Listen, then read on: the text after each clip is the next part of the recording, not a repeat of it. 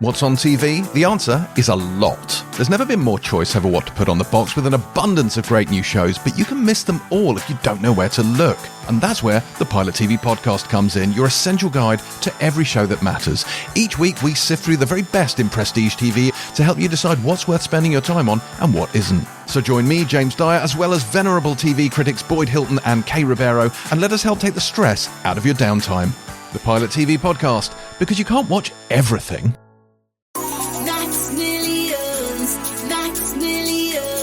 Welcome to Max Millions, the casino with winnings that are in a completely different universe. Max Millions. Make a splash and win up to 500 free spins playing Storm to Riches, plus dazzling daily jackpots on fluffy favourites and Big Bass Splash. Take your seat at maxmillions.com. New players only, £10 minimum deposit, terms apply, 18 plus, begambleaware.org. Please play responsibly. You can't do much in under 5 minutes. Boil an egg? Sure. Cook a roast dinner? No chance. But comparing car insurance prices with mustard.co.uk? Easy. See what you could save in just a few minutes. Click mustard.co.uk. Authorised and regulated by the Financial Conduct Authority. See website for details. The Celtic bench absolutely explodes with joy. A superb piece of play by Rangers on the breakaway. And it's a goal for Celtic and a beautiful goal. And Sandy Clark scores for Rangers. The fixture that means more than any other. Celtic are back in business. Rangers back in the match.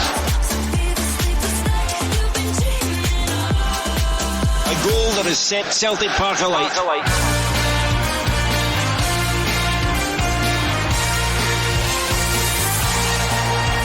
First for Celtic versus Rangers. This is Clyde One Super Scoreboard.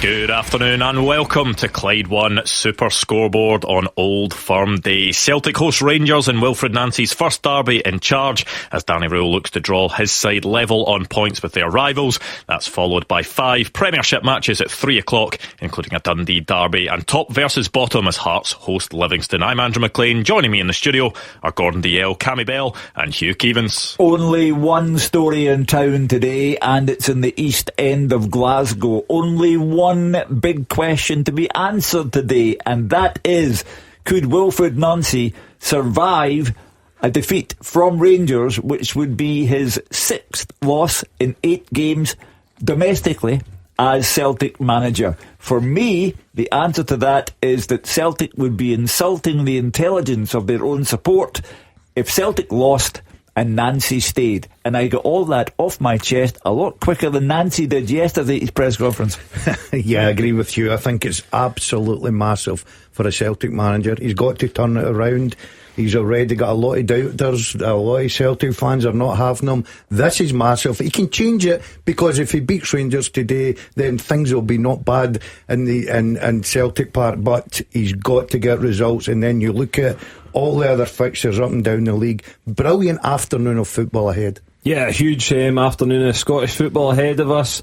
As Hugh said, the pressure's on the Celtic manager, but also an opportunity for Rangers to close in on Celtic, go level points with them. So a massive afternoon of football. What a day we are in store for. Guaranteed drama, guaranteed talking points, and that all starts with the team news. Gabriel Antoniazzi is at Celtic Park and can give us those. Yes, Andrew, good afternoon from Parkhead. It's the first match of 2026, but it could prove to be one of the most significant of the entire year for both sides of the divide. For Celtic, everyone knows the lay of the land. Wilfred Nancy has won just 2 of his 7 matches, losing 5 times. Celtic's mini revival under the Frenchman came crashing down in disastrous fashion against Motherwell a few days ago. A fan base at war with its board and now broadly against the manager as well after just 4 weeks. Many supporters are simply not having Nancy as their boss. Whilst a win could start to turn the tide, it feels like a home defeat to their greatest rivals could make it irreversible. That pressure is clearly getting to Nancy Andrew with his explosive press conference yesterday. It was clear for everyone to see. His box office 7-minute answer was filled with talk of context and time. But as we all know, unfortunately, you do not get that here in Glasgow. It seemed a final roll of the dice, and now will never plea as his team aim to climb level on points with Hearts at the top of the table. This could be a turning point in his tenure or a nail in his coffin. For Rangers, it's time to show their title credentials. Danny Rule has done a good job since he's come in. There's no questioning that. They've been much better without being outstanding. They've almost gone under the radar these past couple of months, picking up results and certainly improving in areas. But they are yet to win a huge game under the German. They lost their previous Old Firm meeting at Hampden after extra time, and they fell to league leaders Hearts just before Christmas, as well as continuing to struggle in Europe. Raoul and his team have to signal they are up for this fight and prove they have what it takes to win the title. Now, there is a scenario where by Tuesday evening, Rangers are joint top of the league with Celtic down in third place. Who would have thought that when Russell Martin was in charge? Conversely, they could drop further away from the front two and fade into the distance come spring. It is all on the line today, and let's get on to team news then, starting with the hosts. 3 changes for Celtic from that 2-0 loss to Motherwell, with Liam Scales, Reo Hatate and Paolo Bernardo all benched. Luke McCowan, Arne Engels and Johnny Kenny come in. Julian Araujo, the right back signed on loan from Bournemouth yesterday, is amongst the substitutes. So it'll be Kasper Schmeichel in goal. A defence of Tony Ralston, Austin Trusty and Kieran Tierney. Yang and Luke McCowan will be the wing-backs, with captain Callum McGregor and Arne Engels in the middle of the park. Benjamin Nygren and Dyson Maeda are the 2 behind Johnny Kenny. What a day for the Irishman, who did score against Rangers last time out. The substitutes: Sinisalo, Scales, Shin, Araujo, Bernardo, Hatate, Murray, Forrest and Donovan. Moving on to the visitors, 2 changes from the 2-1 win over St Mirren in midweek, with captain James Tavernier dropped to the bench for Dujon Sterling. John Suter will take the armband, and Conor Barron is preferred to Mohamed Diamande in midfield. So it'll be Jack Butland in goal, a defence of Dujon Sterling, John Suter, Emmanuel Fernandez and Jayden McHoma. Conor Barron and Nico Raskin will play just behind Tello Asgard, who's got 2 in his last 2 games. Jenny Gassama and Mikey Moore are out wide, with Yusuf Chamiti leading the line once more. The substitutes: Kelly, Msiala, Aarons, Tavernier, Dowell, Curtis, Diamande, Miovski and Danilo. The referee today is Stephen McLean. The bar is Kevin Clancy, and kick-off is just over 20 minutes away. Yeah, those are the much anticipated teams. We'll start with the home side, Gordon Dalziel. I think many Celtic supporters were hoping coming into this game that Wilfred Nancy was maybe going to make big changes, that he was going to do something a bit different. That's not the case. Yeah, I describe this as a manager who's throwing darts at a dartboard and just hoping that something's going to land for him. He's going with his back 3 again. I've no problem with that, but I don't see that team keeping a clean sheet. And so far he's not had a clean sheet to build on. I don't see it today. I think Rangers can score. I think Rangers will create a lot of chances. The wide areas again, he's got the 2 wide guys going up and down. Johnny Kenny comes back in. For the life of me, I never can understand why Maeda plays in a number 10 role, because he can't play it. It's not in his locker to play that. He's a wide player, or even through the middle, and he causes so much problems. It's up to Celtic, but as I say, I'm not 100% confident in that side. It's also not surprising that Wilfred Nancy isn't changing anything, because as part of his long answer yesterday and part of his long press conference yesterday, he talked about the fact that essentially his principles and his system and his style isn't going to change. He said the only thing that changes today is the emotion of it all. Well, for me, I'll be perfectly frank, I don't think he knows what he's doing. And he's picked a team which makes the same mistakes all the time, who average a loss of 2 goals per game under Wilfred Nancy, and must be in danger of losing another couple of goals this afternoon. It's stubborn on his part. It's a failure to understand that some players simply are not cut out to play the roles he has given them to play. And if it all blows up in his face today, I repeat, I see no reason why he should stay. Cammy, we look at that Rangers team. One of the more surprising moves, maybe, James Tavernier, who is very experienced in this fixture, dropping out. Dujon Sterling coming in, assuming that will be a back four rather than a back three, which Danny Rule has played at times. Why do you think he's gone for Sterling over Tavernier? Possibly just to nullify the threats down that left hand side from Celtic team. They obviously getting forward. Sterling's probably got a lot more energy about him. They rested him on Tuesday night as well, so he will be fresh. Listen, we know the experience that James Tavernier's got, but I think Sterling, since he's came back in, I think he's been great. He's not had a lot of game time, but there's obviously a lot of trust there from the manager in such a big game to go and play that position. He's done it before. We've seen him playing games like this at a right back position before, so I've got no qualms about him going in, to be perfectly honest. Yusuf Chermiti getting the nod up top for Rangers, probably unsurprising just given the way that Danny Rule spoke about him yesterday in his pre-match press conference, saying that he thought Tuesday's performance was much improved. He set up a goal. He thought his hold-up play, his link-up play was a lot better, but the one thing he did stress was that he said it is just one game, and for a man that cost £8 to £10 million, this could be a huge occasion for Yusuf Chermiti to try and endear himself to the Rangers support. It is a huge occasion because when you're a Rangers centre forward, you're judged on goals. I know that he got man of the match on Tuesday night. I wasn't at the game, but apparently he was excellent. As you talk about your hold-up play, being a team player, working hard for a team. But when you're playing with the Rangers, you've got to score goals, and today he could turn himself into a hero. You know what like it is in this fixture. I thought it was interesting that Danny Rule yesterday spoke about how nervous Celtic would be going into this game. You don't normally get the opposition manager going to Celtic Park saying they'll be nervous. It's all about psychology and emotion, he said. So Danny Rule can see what's in front of him, the same as Gordon Dalziel, using his managerial and playing experience, can see that Rangers stand very good chance of scoring goals today.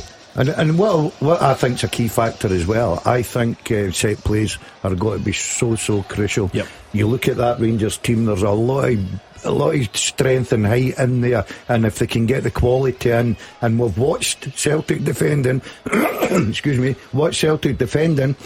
they don't keep clean sheets, so it's got to be a real interesting tactical game as well. Hugh mentioned the fact that there could be an area to be exposed in terms of Celtic's defending, but the one area that you'd maybe say about Rangers where they haven't been excelling of late is goal scoring, maybe chance creating. Yes, they've been winning games under Danny Rule, the results have been better, they've been a lot more functional, but they've maybe not been at a point where they've been blowing teams away and getting big scorelines. Yeah, no, they've not, and there's no getting away from that they've not blown teams away, but what they've done is they've won games of football, and again, if they can go to Celtic Park today and win a game of football, the Rangers fans will certainly go home happy. They just need to find a way to win. I think Danny Rule's been doing that, finding a way to win. Again, Tuesday night, first half they really dominated, second half they fell off the game a little bit. St Mirren came into it, but they found a way to win. They made sure they got 3 points on the board. I think you look at Asgard, he scored 2 in his last 2.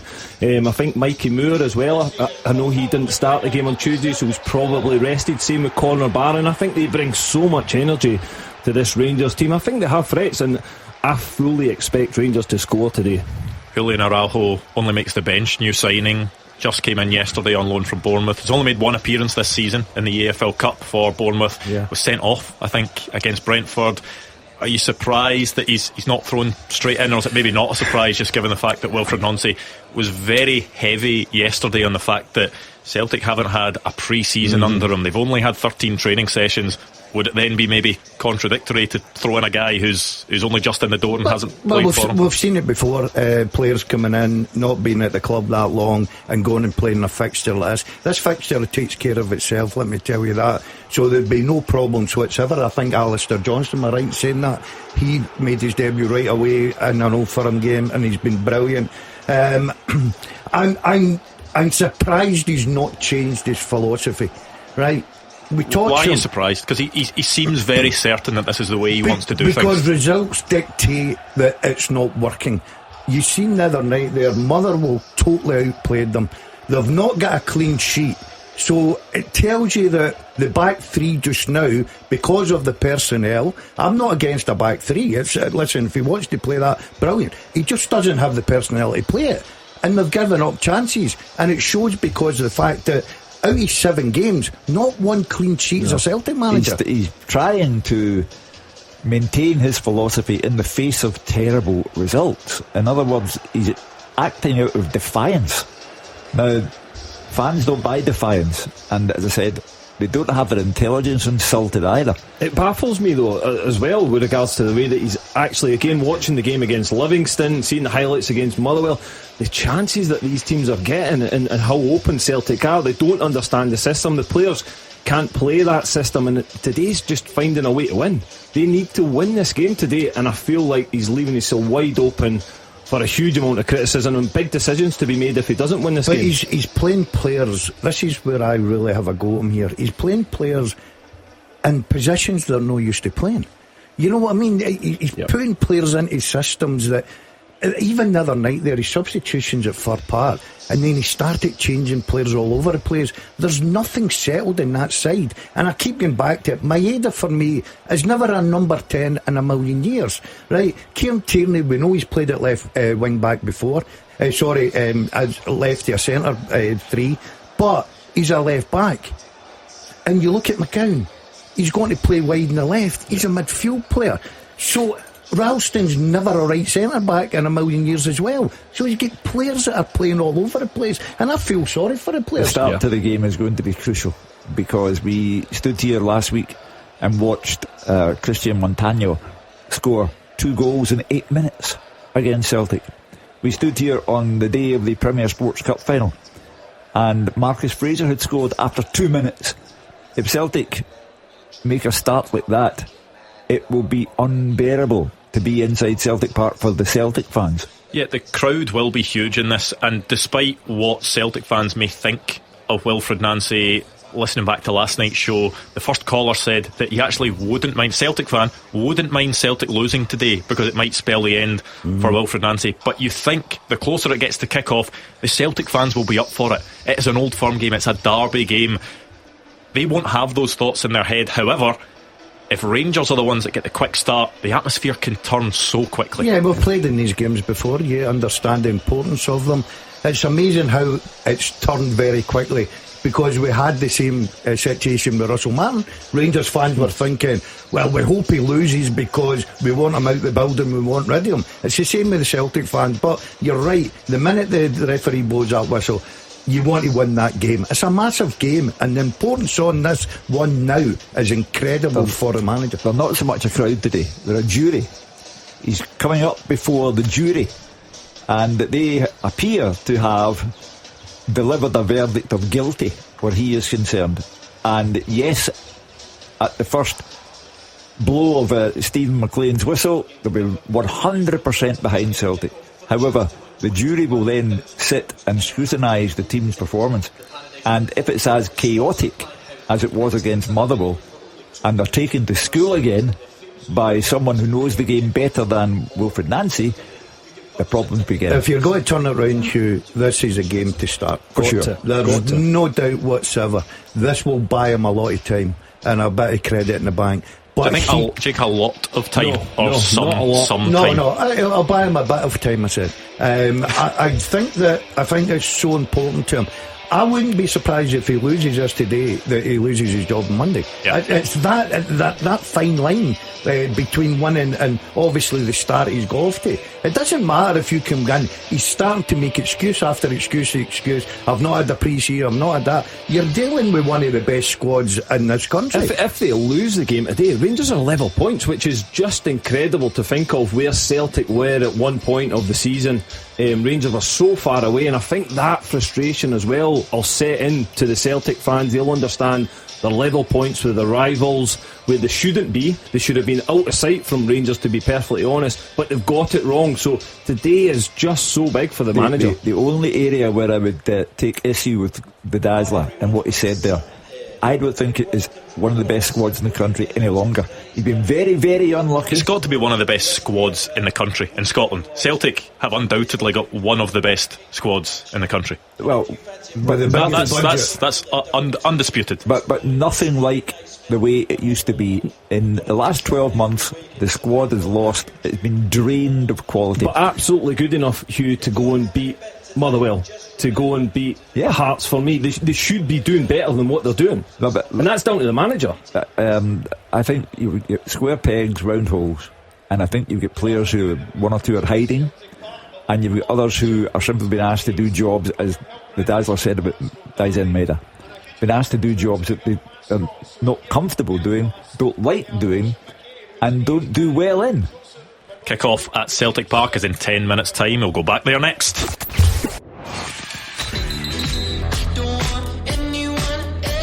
The fixture that means more than any other. First for Celtic versus Rangers. Clyde One Super Scoreboard.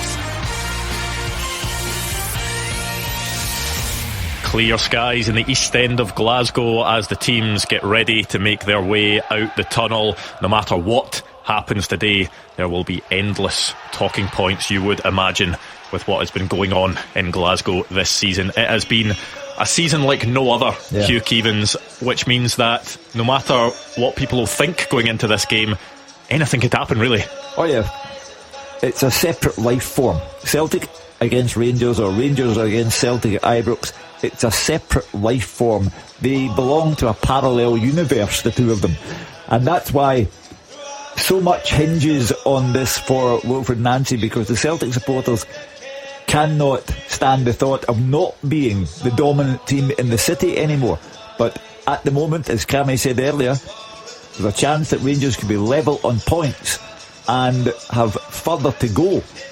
If Celtic lose, they have to examine Wilfred Nancy's situation and decide if it is reasonable, rational and sensible to keep him on. Wilfred Nancy spoke yesterday about his players having to be able to deal with the emotions of a big occasion like this. From what we saw of Wilfred Nancy yesterday and his emotions, was that him fighting back at critics, or was that him feeling the pressure, do you feel? I think a bit of both, if I'm honest with you. There's no doubt he's feeling the pressure. You come in as a Celtic manager and you've lost 5 of your 7 first games. You've not kept a clean sheet. You've ripped up the full philosophy of what happened before, which is fine, because that's what he's a manager that believes in the way forward with a back three. My argument is he's not got the squad for a back three just now, but we'll see what happens in the transfer window. Today, this is massive. I don't think he'll get away with a loss today. I think he's got to find a way to win. Well, the players are making their way out the tunnel. Let's go back to Celtic Park for the final bit of build-up to kick-off with Gabriel Antoniazzi. Yes, Andrew, as you say, the two captains leading their sides out here at Celtic Park, and you can hear the atmosphere. Over 2,000 Rangers supporters packing out that away section. They've been in here since before I was, making noise early. They are up for this today. There will be no Green Brigade once again, and although the rest of the stadium is packed out, you wonder what the atmosphere will be like throughout the game. Now, Danny Rule emphasised yesterday that he is adapting to what he has at his disposal and what his players need, which seems a stark contrast to Wilfred Nancy, who gave an impassioned defence of his start to life in Glasgow, emphasising the lack of training sessions he's had with his players to learn his ideas and principles. The Frenchman has the worst record of any Celtic manager, with 5 losses from 7 matches. But Rangers are in form. They've won 4 of their last 5 in the league. And keep in mind, Celtic have not beaten Rangers in 90 minutes in the previous 6 meetings, and that's with various managers on both sides. But as we know, anything can happen on Derby Day. Let's go through the teams again, starting with the hosts. Kasper Schmeichel in goal, a back three of Ralston, Trusty and Tierney. Yang and McCowan are the wing backs today, with McGregor and Engels in the middle of the park. Nygren and Maeda support Kenny, who leads the line. For Rangers, it looks like a 4-3-3. Butland in goal, Sterling, Sousa, Fernandes and Magoma are back 4. Barron, Raskin and Asgard, the midfield 3. Gassama and Moore out wide, with Chimiti through the middle, Andrew. I mean, what a game this is set to be. Just before the match there, Danny Rule called on his players to be brave, whilst Nancy says it about his side playing their game. He says he wants to see more tactically from his team, and we know this will have huge ramifications on the title race. It could be a defining moment in both managers' careers in Glasgow. It could go either way, as Celtic take to the huddle, and Rangers wearing their blue strip running over to their supporters, clapping them, and now heading back to the centre circle, Andrew. It is almost 12:30, and we are about to have kick-off here after a minute's silence.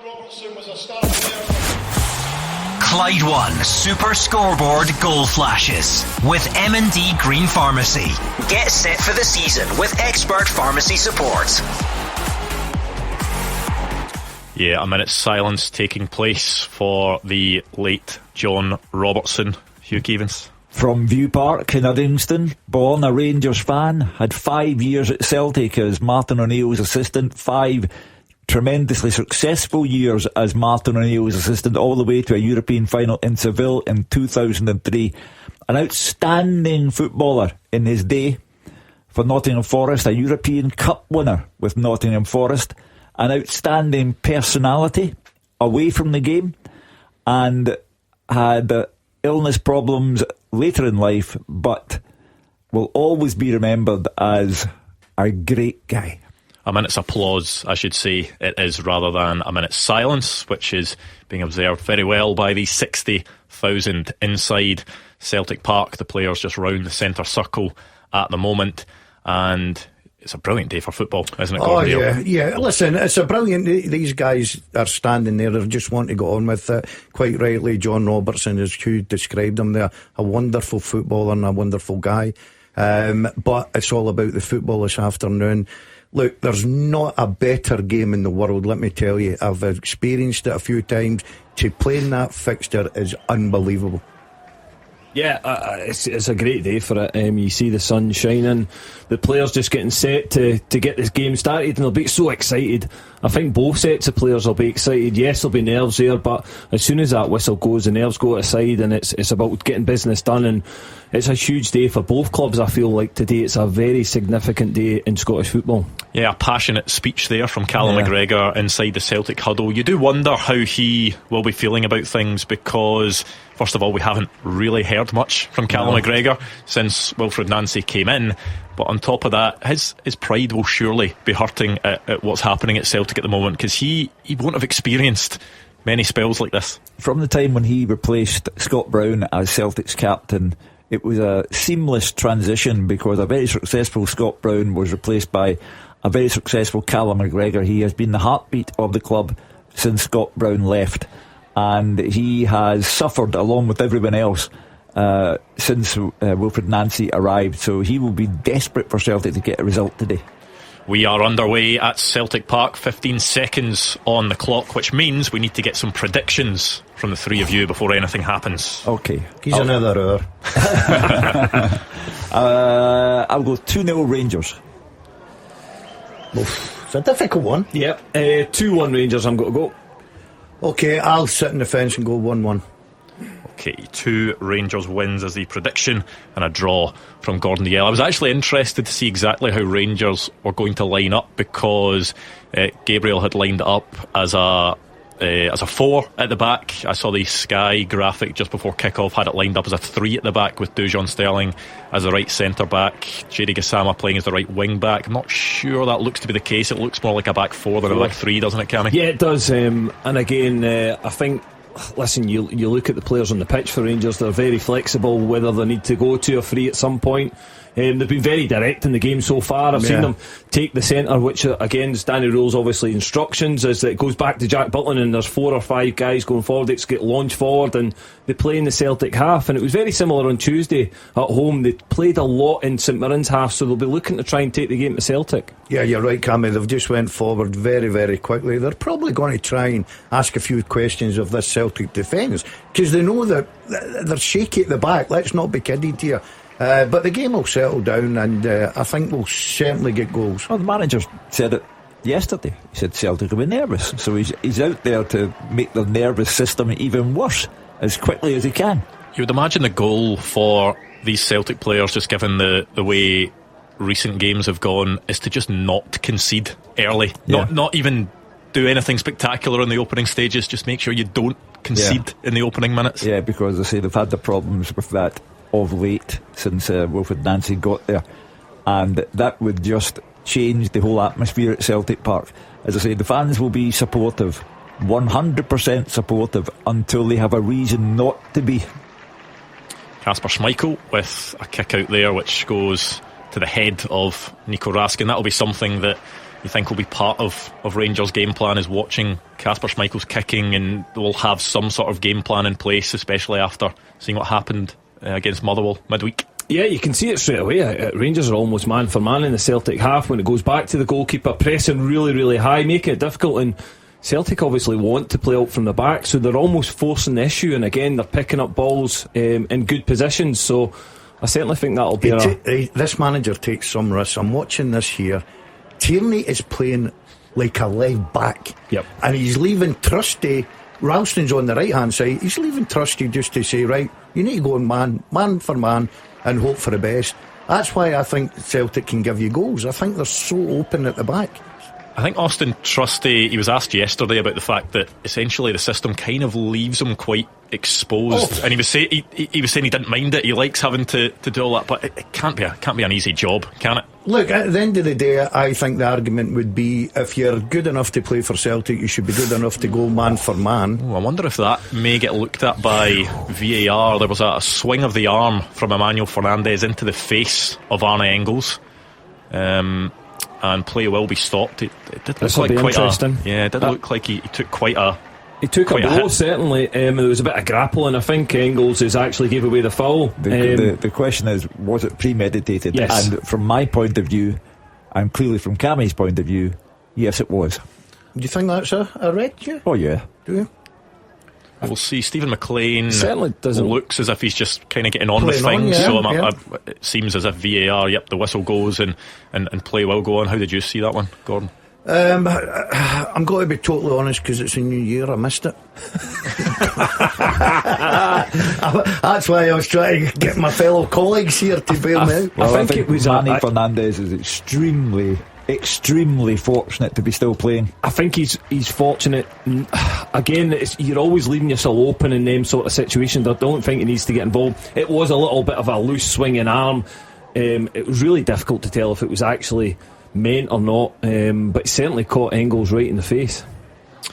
Well, we'll see if that is one that becomes a talking point, or maybe there is going to be all sorts of drama to follow. But in the opening 5 minutes, not a whole lot has happened. It's a big occasion for Emmanuel Fernandez as well. I think as recently as 2021 he was playing non-league football in England, so it's quite a step up that he's made in the last few years. Yeah, a massive step up.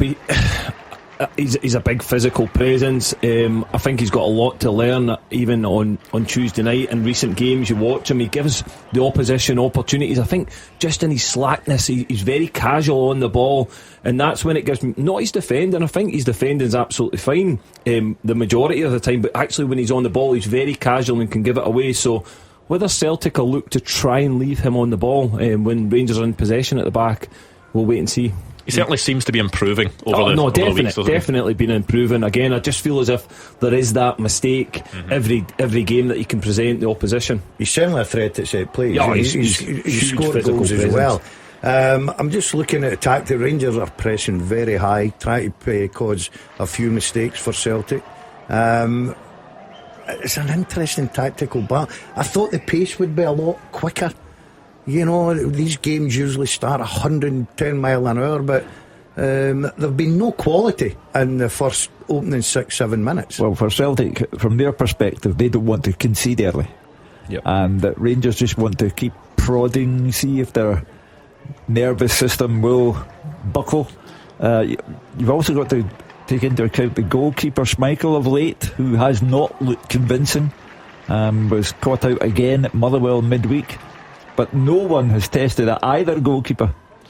It is quite incredible, the graphic that just flashed up on screen there, that there's 448 games between these two sides in history, and they've got 172 wins apiece. There's the first booking of the game. Asgard, yeah, Telo Asgard just let his touch got away with from him, and then Luke McCowan nicked the ball, tried to get away over the halfway line, pulled back by Telo Asgard. So it is 7 minutes into the game, Telo Asgard the first into the book. Early to be booked an Old Firm game. Long day for you after that. Yeah, got to be careful. Yeah, it's not. I mean, you're saying there, Gordon, there's not been a lot of quality so far. We've seen quite a lot of games between Celtic and Rangers where that is the case. It's not really that the quality shines through. Listen, this game's simple. It's all about winning. Nobody will remember how you played. As long as you win, that's the most important thing. And obviously it's so important, as we've touched on, for the Celtic manager. It's important for the Rangers manager as well, because he wants to stamp his authority in this team. He's new into the job, and once you get your first Old Firm win, it makes such a big difference for you.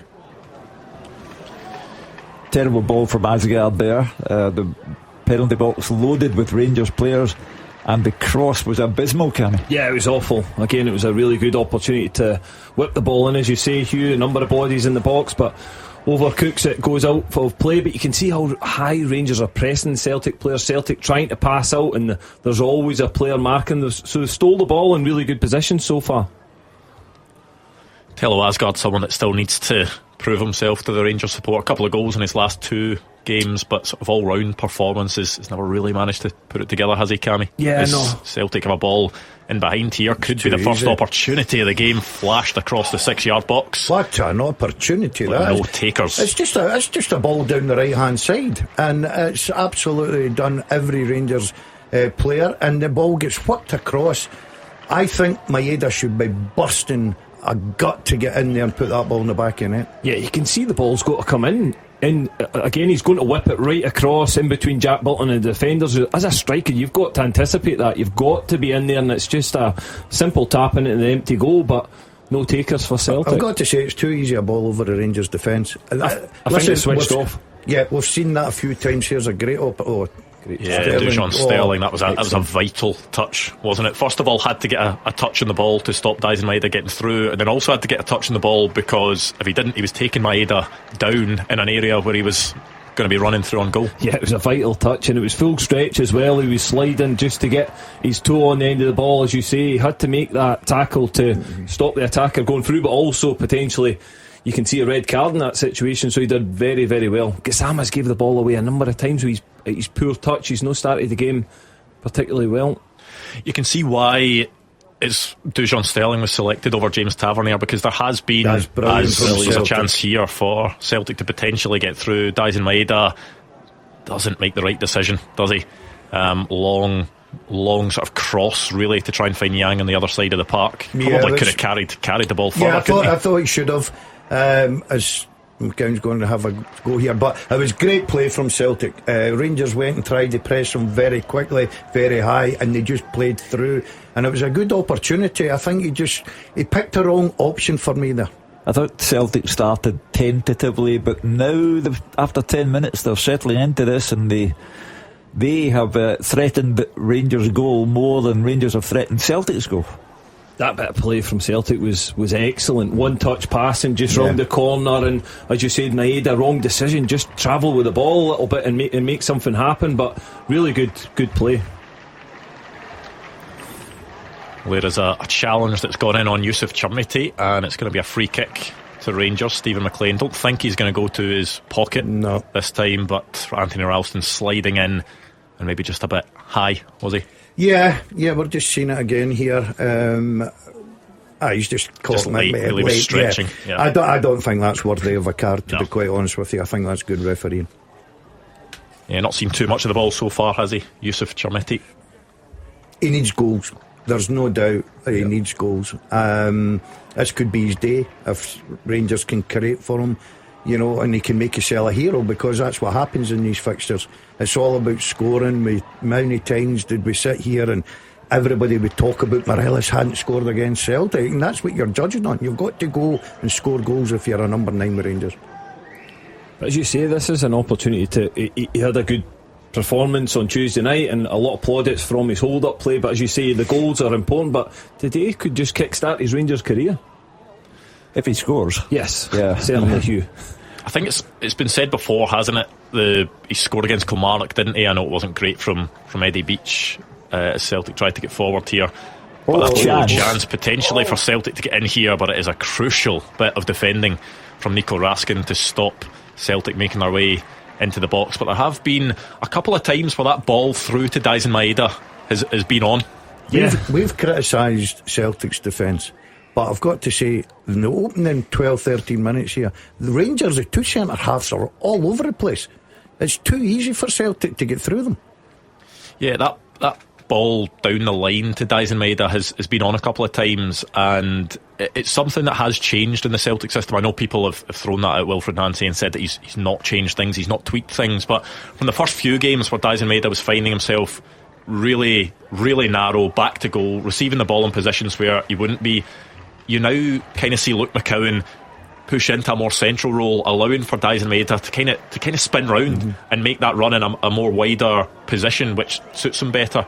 It worked against Livingston. You can see a couple of times today it could be the ball that's on for Celtic. Yeah, definitely. You want Dyson Maeda running. You want him running in behind. You want him running with the ball. That's where his strengths are. Oh, ball in from Celtic, who look to try and force things at the moment. John Souttar gets his boot on it. It will be a corner to Celtic. You've got to go out, sorry Hugh, you've got to go out and max runners. Yeah. That is so easy for Celtic just to play through. You've got to, if you're a Rangers manager, you've been demanding a little bit more from your players just now. But all credit to Celtic. I was going to say, you need to give credit to Celtic because they've started well. The first few minutes, yes, they look a little bit wary, but now they've got their foot on the ball. They're playing in the right areas as well. It's going to be Arne Engels with the out-swinging corner, and the header is just wide of the mark from Austin Trusty. Should be hitting the target, probably should be scoring. I said at the beginning of the show that set plays were going to be so important today.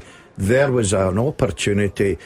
He gets away from Asgard. It's too easy. He'll be really disappointed if that's on target. That's Celtic 1 up. Yeah, the crowd behind the goal just jumped up. They just assumed it was a goal. But it's a poor header from Trusty. Celtic don't really have much in the way of aerial threat, do they? But Austin Trusty is maybe the only one, and what an opportunity it was for him to put Celtic in front. Well, the first goal was so important, but Trusty back up the other end of the park, good tackle as Rangers break forward. That could have been part of a terrific start from Celtic, because there's no doubt they're the dominant team in the match 15 minutes in. Yeah, you say they've not got a great bit of height, but it's all in the quality of the ball coming in. Ingles' corner was absolutely fantastic. Trusty gets away from Asgard, and he really, really should put the ball in the back of the net for me. And again, that probably would have been deserving of the last 15, 10, 12 minutes that they've actually been really dominant. A couple of opportunities in behind us. They've nearly got good chances from, but he's got to score. This is where Rangers are. A free kick in the wide area, put it in there, get your big men up, and ask the question of the Celtic defence here.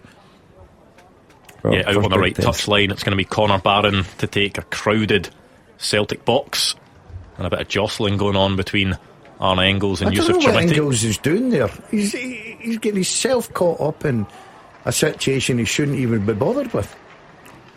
Just these games, isn't it? Yeah. Players like to wind each other up a bit.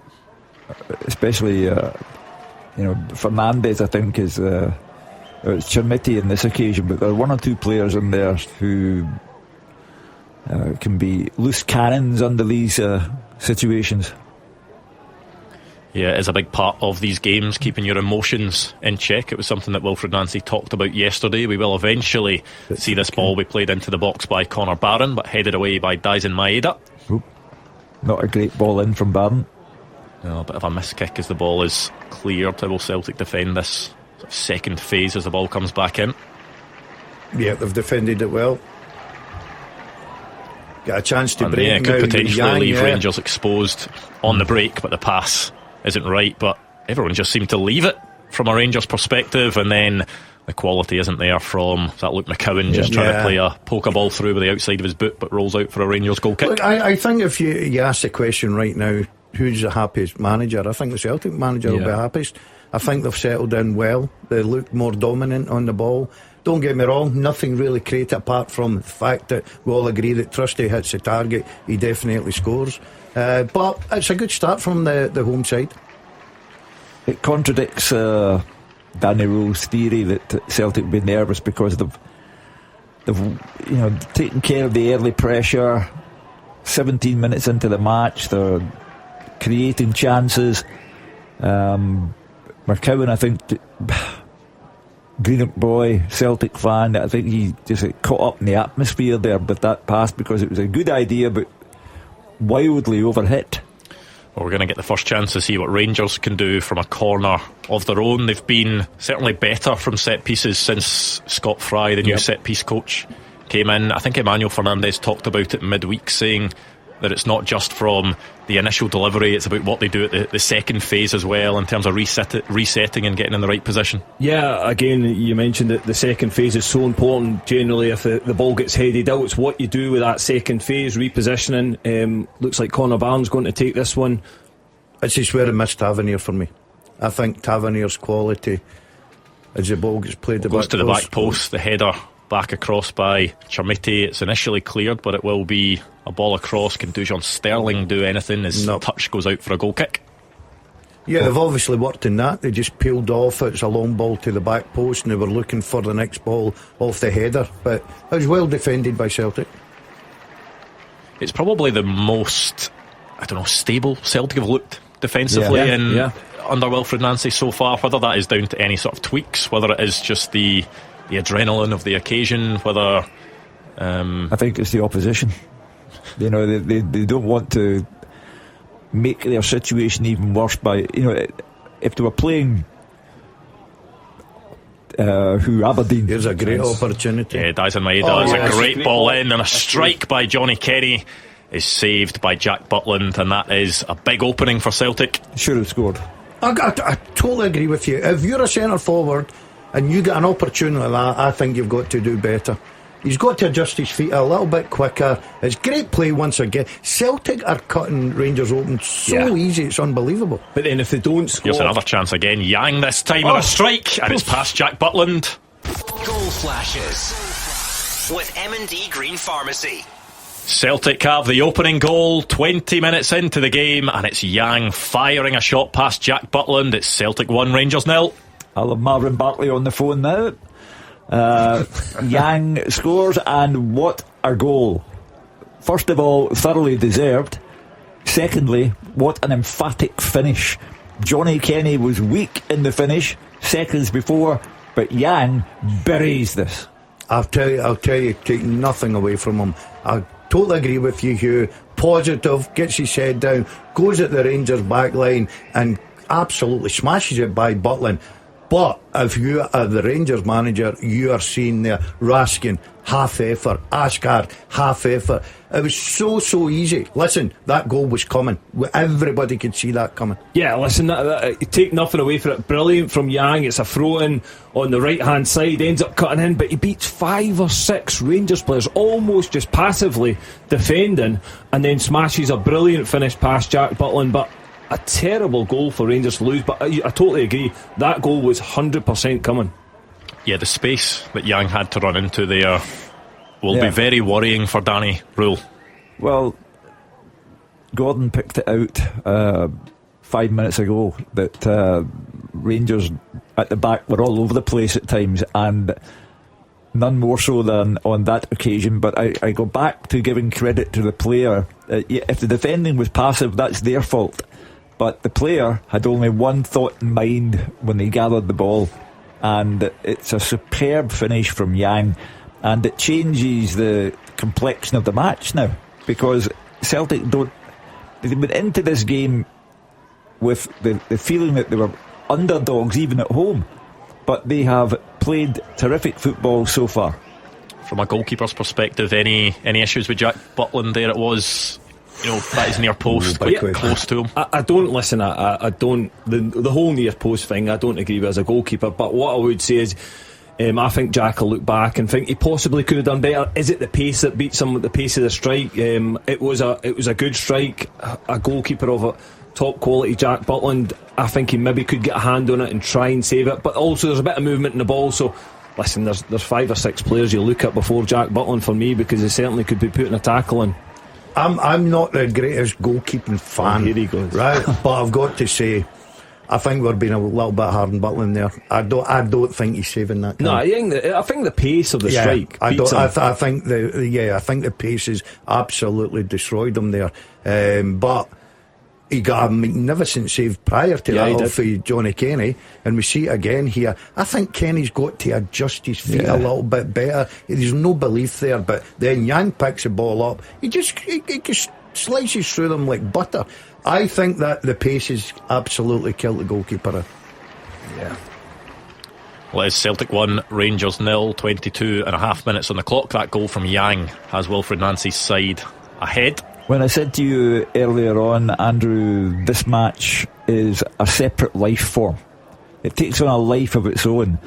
And everything about the first quarter of this game has been nothing that was expected of this game.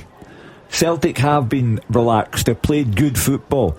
They've made many chances and they've scored an outstanding goal. Rangers just don't look like the team who are supposed to take advantage of Celtic's nerves.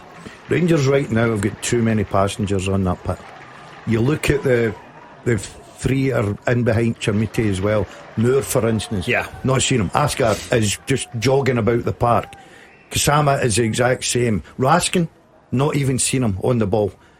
Too many passengers. Celtic, this is too. You would imagine Celtic could go on and really seal this by half time the way things are going here. Rangers need to adjust. Yeah, it's just all part of this incredible season that we've been watching, that I don't think many people would have been expecting that at this point in the game people might be predicting that Celtic could hold a very decent advantage going into half time in this match. Well, they're certainly terrible ball, lets Rangers in. Yeah, could be an opportunity for Rangers. It's JD Gassama who pulls it across goal and it almost caused some issues. He shaped as if he was going to shoot, but Kasper Schmeichel's now come out and Mikey Moore with a shot that is blocked. But yeah, it was JD Gassama. I think a lot of people expected him to shoot. He pulled it across, but Yusuf Chermiti was unable to get there. It was decent defending in the end by Celtic. It took a deflection and then Kasper Schmeichel went galloping for the ball and he never got it. Gets away with one because I think Mikey Moore makes the wrong decision. I think he could have stayed on the ball because Kasper's right out his goal.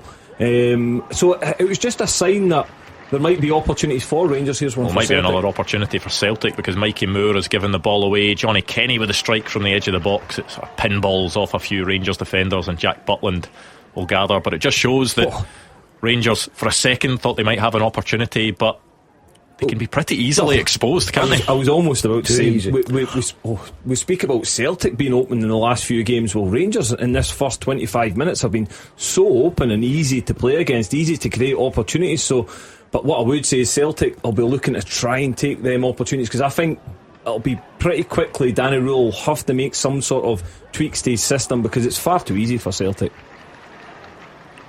Well, again, Johnny Kenny had a chance there, but it was too slow to pull the trigger. Chance for Rangers chance. now. JD Gassama is in, lifts it over Kasper Schmeichel and just wide of the mark. It was a decent opening, and I think Kasper, he saved that, didn't he, Kasper Schmeichel?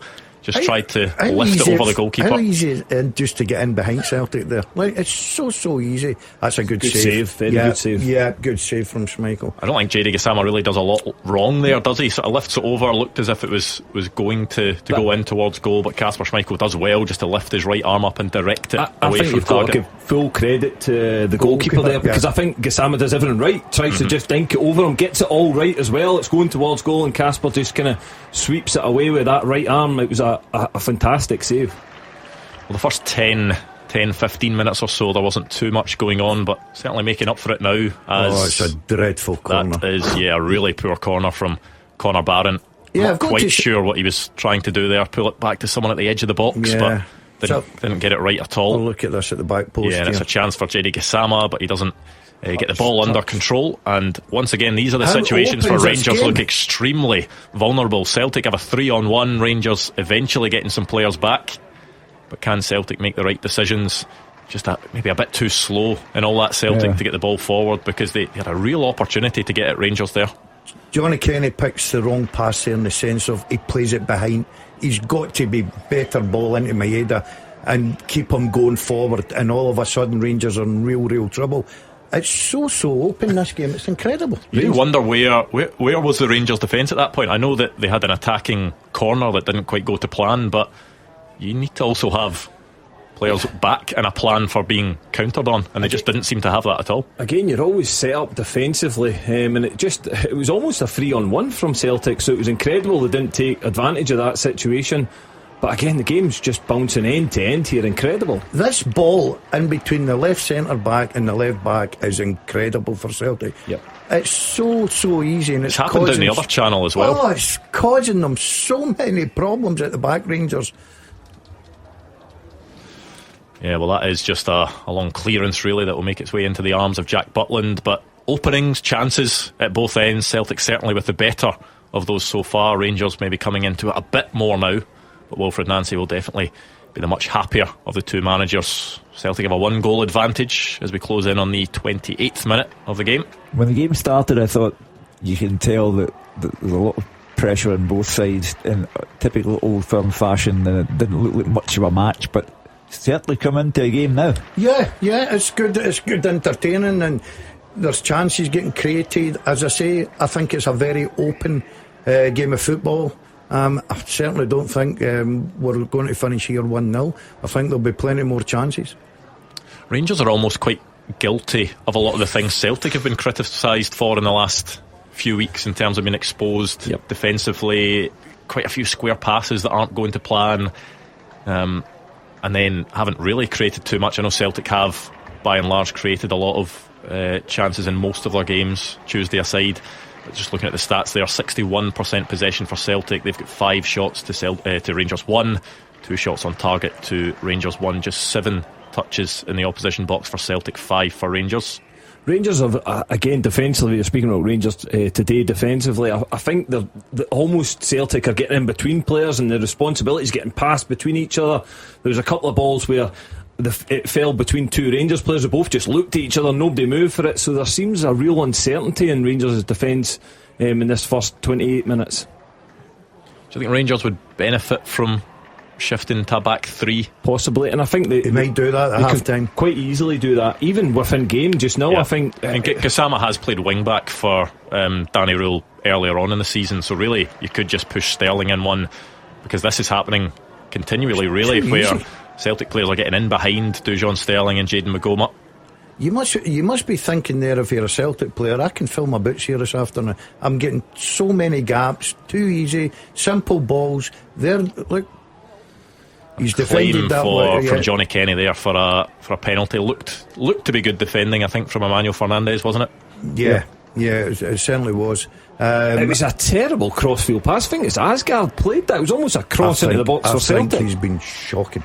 I really do. I think he's been shocking. His body language, to me, there's no spark from him. I look at Moore, he's not influenced the game. Raskin's hardly been on it. Chermiti, he's got to. You said on Tuesday night he's hold up play and everything. He's just been bossed by Trusty. He's got to be better than that if Rangers are going to go up the park. But all credit to Celtic, because they come into this game with a lot of criticism, and for 30 minutes they've certainly been the better side. They look hungrier. They actually look hungrier. Celtic look much more hungrier than Rangers, as you say. Asgard very passive in his play so far. Chermiti's been nowhere near the player he was on Tuesday night, and you can't just turn up now and again for Rangers. We've got to do it week in, week out.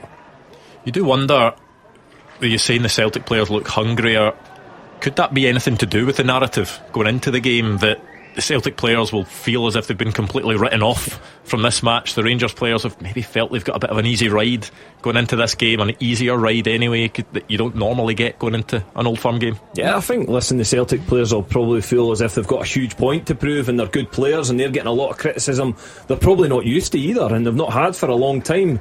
And we spoke about Cal McGregor. This is the first time he's had to face this sort of adversity, so yeah, they've certainly responded in the first. Big save from Jack Butland. It was Johnny Kenny who shifted the ball onto his left from the edge of the box, but Butland got down low to his right to stop that shot. That is a top class save.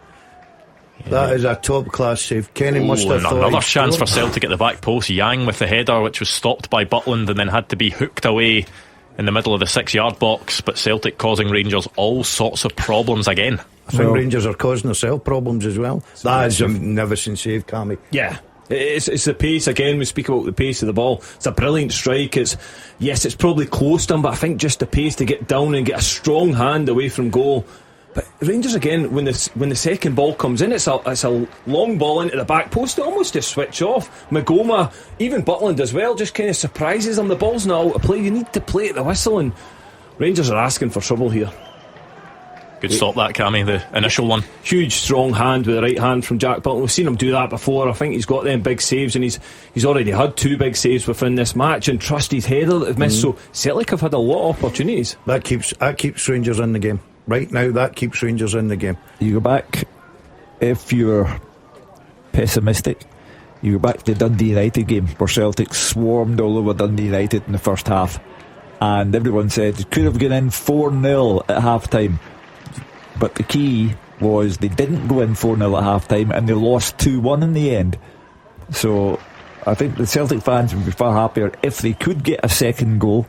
And I never thought I'd say this, but the likeliest goal scorer would be Yang again. He's playing like a man possessed for Celtic today. Yeah, Celtic have got better players all over the park here. You see the Rangers manager, he's got the pen out. He must be looking to change something, because whatever's happening here, it's not working. We watched the goal again, and I've got to say, take nothing away from Yang, we certainly won't, but from a Rangers point of view, the manager's very animated, him and his staff there. But I think when you need to give credit to Danny Rose is that he will change things within game. He'll change his formation, he'll change personnel if he needs to. I think he's strong enough to realise that this isn't working, and if Rangers continue playing the way they're playing at the moment, they're going to concede a second. There's no getting away from that. Yeah, because it's Celtic coming forward once again down on the left hand side, and there's space for Arnie Engels at the edge of the box, but his shot's blocked. I'm looking to see where these Rangers players are. Yeah, you can't look. Celtic have not been great under a new manager, but you've got to admit they've still got very, very decent players, and if you give them that amount of space, they're eventually going to hurt you. Well, a second goal for Celtic before half time, Daz, and they'd be looking good. You just wonder if the Rangers manager's thinking, do I try and hold it to half time and then make a change tactically or personnel, or the way things are going, this game could get away from us. I genuinely think that if he leaves it another 10 minutes, then Celtic, the way that they're playing, the way that Rangers are defending, they're riding the luck, they're having their goalie to make big saves, and I feel as if Celtic... There's another ball in behind. Jack Butland comes out and gathers just in the nick of time because Yang was on him. The left back, Maclean, is all over the place. His body position. He has no idea where anybody is. His defending's dreadful, and his left centre half certainly not helping him either. We touched on Celtic's defending. Rangers are dreadful this afternoon. Dreadful. Maclean there, it's just a straight ball over the top, and he almost has a full 360 to try and get back in. It's just incredible. Probably no surprise. Danny Rowe was saying yesterday, he was asked about whether left back was a position that he'd be looking to strengthen in this window, and he said that Jayden Magoma probably does need competition, another natural left footer down that side. I don't know if the intention was ever for Jayden Magoma to come in and play as many games as he has done, but just with injuries and the way Rangers recruitment went, he's almost been their only option down that side. He pretty much has, and I like him going forward. Actually, I think he's got a lot to offer going forward. Defensively, there's still huge question marks for me. Certainly it's been shown today, and I think Celtic have all realised that as well. Defensively, there's opportunities. I mentioned the two centre half. Suter's just back in, he's not played a lot of football recently. Fernandes, still huge question marks for me. So yeah, listen, the left back area is somewhere that they definitely need to bring in another player. He looks more comfortable in the three, he becomes a wing back, and it takes that little bit of defending away from him slightly, because that's his weakest part of his game. And a back four just now, he's just getting caught ball watching, people running off him, and he's having a real bad afternoon so far. And it's probably the games, when you're very dominant and that he's good at, and he's not having to defend a lot, whereas you're playing against your rivals, the top teams in the league, then you're going to have periods where you're going to have to be solid defensively as well as going forward. I'd love to count the amount of times that the lad Moore has given the ball away. It's incredible. He can't keep the ball. He's just giving the ball away constantly.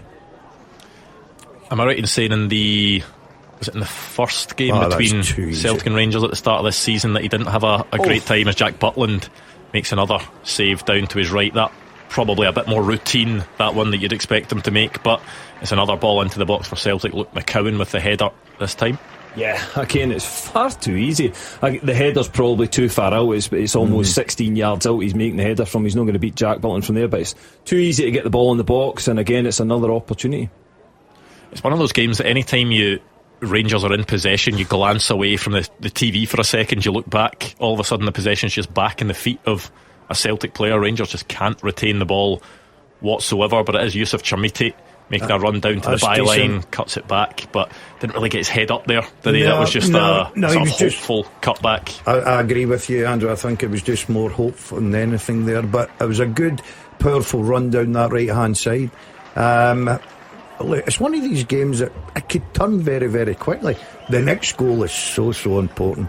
Yeah. Celtic will feel a sense of frustration. The supporters will certainly feel a sense of frustration because they have been so dominant, and Butland has done his job, but to go in 1-0 would be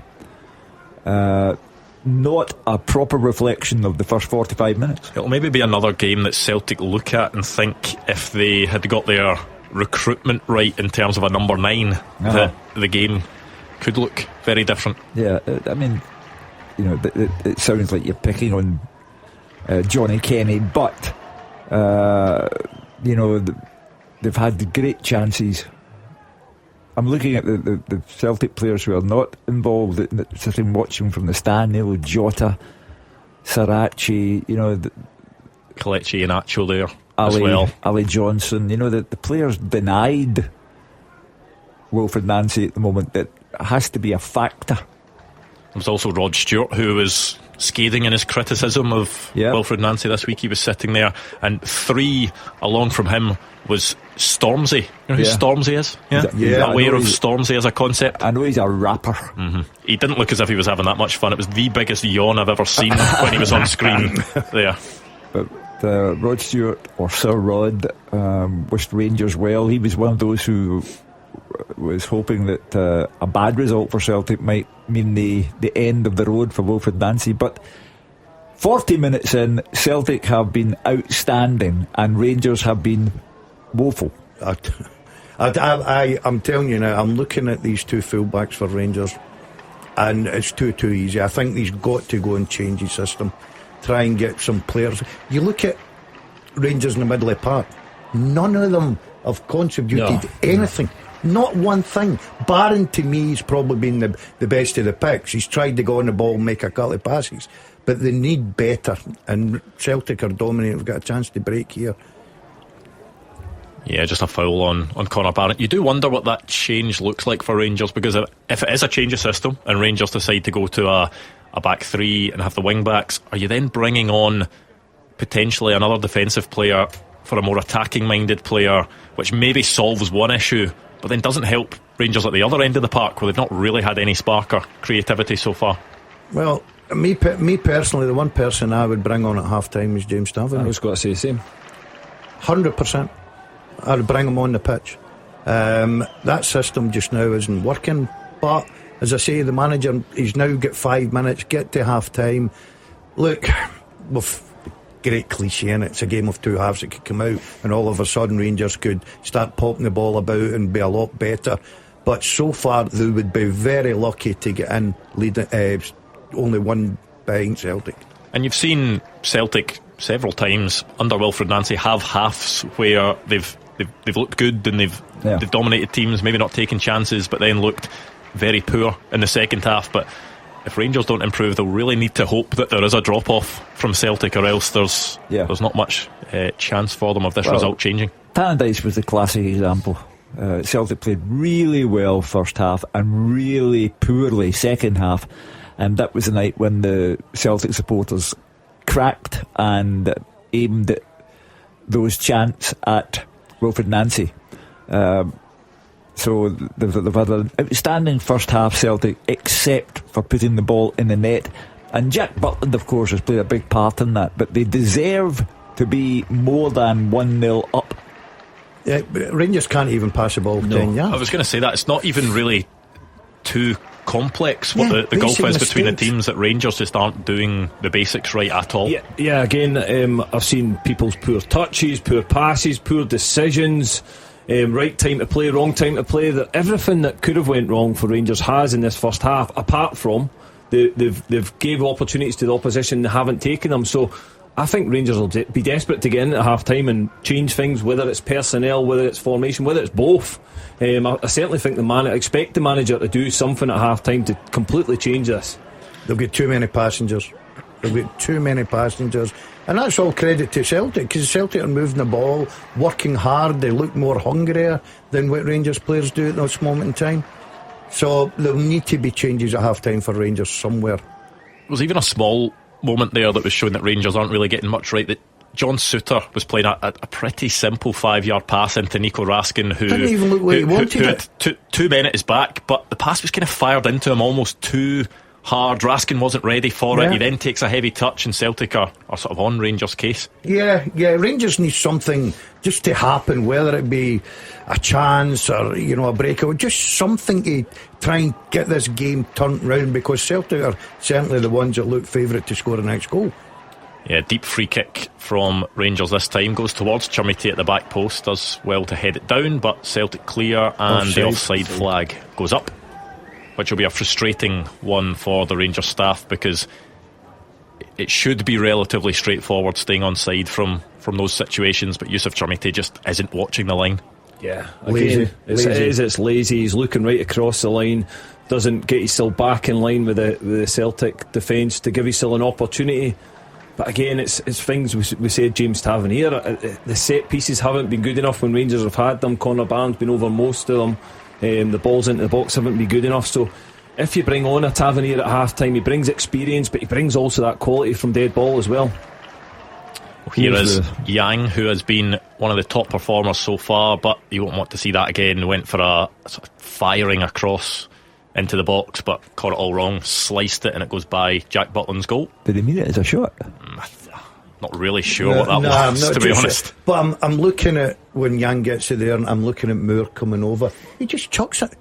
He'd been better staying out the road. He's Rangers, to me, passengers all over the pitch, giving the ball away cheaply, can't break the press. That's all down to Celtic. Their movement's brilliant. What a time this would be for Celtic to get their second, as Dyson Maeda skips past Benjamin Nygren, skips by a couple of challenges at the edge of the box.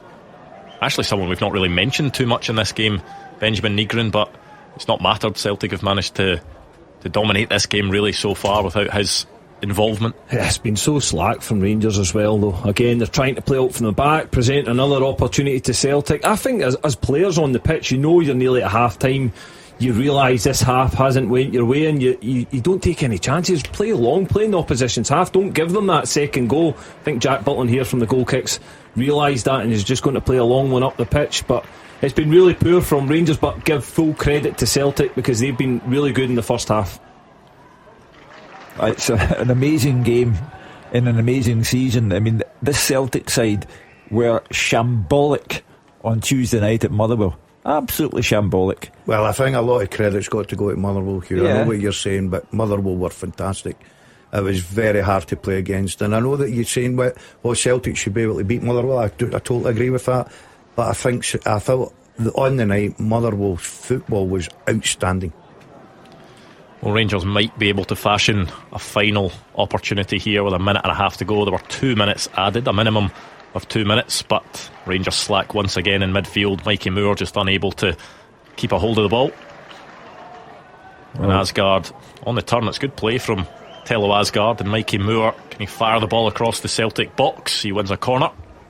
Well, a good opportunity just before half time, and as I say, just fine moments can change games. If they can get something here, they wouldn't deserve it, but that's not what football is about. It's about getting back into this game and trying to go and pick up 3 points. Conor Barron to take his deliveries so far have been left wanting. But Emmanuel Fernandez, who's been marked by Arne Engels, he will be surely the man to aim for. You would assume. The ball comes into the box, was a better delivery this time. JD Kasama at the edge of the box doesn't catch his strike well, and Rangers will need to try and get the ball forward quickly if they want to create one more opportunity in this half. That looks offside to me, is it? Well, the flag looks as if it's going to stay down, and it will. Yusuf Chumity is down close to the byline. The ball across, and Rangers have the ball in the net, but the flag has gone up. Of course, it will go to VAR. The Celtic fans behind the assistant referee are loving that decision. That looked offside to me all day long. Yeah, I mean, from that angle, it's kind of impossible to tell really who is where, but we'll see the lines being drawn. It's actually a really good ball across by Yusuf Chermiti, wasn't it, to pick out Mikey Moore? Yeah, it's an excellent assist. Again, he's patient there. He waits to see Mikey Moore's run. He plays it perfectly into his path, but he's offside. Yeah, on the first sighting of it, it looks as if he possibly is just offside. But there's the warning. Celtic have battered Rangers the whole first half. Well, that is half-time. That goal does not stand. The offside was correct. Let's get the half-time story from Gabriel Antoniazzi. At the break, it's Celtic 1, Rangers 0. Yang's brilliant solo effort has Celtic in control, and you have to say it is more than deserved. Wilfried Nancy's side really should be 2 or 3 ahead. The tone was set early with the hosts getting in behind several times in the first few minutes. Defender Austin Trusty should have scored with a free header after an Arne Engels corner.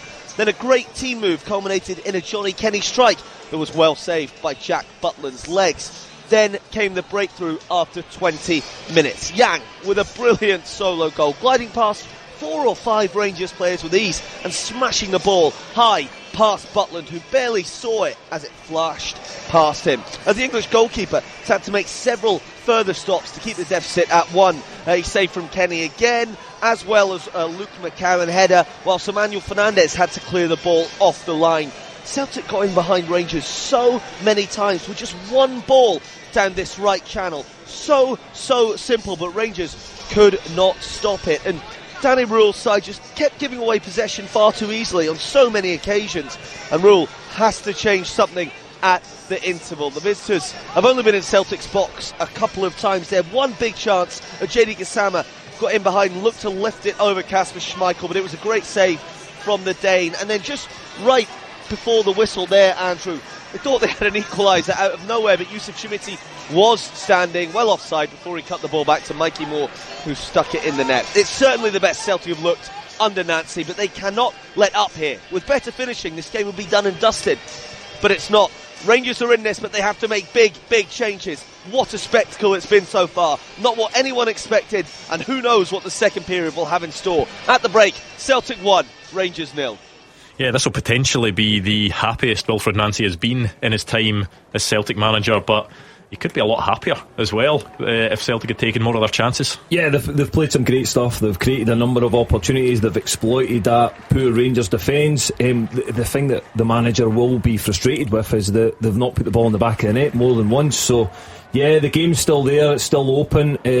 I think Celtic will be wanting more of the same, but I would expect a different Rangers team to come out in the second half. Yeah, they've been second to every ball, and it's all credit to Celtic. They're lucky they're still in the game, if you've got to be honest about it. Changes will have to be made. I'll be wondering if it'll be a change of system, personnel, whatever it may be. Rangers have got too many passengers, and it's too easy for Celtic. He will be disappointed because he should be more than 1-0 up.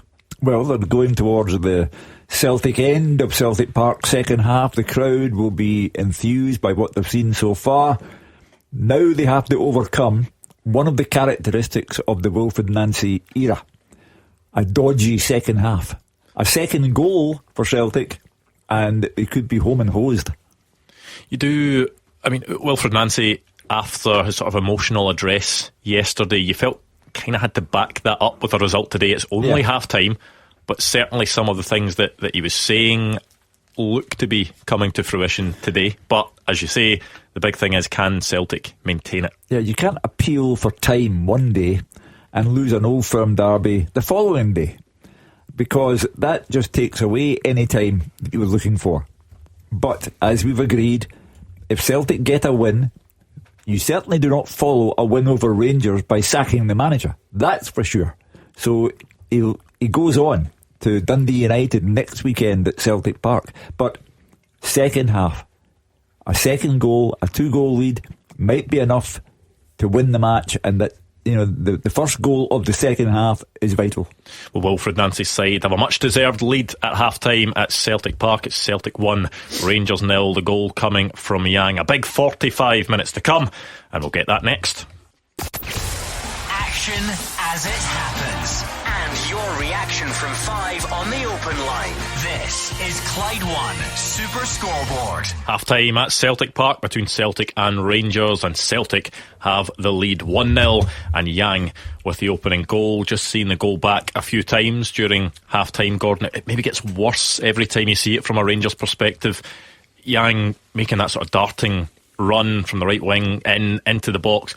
Rangers defence just seemed to part like the Red Sea. Yeah, it was incredible. There was no desire to go and try and stop Yang, but I think all the credit in the world goes to the winger. I thought he was positive. He knew what he wanted to do, and it just kept opening up and opening up. I've watched it again and again, and I know that we rate Jack Butland very highly. I think the sheer pace of it just kills him. Yeah, I think there's a little swerve in the strike as well, but I totally agree. I think the pace and the ball's enough to beat Jack Butland. But going back to before that, it's almost passive. It's, again, I mentioned it during the first half, passing responsibility. Everyone else just looked at each other and said, are you going to tackle him? Nobody tackles him. He just wanders through the whole defence and gets the shot away, and he absolutely should never have got that shot from that position. Someone you've been quite critical of over the years, Yang, Hugh Keevins, but has really played his part so far today. By far Celtic's best player. I said earlier, playing like a man possessed, really enjoying himself. People will look at the Rangers' defensive cover and think that that's helped him. However, he's been outstanding. He has epitomised what Celtic have been all about today. You just didn't expect what he has delivered, and we didn't expect what Celtic as a team have delivered. And rather than being nervous, as Danny Rowe predicted, they have been dominant. And now it remains to be seen whether they can turn that dominance into a second goal. And if they score and go 2-0 up, I can't see them dropping any points today. You'd imagine it should be a fairly straightforward team talk from Wilfred Nancy, and that he'll just want to see more of the same from his side. You can't say the same for Danny Rowe. Not only is there a big team talk, probably big decisions to be made, whether it is tactical, whether it is personnel, because if Rangers continue like that, there's no chance to get anything from this game, surely. Yeah, I keep using the word passenger. They've got too many on the field today, and you can't afford to do that when you go to Celtic Park. And it doesn't matter the form or the criticism that Celtic have come under. If you go to Celtic Park, you've got to be on your game. You look at, if the manager might be sitting there thinking, there's a case to sub nearly every one of my players. None of them have actually turned up today, and that's all credit to Celtic. So it'll be interesting. I think the system's not working. I think the two full-backs are getting caught left, right and centre with just simple balls down the flanks. So it'll be interesting if he changes to a 3 and 2 wing-backs. Yeah, Gabriel is at Celtic Park. I just wonder, sometimes you can tell just from the warm-ups at half-time, any clues potentially about whether there may be changes to come at the break, Gabriel? Or maybe he's not back in his seat. We'll try and get Gabriel back shortly, but they're let's see, can we get Gabriel now potentially? No, apparently not. But yeah, we'll see, because I think it looks like there will be changes. Will that be shape as well as personnel, would you imagine, Cammy? I think there's an opportunity for change of shape and personnel. Whether he does both at the same time, I'm unsure. Listen, I just think Rangers need to be better when they're on the ball. They've been really poor. They've given possession away so easily and cheaply. Their touches have been poor. Positional sense has been really poor. Everything about that first half was so poor from Rangers. Again, I feel as if the hunger wasn't there, the desire wasn't there. So Danny Rowe, yes, he can make changes, but he also needs to add all these things. The quality needs to be there. When they get the ball, they need to retain possession. They can't keep giving it back to Celtic. So we can speak about shape, we can speak about personnel. They just need to be a lot better in the second half. It's something that has probably been levelled at Rangers for years, is maybe whether, I was going to say this group of players, but this largely is a new group of players, but whether the attitude is there, whether the mental strength and fortitude is there for the team to be able to come through these big games and to compete in a title challenge. And those accusations will probably be levelled at this group of players today if they don't improve in the second half. You remember when Barry Ferguson was in interim charge of Rangers and he went to Celtic Park and won the game there with a terrific goal at the end. Rangers were looking like a Rangers side in an Old Firm game that day, but on this day they just look confused, hesitant, everything that Celtic are supposed to be, but Celtic are not and Rangers are. Like, the new manager's papered over the cracks for me. There's players on that squad and in that team not good enough. It's as simple as that. And he's got results out of them. He's worked his magic. He's got to January now. He's got a couple of windows.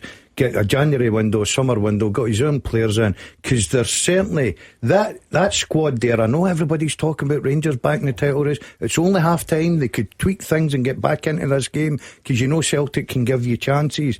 But with that squad and the way I'm watching them, there's absolutely not a chance they're going to win the league. I think we do have Gabriel back now. Any sign of any changes from either team?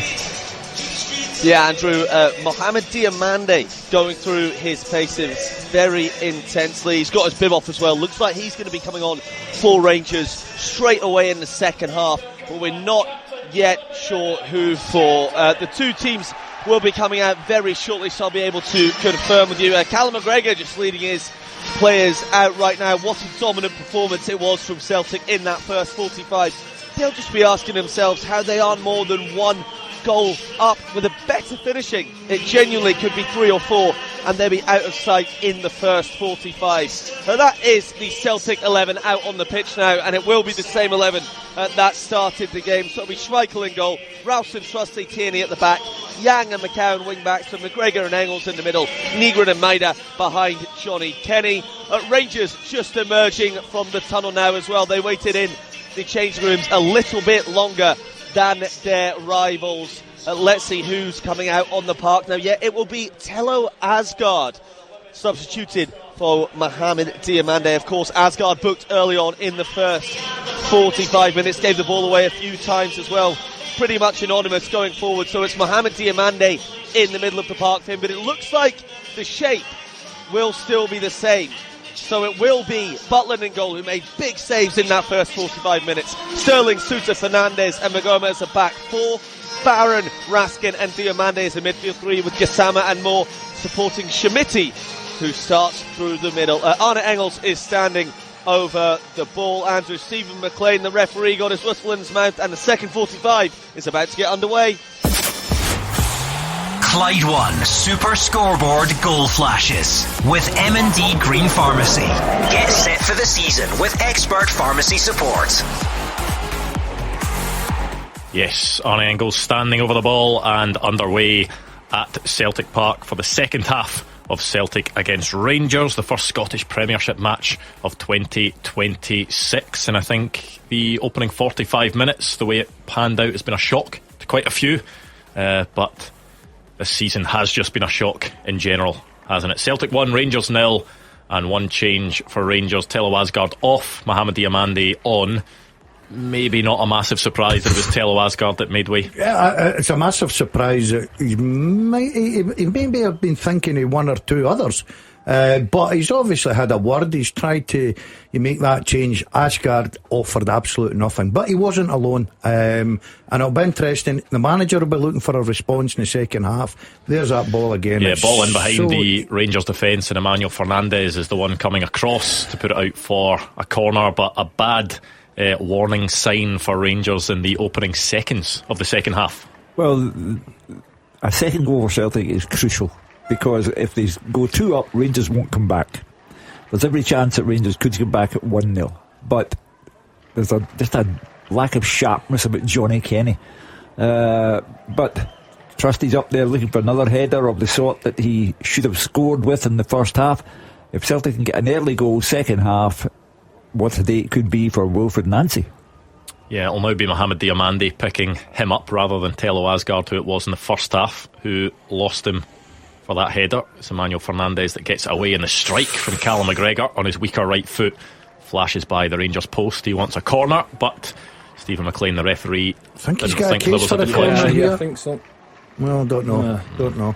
But we'll get a again, better view from this right-footed shot from Callum McGregor. Definitely Definitely takes a nick. Yep. Looked like again it was headed out by Fernandes to the edge of the box, and McGregor takes a good chest touch onto his right foot, and he catches it really well. The deflection just takes away, but he doesn't get the corner. But again, it's that long straight ball. Rangers have struggled to deal with that all season, to be honest. Again, the two centre halves, there's one striker there. For me, it's simple. Somebody's picking him up, the other one's covering this other centre half. There's no communication between Fernandes and Suter, and Johnny Kenny just finds himself free again. So it's been an Achilles heel for Rangers all season, and it looks as if Celtic have preying on that, certainly the first half and the second half. There's been so many opportunities. Right, so the second half starts with what might have been if McGregor had scored there.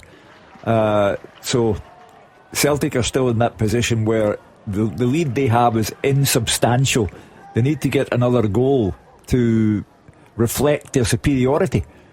So one of these times they've got to take a chance. Are we coming together there with Raskin and I think it's Ingles? Yep, two Belgians. Yeah, there was not a lot in it. I think Steve McLean's handling this quite well, just having a word with the players and saying, look, stop the nonsense and get on with the football, and that's quite rightly so. Yeah, I think it was a bit of a collision, and then Nico Raskin just held on to the arm of Arne Engels and sort of pulled him to the floor off the ball, so it was a free kick to Celtic in the end. It'll be the type of thing that Danny Rule will maybe be a bit annoyed by, because Rangers were on the attack, not sure whether they were going to create anything, but it just kills any momentum they had going forward. Yeah, it does. Certainly what Rangers need to be better in the second half is retaining possession, because they gave the ball back to Celtic every single opportunity in the first half, and it just allowed relentless opportunities for Celtic. So they need to be better. I think that's why Diamandil came on, to try and take some sort of control in that midfield position. Yeah, well, possibly an opening here, but the pass from Mikey Moore isn't into the path of Yusuf Chermiti. Probably had to do better there, Mikey Moore, than he was maybe trying to just feed Yusuf Chermiti through rather than maybe just play the ball to feet and keep the attack. Yeah, he's in that category of he's very lucky still to be on the pitch. He's offered absolutely nothing this afternoon, and every time he gets the ball he gives it away so cheaply.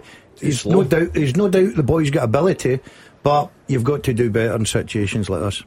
And these are the games you see young guys that should be thriving on these opportunities. Old Firm games, big games. That's why he's came up to Scotland to play in this type of fixture. And he's certainly not shown enough so far.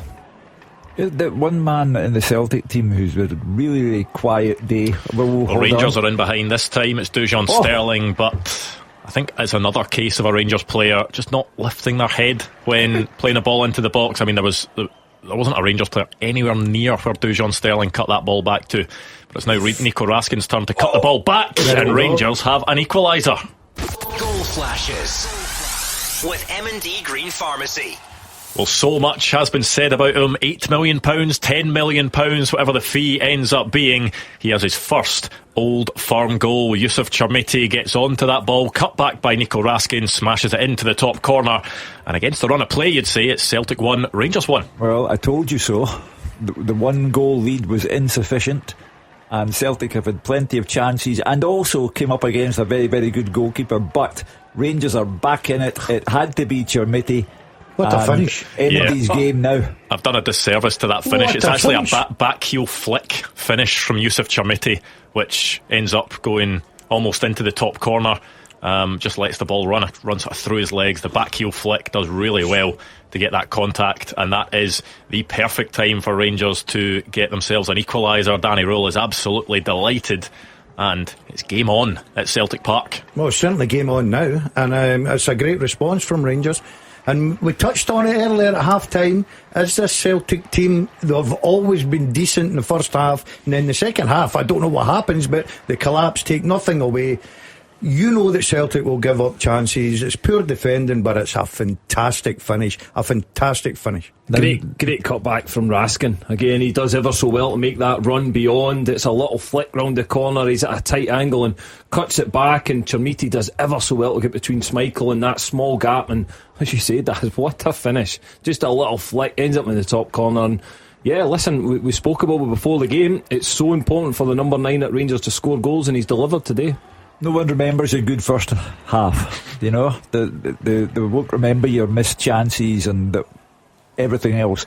All that we concerning the Celtic fans now is it's 1-1. The game still has 40 odd minutes to go, and they are up against it. I've got to say, I think the Rangers manager will be absolutely delighted, because he would have probably had a few strong words to one or two players in there saying, listen, this isn't good enough, we're still in this game and we're lucky to be still in this game.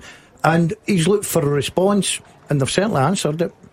It is the nightmare start to the second half for Wilfred Nancy, though. He'll have seen his side pretty much do everything that he would have wanted them to do in that first half, apart from finish a couple more chances. But they got an opportunity here, and it's another big save from Jack Butland. Dies Almeida on the spin. Jack Butland got down quickly. Celtic almost getting themselves back ahead within a couple of minutes. I think he's taking the wrong opportunity. He's got to lift that. Got to dink it. Yeah, again. because Butland's obviously committed. Take nothing away from the goalkeeper. Brilliant save, but for me, Maeda just got to dink that, and if he does, he gets a goal. That does show that despite the fact Rangers have got themselves back level, there's still going to be those frailties at the back. They don't look as if they've gone anywhere. As Celtic's corner is delivered, it is a complete mess in there, and eventually the shot that, honestly, there was about 12, 13, 14 players all surrounding the ball just trying to get a kick at it, and Jack Butland eventually having to make a diving stop that was pretty routine. I think the ball was going wide. That was genuinely, someone said that there, like, that was playground stuff. Watch on it. I've got to say, this is a very entertaining game, and the reason because I think these are not the greatest two teams I've ever seen from Rangers and Celtic.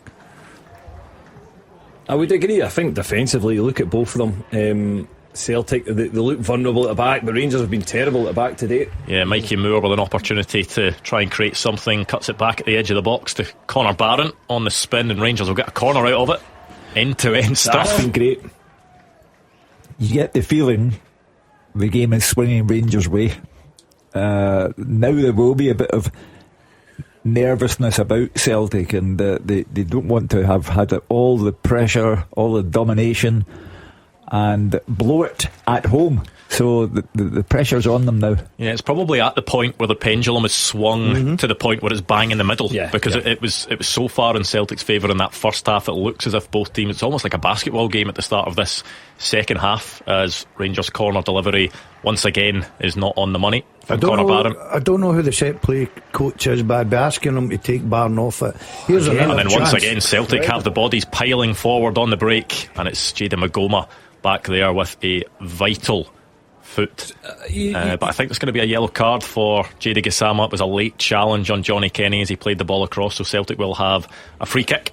Again, you look at, we speak about a set piece, but Rangers have actually looked really vulnerable from their own set piece, and that comes down to the set piece coach as well. So again, you can take credit for scoring set pieces, but if you're so vulnerable from your own set piece and the opposition look like they're going to score, which they have on a number of occasions, there's got to be questions asked.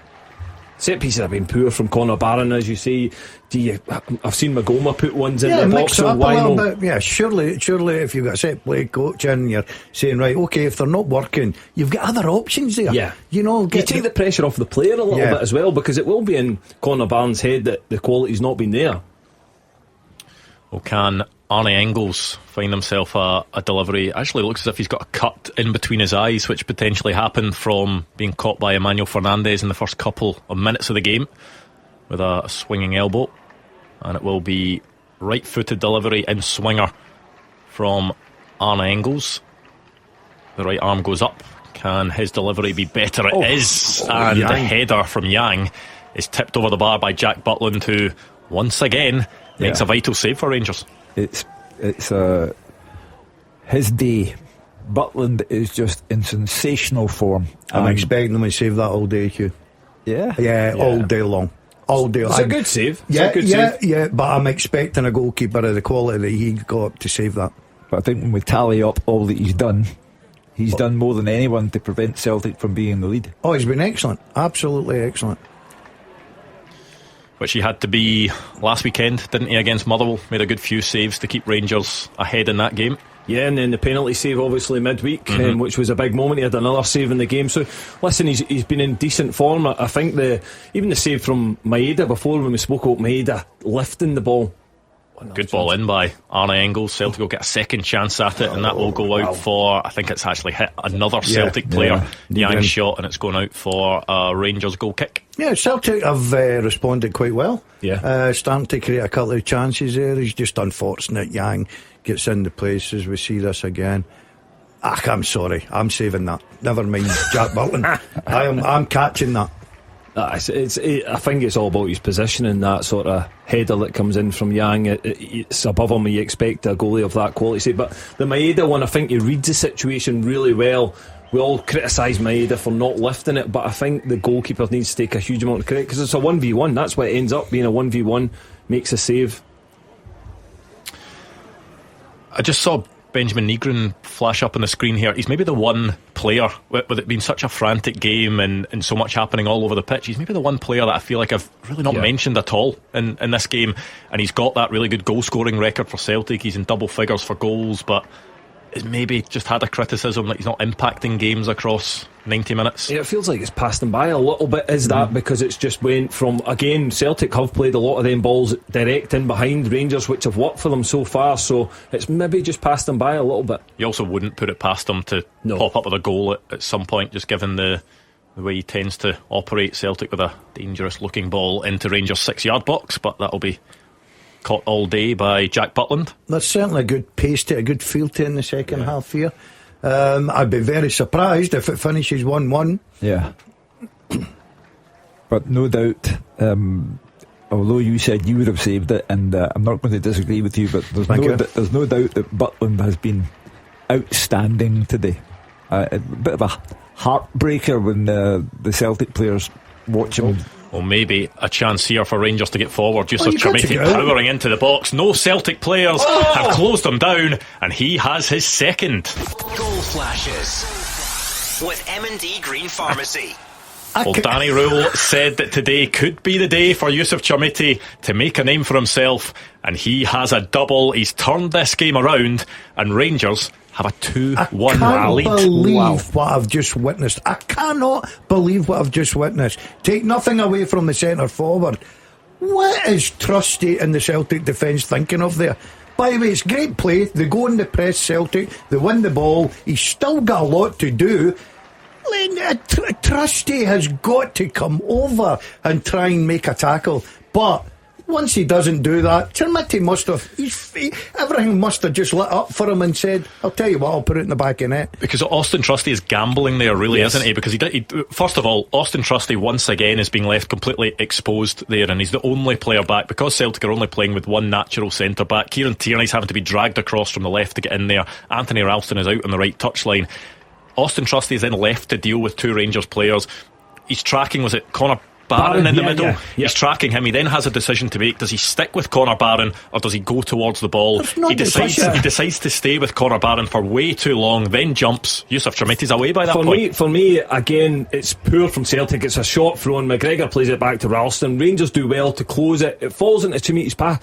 When Chermiti's driving and Ralston's 2-3 yards behind him, I think as a centre half you can see Ralston's never getting back to Chermiti on the ball and put any pressure on it, so you need to make him make that next pass. See if Chermiti plays the pass across and Barnes scores, fine, you've made him make a decision, but you've almost just invited him a one-on-one with Schmeichel. He's finished it. It's incredible. I listen, we've said it from the start of the programme, Celtic will never keep a clean sheet the way they play, never. Tierney is playing like a left back, Ralston is playing like a right back, and they're leaving Trusty 1v1 and he's all over the place. They're so easy to play against Celtic. There's a long time to go, but see if Celtic lose this game, right? Rangers have been really poor and they've managed to win the game, so that'll hurt the manager even more than what it would normally. Daisen Maeda's strike is just wide of the mark. He caught it really well. Daisen Maeda with his left boot goes across goal.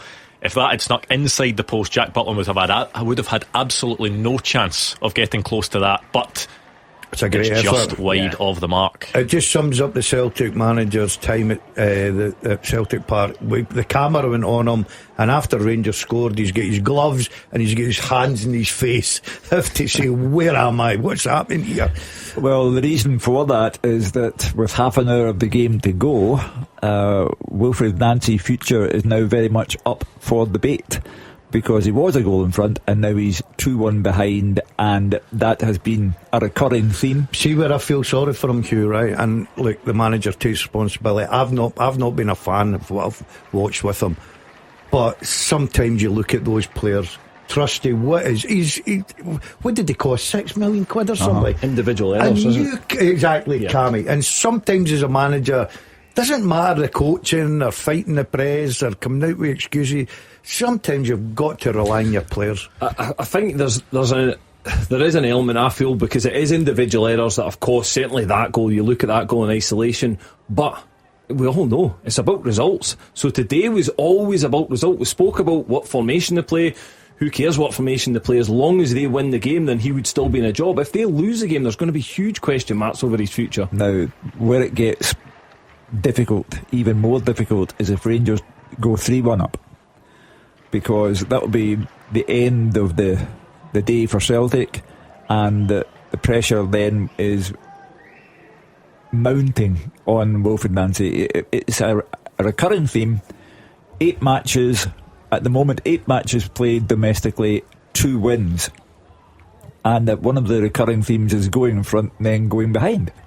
So if Rangers get a third, I'm afraid it's very, very bleak for Wilfred Nancy. There's definitely nothing to say Celtic can't go and get another goal. They've had enough opportunities, but again, what they've not been is ruthless. And we spoke about since the transfer window closed, they've not got that natural goal scorer that's going to probably dig them out of games like this, and when they get the opportunities, put the ball in the back of net. So yeah, listen, it's going to be a fascinating next half an hour.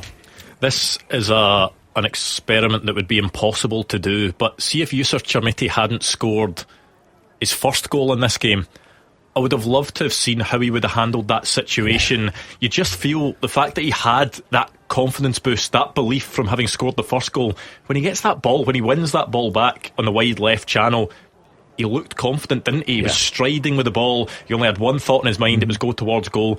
You do wonder that if he maybe hadn't have scored a few minutes prior, would he have been a bit more nervous? Would he have not maybe had that confidence just to completely take it on and go for it? But it's just football for you. Possibly, but again, it's great to see, because that's what a Rangers number 9 needs to do. When they get the opportunity, drive towards that goal. You're one-on-one with a goalkeeper, and that's where you get judged. Do you put the ball in the back of the net or not? Celtic have had a number of opportunities today. Their strikers will get judged. Johnny Kenny's had chances that maybe aren't as easy as that, but once you get judged on, if you get a half chance, this is where you make your name in the Old Firm.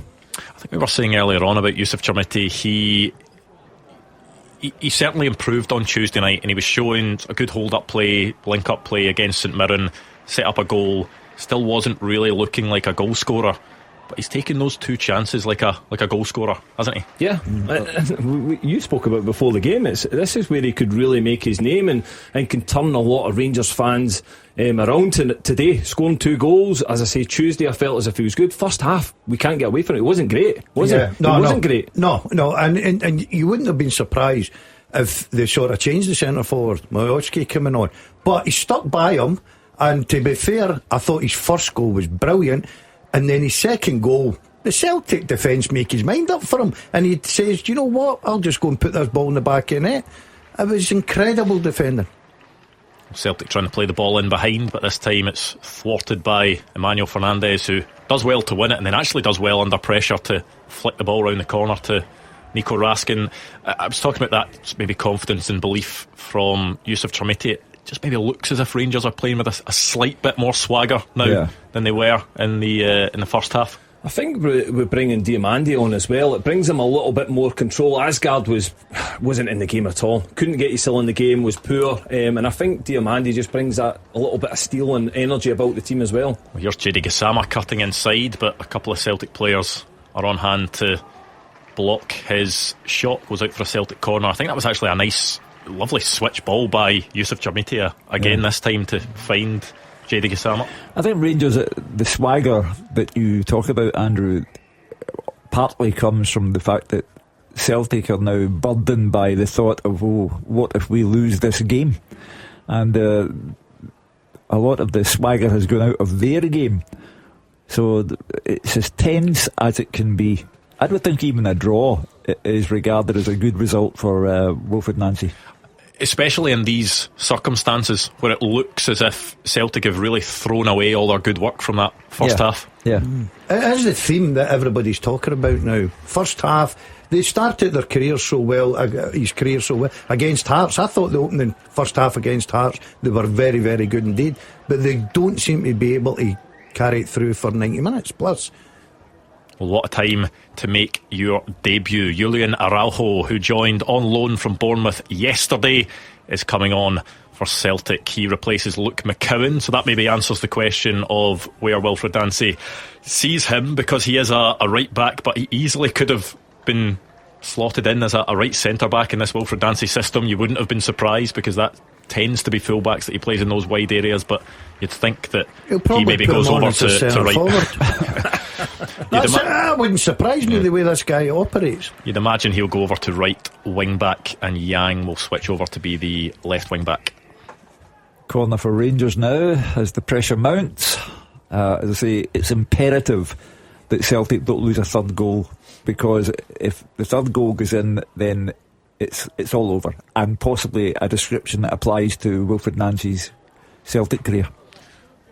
Well, Rangers set piece delivery, I should say, needs to be better here than it has been throughout the game. It is a change of taker. Connor Barron wasn't finding much success, but it's going to be Jayden Magoma with the left-footed in-swinger as the camera focuses on Emmanuel Fernandez, who you think at pretty much every Rangers set piece is going to be the target, as Magoma's ball comes in and is into the arms of Kasper Schmeichel, who gets a bit of a bump and is down on the ground. Yeah, Suter just left one on him there, but it's a poor corner. Too easy for a goalkeeper. It's a poor corner. Rangers, their set plays this afternoon, I thought they would have been a lot more dangerous. I think they've been quite poor, but listen, it's a score at the top left hand side, it's the most important, and so far they're leading 2-1. It's the type of thing that Danny Rule has been doing at Rangers in games where maybe they haven't looked brilliant and they've been okay, but they've still managed to, most of the time, not all the time, grind out results. And this would be another game if Rangers can hold on. There is still 21 minutes to go of the 90. Because no Rangers supporter, inside or outside Celtic Park, cares what it looks like, as long as they win. And it would be the same for the Celtic fans. So all the pressure now is on Wilfred Nancy and those Celtic players. 20 minutes of regulation time left, and they simply cannot come off that park having lost the 3 points. Had a goal in them, Hugh? I'm not sure now. It had that the Wilfred Nancy second half look about it, where everything dropped. Ralston's now got an injury problem. Yeah, I think he took a bit of a bump from Yusuf Jarmiti just when he was clearing the ball. Not sure whether he was maybe looking for a free kick and all that. He's not going to get it. Looked a pretty heavy landing. I think it's the way he landed. Yeah, I think so. Jarmiti again, though, you got to give him credit. He's very physical and likes to mix it up with defences. So he is a physical presence up there for Rangers. I think, have Celtic got another goal? I think there'll be opportunities there. It's whether they can get past Jack Butland. But my worry for Celtic would be that can they keep conceding one? Yeah, can they keep the door closed? As I say, at 3-1, just pack up your bags and go home, because that's that. And plus the fact the stadium will empty, Hugh. Yeah. Or will they stay to show their frustration against the manager? I think they'll be away. It's a big 20 minutes coming up for me. I know he's only in the door. I know that everybody's talking about, need to give him a transfer window, everything, but there's nothing. He just looks like a guy in the wrong movie for me. Yeah, well, Rangers trying to impose themselves a bit more, and they will keep a hold of the ball, and there's a chance here for Mikey Moore with a strike, and somehow it's made its way past Kasper Schmeichel and into the net. Goal flashes with M&D Green Pharmacy. What an incredible afternoon this is. Celtic dominated the first half. We're 1-0 up, but it's now Celtic 1, Rangers 3, and Mikey Moore has an Old Firm goal to his name. It's the end for Wilfred Nancy. The supporters, the Celtic supporters, disgusted by what they're looking at now. There's not enough time left in the game for Celtic to get even 1 point out of this. If it goes beyond 3-1 for Rangers, then it's a disaster of a day. What I always say, a draw's a disaster, a defeat's a catastrophe, and this is catastrophic for Wilfred Nancy. Yeah, I was going to say, what is 6 defeats out of 8 as a Celtic manager? The sack.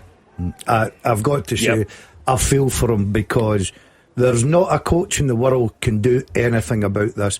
Schmeichel, I've no idea how he does. I know there's a wee deflection, but I've no idea how he doesn't save that. He should save it. Again, in his defence, I think the little deflection does it plays a part in the goal. He certainly should save it. But again, they're frail in the middle of the pitch. Gassama almost just rolls through a tackle and they manage to get the ball and they slide it down the side. It's poor. The second half's been really poor from Celtic. There's no getting away from it. Yes, they've had a couple of wee Maeda strike that went past the post, a couple of other opportunities, but this is nowhere near good enough for Celtic. They've absolutely collapsed. Well, the camera focuses in on Michael Nicholson and Chris Mackay. There were a couple of Celtic fans that were making their way sort of past the director's box and the level below, that were sort of throwing their arms up there, making themselves heard. Despite the fact that a lot of the pressure is on Wilfred Nancy, the pressure will continue on those at the top of the club. Unmistakably. Because, first of all, they'll say, you, and we don't know who it was, but you appointed Wilfred Nancy. And the club is losing ground on a weekly basis. And 2 wins in 8 is of no use to anyone. I think you might get your barometer of public opinion next week when Celtic play Dundee United at home, and the barometer will be dictated to by how many people are actually in the ground. 2 changes for Celtic: Johnny Kenny and Benjamin Nigren off, Reo Hatate and Shin Yamada coming on. Well, he needs to do something. He has to do something. He has to now go and basically gamble, but doing that, I wouldn't be surprised if Rangers score a 4. And Cammy made a great point, right? I'm taking nothing away from Rangers. They've not been brilliant. They've not been brilliant this afternoon. In fact, they were really, really poor in the first half. And if you look at the goals in the second half, Celtic have contributed to some of them. What they've done, they've brought a lot more energy. They've pressed higher. They've took their chances as well. Listen, Rangers have been ruthless within their chances when they've been gifted them. Whether you can put that down to poor goalkeeping or poor defending, but they've certainly put the ball in the back of net, and they look much more hungrier this second half. I think Danny Rose had a good team talk with regards to probably making that one substitution, but as we said, could have been 3-4 players that could have been brought off. He probably gave them 10 minutes. Look, you need to go and show me something to stay on this pitch. Yeah, definitely it does look as if there has been that shift in attitude, which we talked about at the break. We said in the first half that Celtic looked more hungry. Second half, it's Rangers as a hungry team, and that's why they're 1-3-1. And you're right, the difference here today is Rangers will be clinical. They'll take their chances when it's come along. What will be even more concerning for Wilfred Nancy is that despite the fact that Celtic dominated that first half, and despite the fact that they should have been ahead by more, it's just a pattern that's happened. Again, we mentioned it at the break. We said that Celtic have had these spells in games. They've had a half where they've looked good, they've created chances, they've not taken chances, and then have gone into a second half and looked completely different. And this game has followed that exact pattern. Yeah, and that's the way the fans will look at it. They will simply say this is what happens under Wilfred Nancy. Another dreadful second half, reminiscent of St Mirren in the cup final. I'm very much afraid that there'll be no other interpretation of what's gone on today. There'll be no rush to mention Jack Butland, no rush to mention shots just past the post. The only interpretation the Celtic fans will put on today is that it's Wilfred Nancy's fault, and 2 wins in 8 games is simply not good enough, and the occupants of the board room, now the occupants of the director's box, will be coming under severe pressure at Celtic Park. Listen, there certainly looks to be something happening there. The camera now focused in on Michael Nicholson and Chris Mackay, but the shot was showing the sort of stand in front of them, and everyone was turning round. Nobody really watching the game, turning round, looking at what was happening, going on towards the director's box. You've got to assume that it is just people making their voices heard towards the board. There was a security guard that was standing just in that area in front of them. It's not just the collapse of this game, the collapse that Celtic have undergone in this game. It's the collapse that Celtic have undergone since Wilfred Nancy got here. And everything will simply come down to, in terms of domestic matches, played 8, 1-2. See, be fair, Hugh, the manager will certainly get it in the neck, no doubt. But what I really hate about this is those players will hide behind that criticism, because they deserve a lot of criticism. Yep. That today, for me, some of that isn't coaching tactics or what. That's just individual people making wrong decisions. Because they've shown they can do it. In the first half, they've shown that they can implement the system. They've shown that they can do what Wilfred Nancy is wanting them to do. They've shown that it can work, but they've just not managed to exercise it across a 90-minute game. But what happens is, when you're not winning games, we speak about this, when you're not winning games, you're not confident. Yes, they had a really good first half. As soon as Rangers score, that changes. Your mindset changes, and whether that's right or wrong as a player, that's just a natural reaction, that you're worried because, again, you've not won enough games under this manager. You've not got that confidence to say... Chance for Celtic into the box here. Can they get one back? Jack Butland does well to gather that. It was a ball across the face of goal, or was looking to go across the face of goal from Arnie Engels, but Jack Butland had to be alert to dive out, stop that ball from getting across, because Dyson Maeda was on hand to wait and hopefully for him tap that in. Actually, I think it was John Souttar's block that then put it into the arms of Jack Butland. So I wasn't giving John Souttar the credit he was due there. I think Jack Butland had a little laugh there, because again the ball just falls into his path and falls into his hands because of John Souttar's block. But good defending from Rangers. John Souttar was there with the striker along with him, make sure he wasn't getting an opportunity. But yeah, listen, there's no getting away from this. You can't use the excuse we had X amount of opportunities, the goalkeeper was in good form. Results matter. That's all that matters. And for me, what I would say is, after the game, look at the league table. Look at the league table. If Rangers go and win this game, exact same points as Celtic. Rangers almost in once again, but Julian Araujo manages to hook the ball clear before it got to the feet of Mikey Moore. Well, as I said earlier, there will be no other interpretation put on the match beyond the fact that the Celtic fans will say the manager has to go.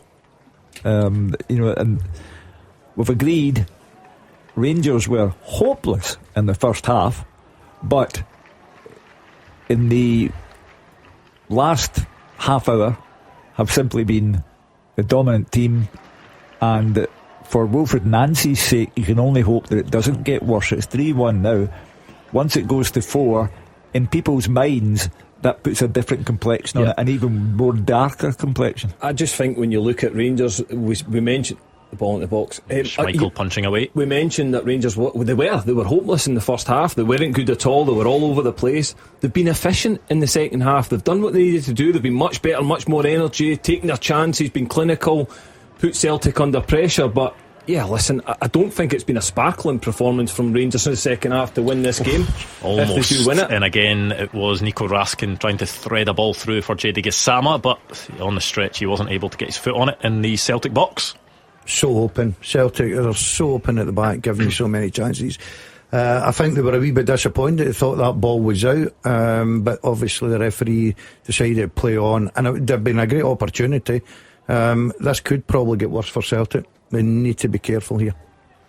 There was, a few moments ago, there was a shot in the crowd of Paul Tisdale sitting next to Sean Maloney, wondering what Paul Tisdale is making of this unfolding in front of his eyes. Well, Celtic have brought in another scout to look for talent in the January window, but we'll start with Wilfred Nancy. The club have to decide whether 6 losses in 8 domestic matches means that they've made the wrong choice. Hugh, there's no doubt whatsoever they've made the wrong choice. Unfortunately, sometimes that happens.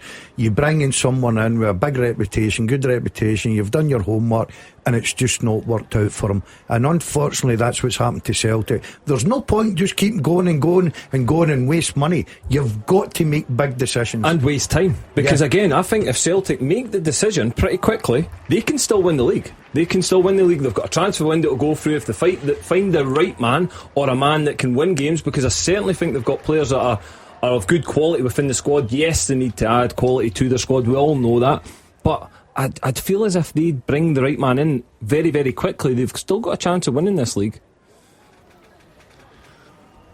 Can Celtic do anything in the last 8.5 minutes of the 90? They have not really been high up the park for a good while. They'd caused Rangers all sorts of problems up until a point, but Rangers have been dominating in the last few minutes as Yusuf Chermiti makes a mistake there as he tries to lay the ball back towards one of his own players. But he's putting in a good shift in this second half, Yusuf Chermiti. Yeah, he's been very, very good. You've got to give him credit. I thought he was poor in the first half, but second half, and it just shows you a couple of goals, that first goal, the confidence. It was a brilliant finish, and then he gets invited to put the ball by Schmeichel in a 1-on-1. He achieves that, and all of a sudden you see a different player, and Rangers fans will be absolutely delighted with the second half performance. I think what he does as well, he works hard for the team when he's confident, when he's wanting to move about, because certainly seen that on Tuesday night, that he worked ever so hard at the top end of the pitch. It's this second half, he's not given the Celtic defence a second to breathe. He's been in and about them, he's very physical, so he's a useful striker for Rangers to have up top as well, because you can play that direct ball. He'll try and hold it up, or he'll flick it on. Well, he's certainly worth his $8 million this afternoon so far. Well, again, the hand of fate, on Wilfred Nancy's watch, Chermiti, of all people, equals the number of goals that he scored since signing for Rangers in a single afternoon against Celtic. And again, it just adds to the charge sheet where Nancy is concerned. When we start to take calls, I can guarantee you they will be 100% adamant that Nancy has had his time. And you see lots of fans leaving Celtic Park, and that is highly unusual, Old Firm Day. But they have no faith in the manager and no regard for a board of directors who appointed the manager. Well, he certainly needs something very quickly, Hugh. Yeah. If he's any chance of turning this into a draw. He's got a corner up. Yeah, he's got to get a goal and then try and put a bit of pressure on Rangers. But I don't see the belief in this Celtic team to achieve that. That's the problem. And I think if you're a manager standing at the side, you'll be thinking the same thing.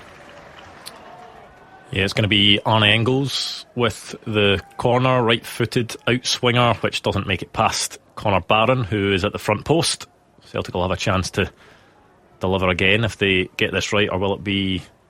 I thought Callum McGregor was maybe just going to line up a shot from distance at that point. Didn't try to, but a header is caught by Jack Butland. Probably one that you'd expect him that's to... for the cameras. I like it. It was a nice pose. It was almost it was Tierney at the back post, try to head it back across, probably gets it too close to Butland, and it's nice and comfortable for him. But he's had a big afternoon, there's no getting away from it. He's had big moments, big saves, but that's what you need from your goalkeeper in Old Firm days. That's what you need from him in big games, is for them to stand up, and Jack Butland's certainly done that today. There's a kind of ugly mood about Celtic Park, the people leaving, the people who are turning towards the director's box, and it was an inevitability. The way the game has unfolded, Celtic looking so good in the first half, and then an utter collapse in the second half, and Rangers bringing on Tavernier now. Yeah, James Tavernier is going to come on. Just wondering what the move is there. John Suter is giving him the captain's armband. I don't know whether it is John Suter that's going to make way. No, he's just passing the armband on. And James maybe Tavernier Sterling. Yeah. Unless it will be a change of shape now. Potentially Jady Gassama is being shown on screen, so you do wonder whether Rangers now just go to that back five. Why not? Yep. But again, from Rangers manager's point of view, it's winning the game. Winning the game. Don't put yourself under pressure. Don't concede a goal. Just win the game. Play in Celtic's half. Play your percentage passes in the last 5, 6, 7 minutes. Don't concede a goal, and the job's done. Kasper Schmeichel has made 1 save so far today. Jack Butland's made 7. Yep. Shows just the difference. I mean, Celtic 8 shots on target, 1 goal. Rangers 4 shots on target, scored 3 of them. Have been clinical when they've been in the positions in that second half. That's what football's about, Andrew. It's about putting the ball in the back of net. And Rangers have been clinical at doing that this afternoon. Celtic, unfortunately, haven't. Look, manager might come out and say we created chances, we should have really had the game put to bed at half time, but second half, all credit goes to the away team. Rangers have been excellent, excellent. The goal stat that's important is 8 games played, 18 goals conceded by Wilfred Nancy. 18 goals. Incredible. So it adds to the accusations that will be thrown at him tonight. Yeah, that is part of the worry that, say the Celtic board do decide to stick by Wilfred Nancy, stays in post. It doesn't look as if there's a quick fix there. And I know he said he needs time, that he's not had a pre-season, that they've only had 13 training sessions going into this, but a quick fix might be changing the formation. And again, just go and look, these players can't play this formation. I'm not blaming the formation today, but certainly there's been evidence of that over the last few games, and since he's came into his post, that the players haven't responded to the formation. I think there's been individual errors that have cost them today, but they've also let the confidence affect them. Rangers have, yes, they've taken confidence from the goals, but I just don't see this formation suiting this group of players. I think you make a great point there. I do agree. When you look at the Celtic players, they don't look happy and comfortable in the formations that they're playing. A lot of them are playing out of position as well. As he's making a few subs here. Yeah, it's going to be Kieran Tierney off for Liam Scales and James Forrest coming on for Anthony Ralston. The look of substitutions that should have been made earlier. Like since he's come into the building, he just does this. He just throws on players. I don't see him changing any systems. I don't see him changing anything apart from bodies. And as I say, a lot of players look very uncomfortable in the positions that they're now playing in. We said it at the beginning of the show, Hugh. The one thing you can guarantee from this manager is you'll score goals against him. What did he say? 18 goals? Yeah. And they only conceded 26 in the league last season, in the full season. That's just incredible, and that's how you win leagues, by not conceding goals.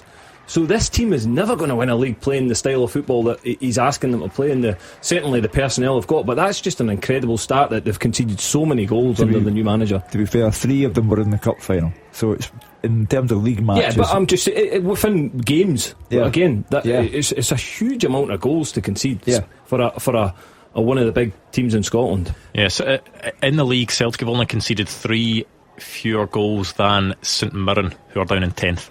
Yeah, well, and in fairness, conceding 21 goals in 20 league games is not a horrendous record by any means, but by Celtic's very high standards over the years, it's not where they would expect to be. Well, that's how you win leagues, by, as I said before, if you're keeping clean sheets, you're allowing your attacking players to go and win you the games, and they've done that for years, and now they're conceding 2-3 goals a game. You need to score 4-5 goals a game to win a game, and that's just not possible against the better teams in Scotland.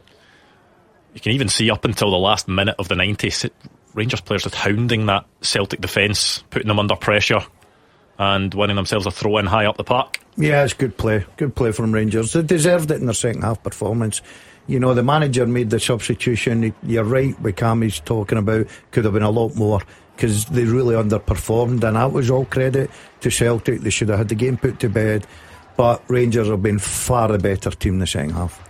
5 minutes added, a minimum of 5 minutes added at Celtic Park, as Rangers have the ball in the corner. They're not going to be able to hold it there for 5 minutes as they give away a free kick, but you'd expect, with the way that this second half has gone, that Rangers should see this out with ease, as Bojan Miovski gets ready to come on, and you'd assume that it will be, and it is, Yusuf Chermiti making his way off, and no doubt there will be a standing ovation in that away corner from the Rangers supporters. Yeah, he's terrific second half. Yeah, he has been really good. Yeah, give him all the credit. He came in for a lot of criticism. This was a big day for him. First half I thought he was very, very poor indeed, but the minute he got that goal he just looked like a different football player to me, and he deserves it. He's been excellent second half. And listen, he's came in with a huge price tag, and listen, there'll still be question marks over that beyond this, but he's delivered today. He's absolutely delivered. He's delivered his 2 goals. Second half performance, got his team up the pitch. I think he's grown in confidence, certainly as a Rangers number 9, and just need to see that consistent element of it from him. No red card. No, it's going to be a yellow card for Bojan Miovski. His first action after coming off the bench was a crunching challenge. It was late. I think yellow on first inspection, is the correct issue from Stephen Maclean. And just look at those stands at Celtic Park, half empty. I've had more in my house at Neardy. They've just decided to go home. And I don't blame them. They've felt very disappointed in what they've witnessed this afternoon, but that must be a big concern from Celtic. They can't throw a 90 minutes together. First half they've always started games well, second half they've been absolutely dreadful. Celtic trying to get themselves a goal back. James Forrest with a shot. There's a player that goes down in the middle of the box, but no real claims for a penalty. I think his head was low. It's just petering out now to rapidly emptying stands. Good delivery by Liam Scales into the box. Could fashion a chance for Daisen Maeda, but it's a vital block. So Celtic coming close in injury time to getting themselves a goal back. I think Celtic fans will be wondering where this has been for the last 20 or so minutes. Or even longer than that, I should say. Yeah, they're starting to throw caution to the wind. They've got to. You have chance there, but too late now. Absolutely too late for Celtic. The club, who now have a responsibility to take a look at themselves and where are they going, because there's no way that they will win the league. They've already lost the first competition of the season to a St Mirren team who are third bottom of the Premiership, and the stands are emptying. But could they win the league if they made a decision? Do you think there's enough time? I'm not sure that would be the case. What are they now? 9? If Hearts win today, would be 9 behind Hearts, or they would only go 6 behind Hearts if Hearts beat Livingston today. So Celtic and Rangers would both be 9 points behind Hearts, because of course Rangers go level on points with Celtic, but with the same goal difference as well now after this game, which is quite something as well, given the fact that there was a big gulf in that. At 1 point, strike from Julian Araujo is saved at the near post by Jack Butland. Another good save, good positioning from Butland at his near post, just making the save. It's quite incredible. I actually hadn't realised just how close the goal difference had got between Celtic and Rangers now. I thought Celtic had quite a lead in that regard, but both are on a plus 13 goal difference. So if Rangers nicked another, they would leapfrog Celtic in the league, but Celtic having all the territory at the moment. A corner to them now. Arnie Engels looking to swing this one in. Last minute of the game, Rangers just need to concentrate. I think it's gone for Celtic anyways, even if they were to score. Nah, bit of consolation went out. They've not got it in them for 2 goals. And the questions now will inevitably turn to the Celtic board and what happens next with Wilfred Nancy, because it is going to be 6 defeats in 8 matches to open his Celtic reign for Wilfred Nancy. People maybe had their doubts about him when he came in, but I don't think anyone pictured that it could quite possibly go this badly. No, you simply can't remain as the manager with a record like that. And who knows how bad it could get. I mean, there's issues like Motherwell, Hibs. They could overtake Celtic. If you're going to have a run like that, it's all over. All over at Celtic Park. Let's speak to Gabriel.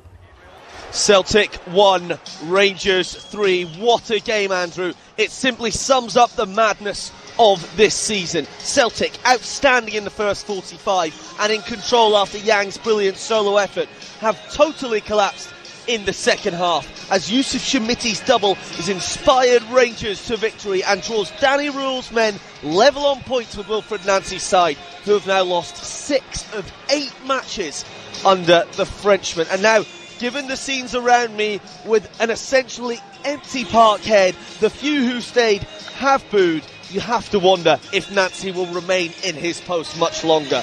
Let's start at the beginning then. It feels like a lifetime ago. Celtic were by far the better team right from the off. The tone set early with the hosts getting in behind so easily and several times in the first few moments. Yang's excellent solo goal opened the scoring after just 20 minutes. Gliding past 4 or 5 Rangers players with ease, smashing the ball past Butland, who barely saw it as it went in. The Englishman in the Rangers goal was the only reason it wasn't 3 or 4-0 to Celtic at the break, making saves from Johnny Kenny twice and Luke McCowan, whilst Emmanuel Fernandez cleared off the line and Austin Trusty had to score with a free header from a corner. The visitors hardly threatened in the first period. JD Gassama forced a big save from Kasper Schmeichel, but that was essentially it. They did have the ball in the net on the stroke of half-time.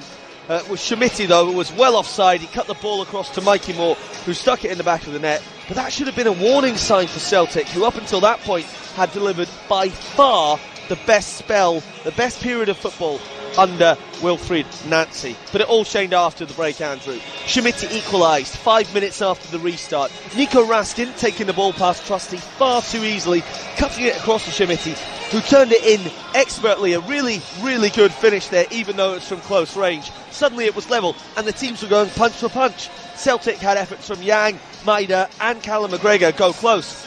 And it was Rangers who struck the killer blow. Schmitti picked the ball up just inside Celtic's third and drove at goal. But Trusty chose not to press him, instead cutting off his passing option, which just left him with a clean run. The big striker simply ran at goal and finished past Schmeichel. And out of nowhere the game had turned on its head, and you knew where the story was going after that. Mikey Moore, who'd hardly touched the ball all game, sealed the 3 points with a finish across goal. But Schmeichel had to do better. I mean, Rangers were much better in the second half and really efficient in front of goal, but they were hardly outstanding. Celtic's collapse, handing them 3 goals, and Butland excellent in their goal once again, making 7 stops from Celtic. But what a win for Danny Roll. This must not be underplayed. By far his biggest victory. Rangers are now level with Celtic and full of belief that they can win this league title, which would be just their second in the past 15 years. You would have never thought that when Russell Martin got sacked in the autumn. But for Celtic, what to say? They're 3 points behind Hearts, who play later, but they're now level with their great rivals. 6 losses from 8 under Nancy. The stands virtually empty before full time. When do you ever see that in a Glasgow derby? Chance of sack the board. Can Nancy survive this, Andrew? That's the question. Only time will tell, but what an afternoon at Parkhead. It could be defining in terms of the title race and both managers' careers in Glasgow, as Danny Rule celebrates in front of the 2,500 Rangers fans, with virtually no Celtic fans left in the stadium. Full time here, it's Celtic 1, Rangers 3. An incredible start to the day, and plenty more to come, because there are 5 Premiership 3 o'clock kickoffs to bring you, and the reaction to that mad Old Firm game is only just starting. Plenty more to come.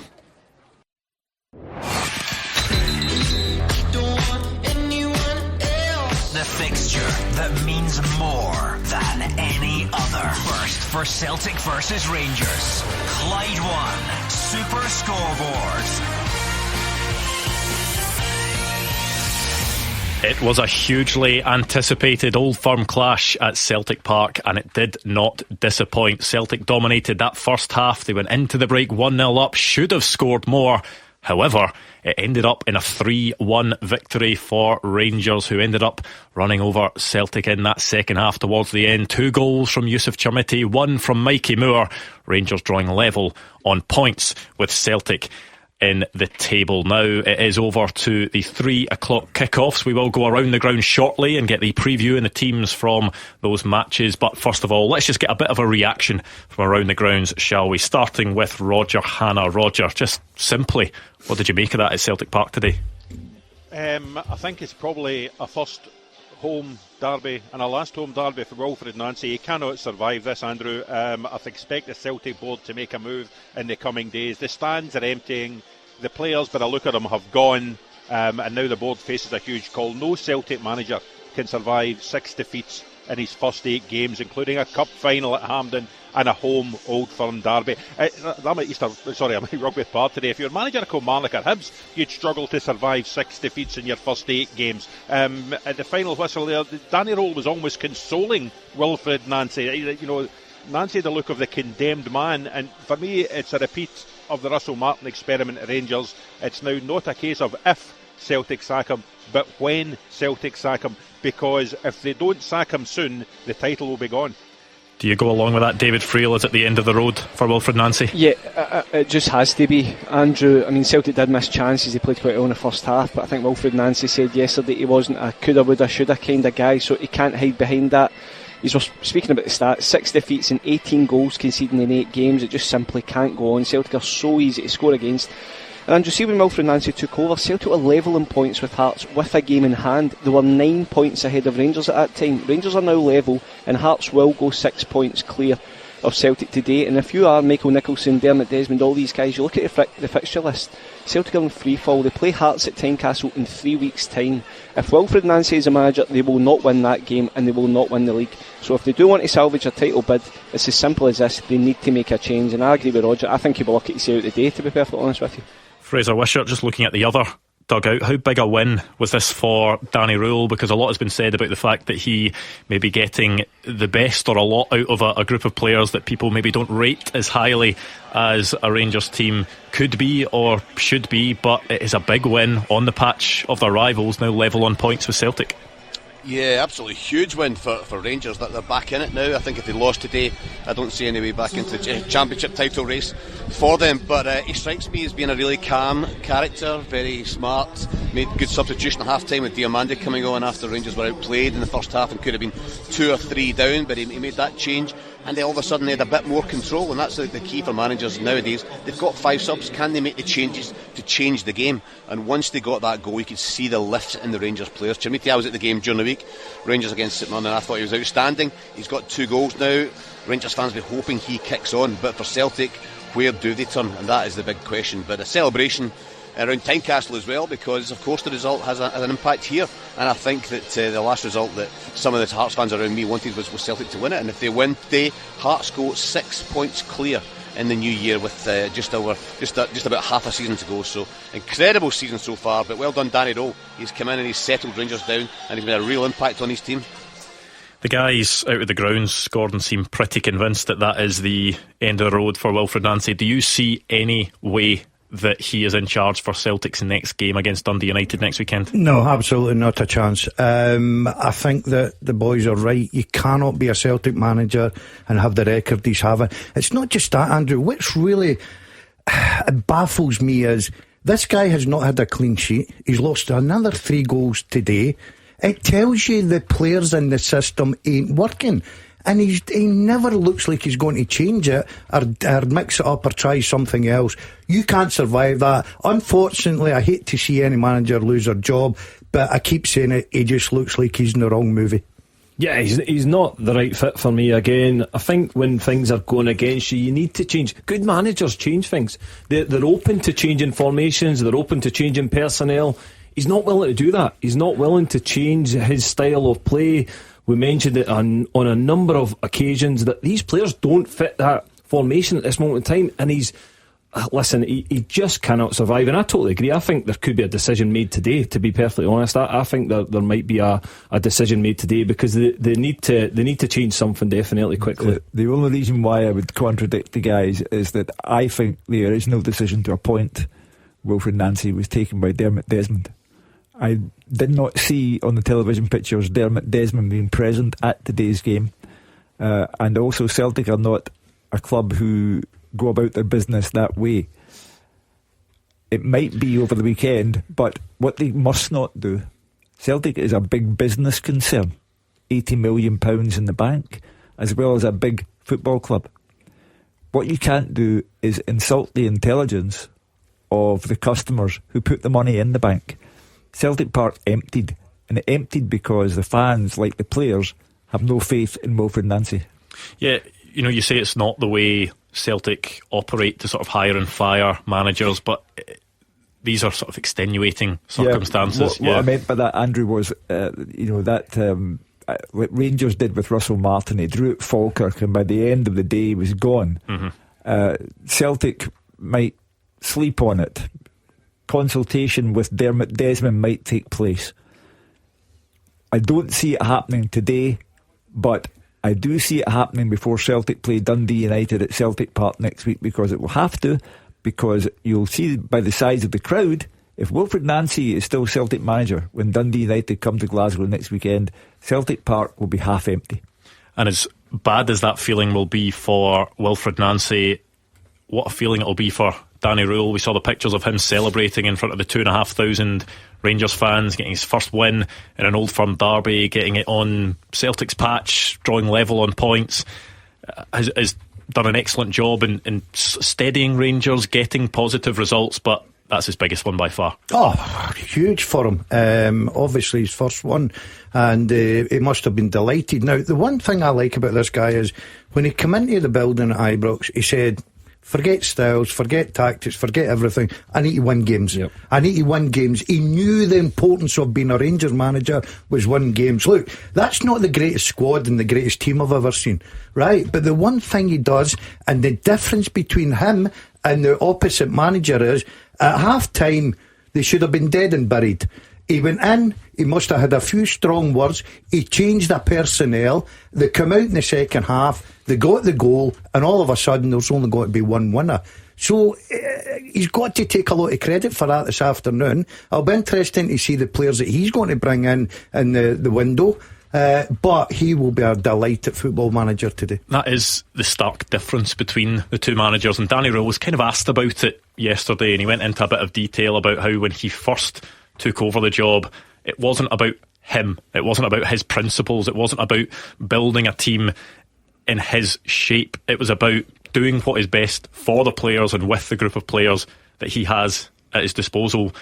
And you look across at Celtic and completely the opposite is happening. Completely the opposite. And again, it's about the club, and the club's all about winning. So again, Rangers Football Club's been built on winning trophies over the years. He came in, he understood that straight away, that listen, you don't get the time. You've probably had a number of conversations with people before he took the job on. He understood that it's all about winning, no matter what way you win, as long as you come out with 3 points or you win a cup game and you progress.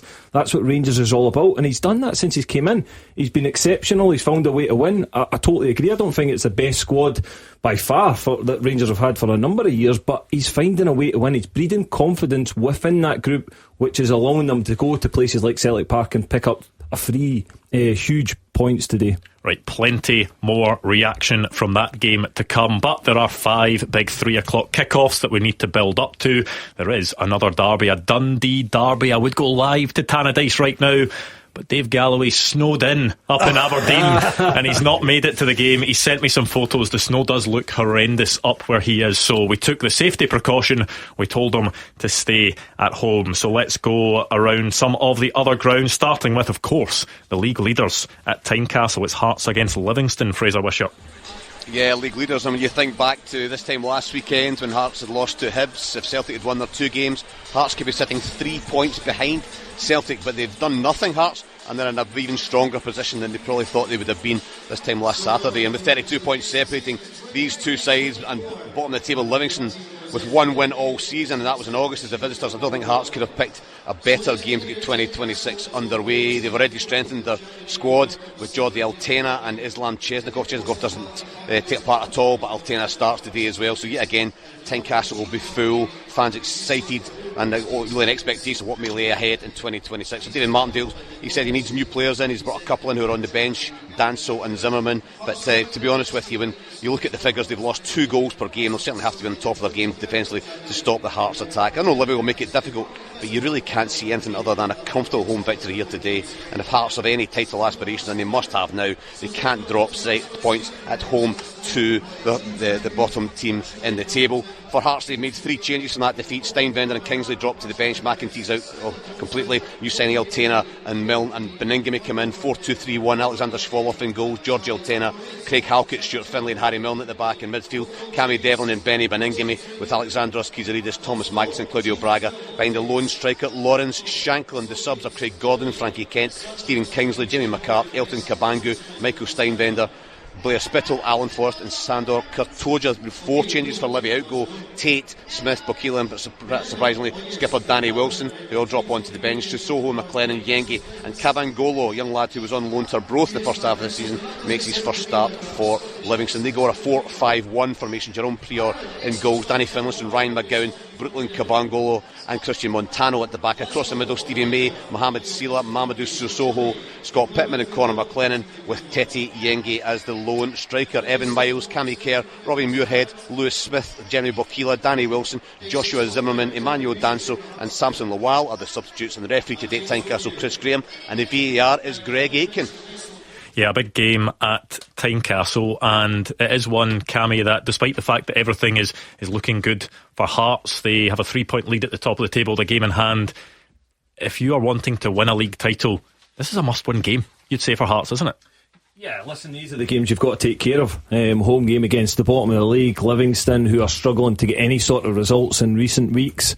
And then you've just obviously seen that you can potentially stretch your lead in the league. And I think Hearts will go into this game pretty confident. We know that Livingston concede a lot of goals. There'll be opportunities, and at the top end of the pitch, Hearts are so strong. So I fully expect them to go and take advantage of the situation today. Yeah, but a big disappointment for Derek McInnes and everybody concerned with Hearts. You've got a great opportunity to stretch that lead. You're playing against a team that's not won since August the 9th, so everything's in your favour this afternoon. There'll be a great atmosphere inside Tynecastle. I think Hearts will win this comfortably. It'd be a psychological blow of mammoth proportions if they didn't win today. The full house, Tynecastle, top versus bottom. You've simply got to take advantage of that. Let's go around the other grounds. I like the look of this one at Fir Park, Motherwell against St Mirren with David Friel. Yeah, I like the look of it too, Andrew. Always entertaining watching Motherwell. Always a fascinating game between these two, and I think it's fair to say Motherwell probably out for revenge after their 4-1 defeat to St Mirren in the Premier Sports Cup semi-final back in November. And a season of so many highs for Motherwell have been so good. I think that was a real low. They just never turned up at Hampden that day. They were comfortably beaten, but they've certainly turned up since, and they certainly turned up in midweek against Celtic, and now they need to back that up in front of another big crowd at Fir Park. James Bertolascu was thrilled with that. I think he's called it a statement win, but made it clear he wants a statement season. What does that mean? Probably pushing for Europe. Motherwell start the day in 4th. Another win today with a major step forwards, and they can move 2 points behind both Old Firm teams by doing that.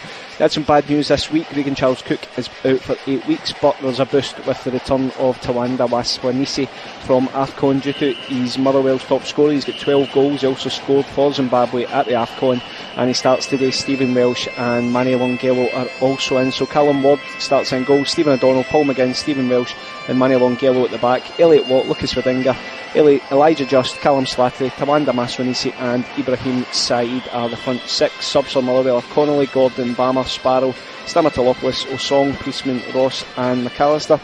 As for St Mirren, they had that ultimate high of winning the Cup, but I think Stephen Ormston expects them to be in a lot higher position than they are just now. They sit in 10th, which is unusual for St Mirren under him. In fairness, they've been on a decent run until midweek when they lost 2-1 to Rangers, but I think they'll want a lot more consistency at the start of 2026. But they have been hit with a couple of injury blows. Mark O'Hara and Jonah Ayunga are out for the next couple of months. They join Keanu Bacchus on the sideline, so that's a huge blow for St Mirren. Stephen Ormston says his squad is stretched and they'll need to dig deep today to get a win against the really informed Motherwell side. Dan in Lunderlow comes in for Ayunga. So St Mirren go to Shamar George in goals, back three Marcus Fraser, Richard King and Miguel Freckleton, Jayden Richardson, Killian Phillips, Alec Gogic, Conor McMenamin and Declan John, with Mikael Mandron and Dan in Lunderlow up front. Subs for St Mirren are Mullen, Tanser, Donnelly, Duru, Calvin, Dyke, Steele, Sobowale, Taylor and Mooney. The referee is Callum Scott and the VAR is Matthew McDermott. Motherwell will be on such a high from that win on Tuesday night, but they have to make sure they're wary as well, because this is a St Mirren side that completely took them apart in the League Cup semi-final. I heard maybe the final caller of last night's show, a Motherwell fan who phoned in and said that he was way more confident going into Tuesday night's game against Celtic than he is going into today's game against St Mirren. However, I believe implicitly in this guy Jens Bertil Askew. He has been the managerial capture of the season, and I include Danny Rowe. And this guy has higher to go. And off the back of that result and performance against Celtic, a St Mirren team who are the lowest goal scorers in the Premiership, bar none, who are suffering injury problems now, Ayunga the latest one to drop out. Motherwell would also have suffered a psychological blow if they do not take all 3 points today, because they are the next team coming closer to overtaking Celtic in that league table. So, big afternoon for them. Yeah, it's a clash of styles. Jens Bertil Askew might have the bit in between his teeth just to maybe get a bit of revenge for that game, which has possibly been the only blip of Motherwell's season so far. Yeah, and I think all credit must go to St Mirren, because they've done a real job on Motherwell that day and were very comfortable winners and went on to win the cup, obviously. This is a different Motherwell team now. We're further down the line. I think this manager's improving this team week in, week out. We've seen the football that they played against Celtic was fantastic to watch. The crowds are coming back. It's a great time just now to be a Motherwell supporter. Look, I think this will be a real difficult game. I really do. I think that Stephen Robinson's got that in him, that he can go and really make it difficult against a fantastic footballing team like Motherwell. So it'll be a good game with good goals. What about Kilmarnock against Hibs at Rugby Park? Roger Hannah?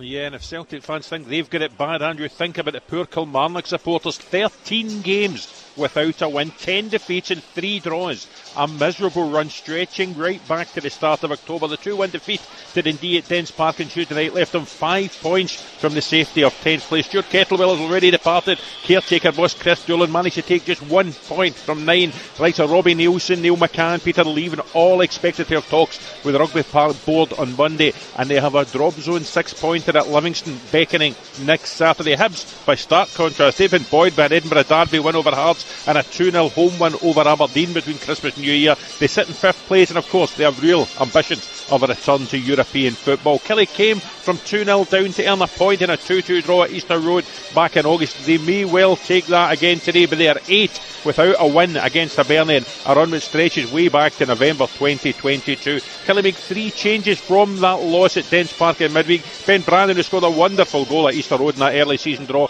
comes back, as do vice captain Robbie Dees and Liam Polworth. Out altogether, James Brown, Greg Kelty and Tom Lowry. So they start with Toby Oluwayemi in goal as a back 5, Ben Brannan, Lewis Mayo, Ethan Shield-Brown, Robbie Dees and Dominic Thompson. The midfield 3, David Watson, Brad Lyons and Liam Polworth. And up top, Bruce Anderson with Tyrese John Jules, whose contract was extended until the end of the season through the week. On the bench, Beach, Williams and Jackals, Stanger, Tiffany and Thompson, Watkins, Leslie and Michael Schoening Larson, an Estonian international left back who is signed from Levadia Tallinn and could make his Kilmarnock debut this afternoon. 2 enforced changes for Hibs from that win against Aberdeen. Both Martin Boyle and Josh Campbell miss out through injury. In come Junior Hoyla and Eli Yuan. And on the bench, Kieran Bowie is back from a midweek illness, and Jordan Obita is back from AFCON duty with Uganda. So it's Raphael Salinger in goal, a back 3, Warren O'Hara, Grant Hanley and Jack Iredale. Across the middle, Kanayo Megwa, Josh Mulligan, Daniel Birdlasser and Jamie McGrath, with Junior Hoyla and Eli Ewan asked to support Thibault Clige. On the bench, Smith, Levitt and Mane, Bowie, Newell and Obita, Mitchell, Molotnikov and Chris Cadden. The referee at Rugby Park is David Dickinson and the VAR is Andrew Dallas. And last but not least, at the Falkirk Stadium for Falkirk against Aberdeen, it's Kerry Pollock. Yes, good afternoon and a very happy new year to you all in the studio from a very cold Falkirk Stadium here this afternoon. John McGlynn's side will hope to get back to winning ways today after that 1-0 defeat to the 10 men of Dundee last time out. The Bairns boss sets up his side this afternoon as follows. It's Scott Bain in goals, Leon McCann, Liam Henderson, Brad Spencer, Finn Yates, Barney Stewart returns, Connor Allen, Dylan Tate back in as well, Kyrell Wilson, Philip Lisa and Calvin Miller. On the bench for Falkirk is Nicky Hogarth, Keelan Adams, Col Donaldson, Brian Graham drops to the bench, Aidan Nisbet, Alfie Aguiman, Henry Cartwright, Ethan Ross and Ethan Williams. Just a point separating the sides at the moment. A look at the visitors. They come into this one without a win since the 18th of December against Kilmarnock in that 2-1 victory. today. Jimmy Tulane sets up his side like this. 4 changes from that defeat to Hibs. It's Mitov, Noster, Milne, Laban, Shinnie, Bananovic, O'Sheesh, Keskinen, Carlson, Armstrong and Nisbet.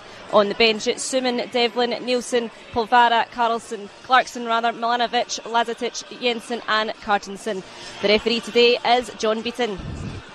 And the teams from the Dundee derby, I'll give you those myself. It's Richards in goal for Dundee United. The back three, Yovu, Esselink and Correct says. Stevenson and Ferry are the wing-backs, with Sibbald and Kamara as the two central midfielders. A front three of Sapsford, Waters and Fata. The substitutes for Dundee United, Adams, Cleo Harding, Dolchek, Eskinen, Graham, Moller, Chevet, Sturton and Trabanovsky. For Dundee, John McCracken starts in goal for them. It's then a back four of Astley, Graham, Cometio and Wright. A midfield three of Jones, Hamilton and Danda, with Congreve and Ugan either side of Ashley Hay. The substitutes for Dundee, O'Hara, Aqua, Bevan, Digby, Ingram, Riley, Robertson, Clark Robertson and Finn Robertson, the two Robertsons and Samuels as well. We will get those games underway very shortly.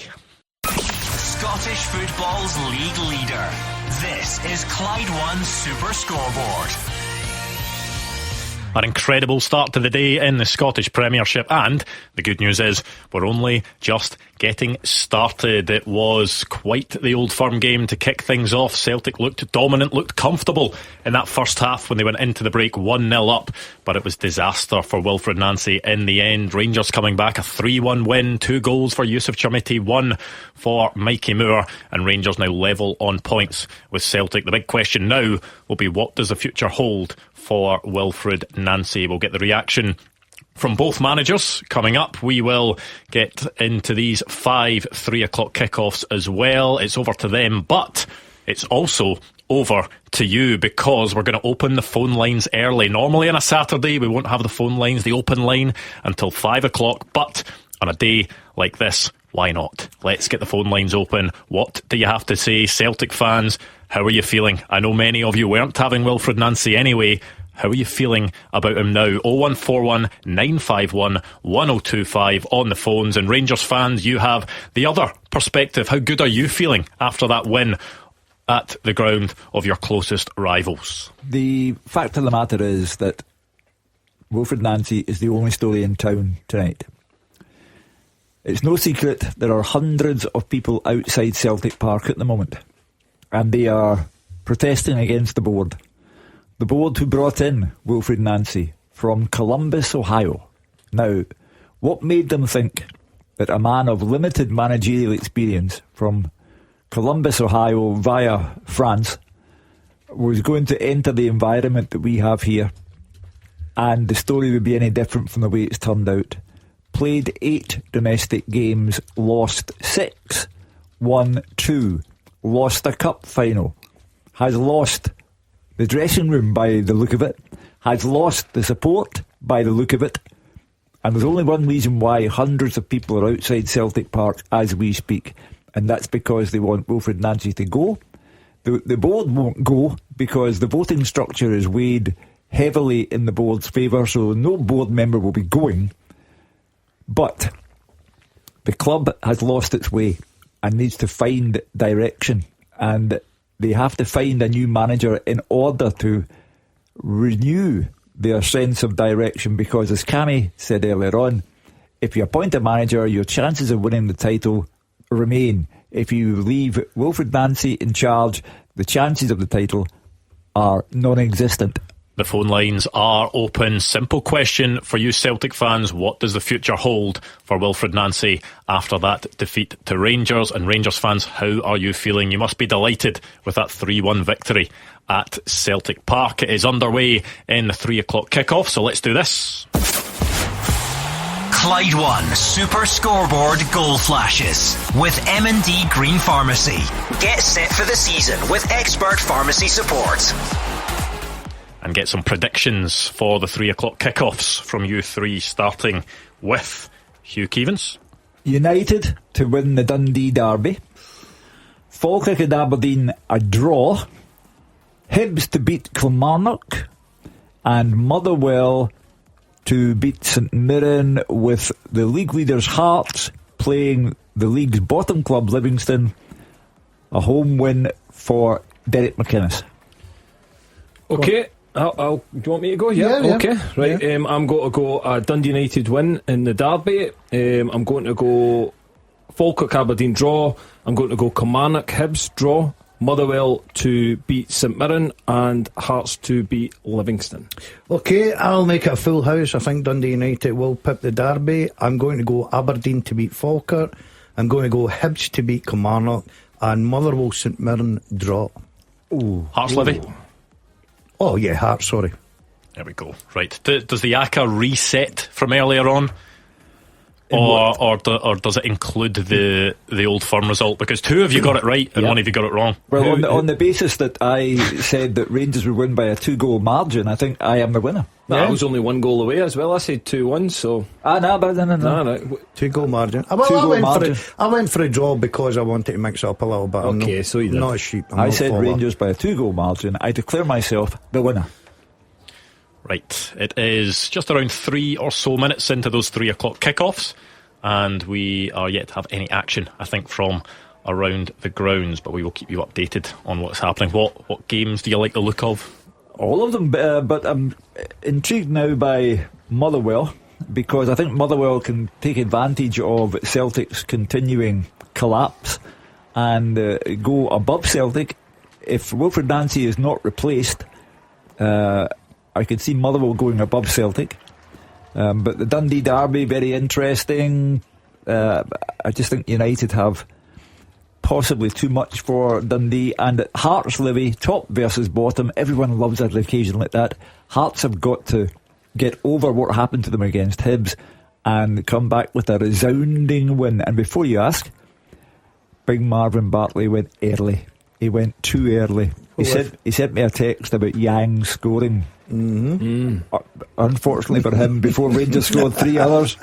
Didn't turn up the second half, did he? I'm loving the look. Well, speaking of scoring, Goal flashes with M&D Green Pharmacy. Quick start for Hibs. It's Kilmarnock 0, Hibs 1, and Ellie Yuan is on the score sheet just a few minutes into that game, and that is exactly how David Gray would have wanted things to go in the early stages of that game. They're on a massive high after winning the Edinburgh derby. Kilmarnock better get something sorted quickly. We know there's talk of Robbie Neilson. Neil McCann is also being mentioned now for the manager's job. They better do it quickly, because the run is horrible, and Hibs will go on and score more goals today. Yeah, it's been awful. I think it's come from a set piece as well, and it looks as if it's going to be. It was a simple goal and poorly defended, but Kilmarnock have been so poor defensively this season. They need to sort out, and Hugh's right, they need to get somebody in the door very, very quickly, because Kilmarnock are in free fall at the moment. Yeah, I agree with the lads. I think it could be a long afternoon for Kilmarnock. But they're right. Sitting down there in 11th, they need a manager, they need someone in. The January window's now open. They maybe have to go out there. I know they've not got the biggest budget. Maybe just Wheel and Dale get a few loans in and try and just get a couple of results and get themselves up that table. But this will be a difficult afternoon for them, and it's not the greatest of starts. Remember, the phone lines are open. We've opened them early. 0141 951 1025 if you want to get that early reaction to the game between Celtic and Rangers. A 3-1 win for Rangers, and we will hear from the managers as well. I think Wilfred Nancy is either doing his post-match press conference right now or is about to, but we will hear from Danny Rose shortly. He has done his, so we will get involved in that. Right, and before I forget, let's do this, Hugh. The first half teaser with the scottishsun.co.uk/football for the best football news and opinion online.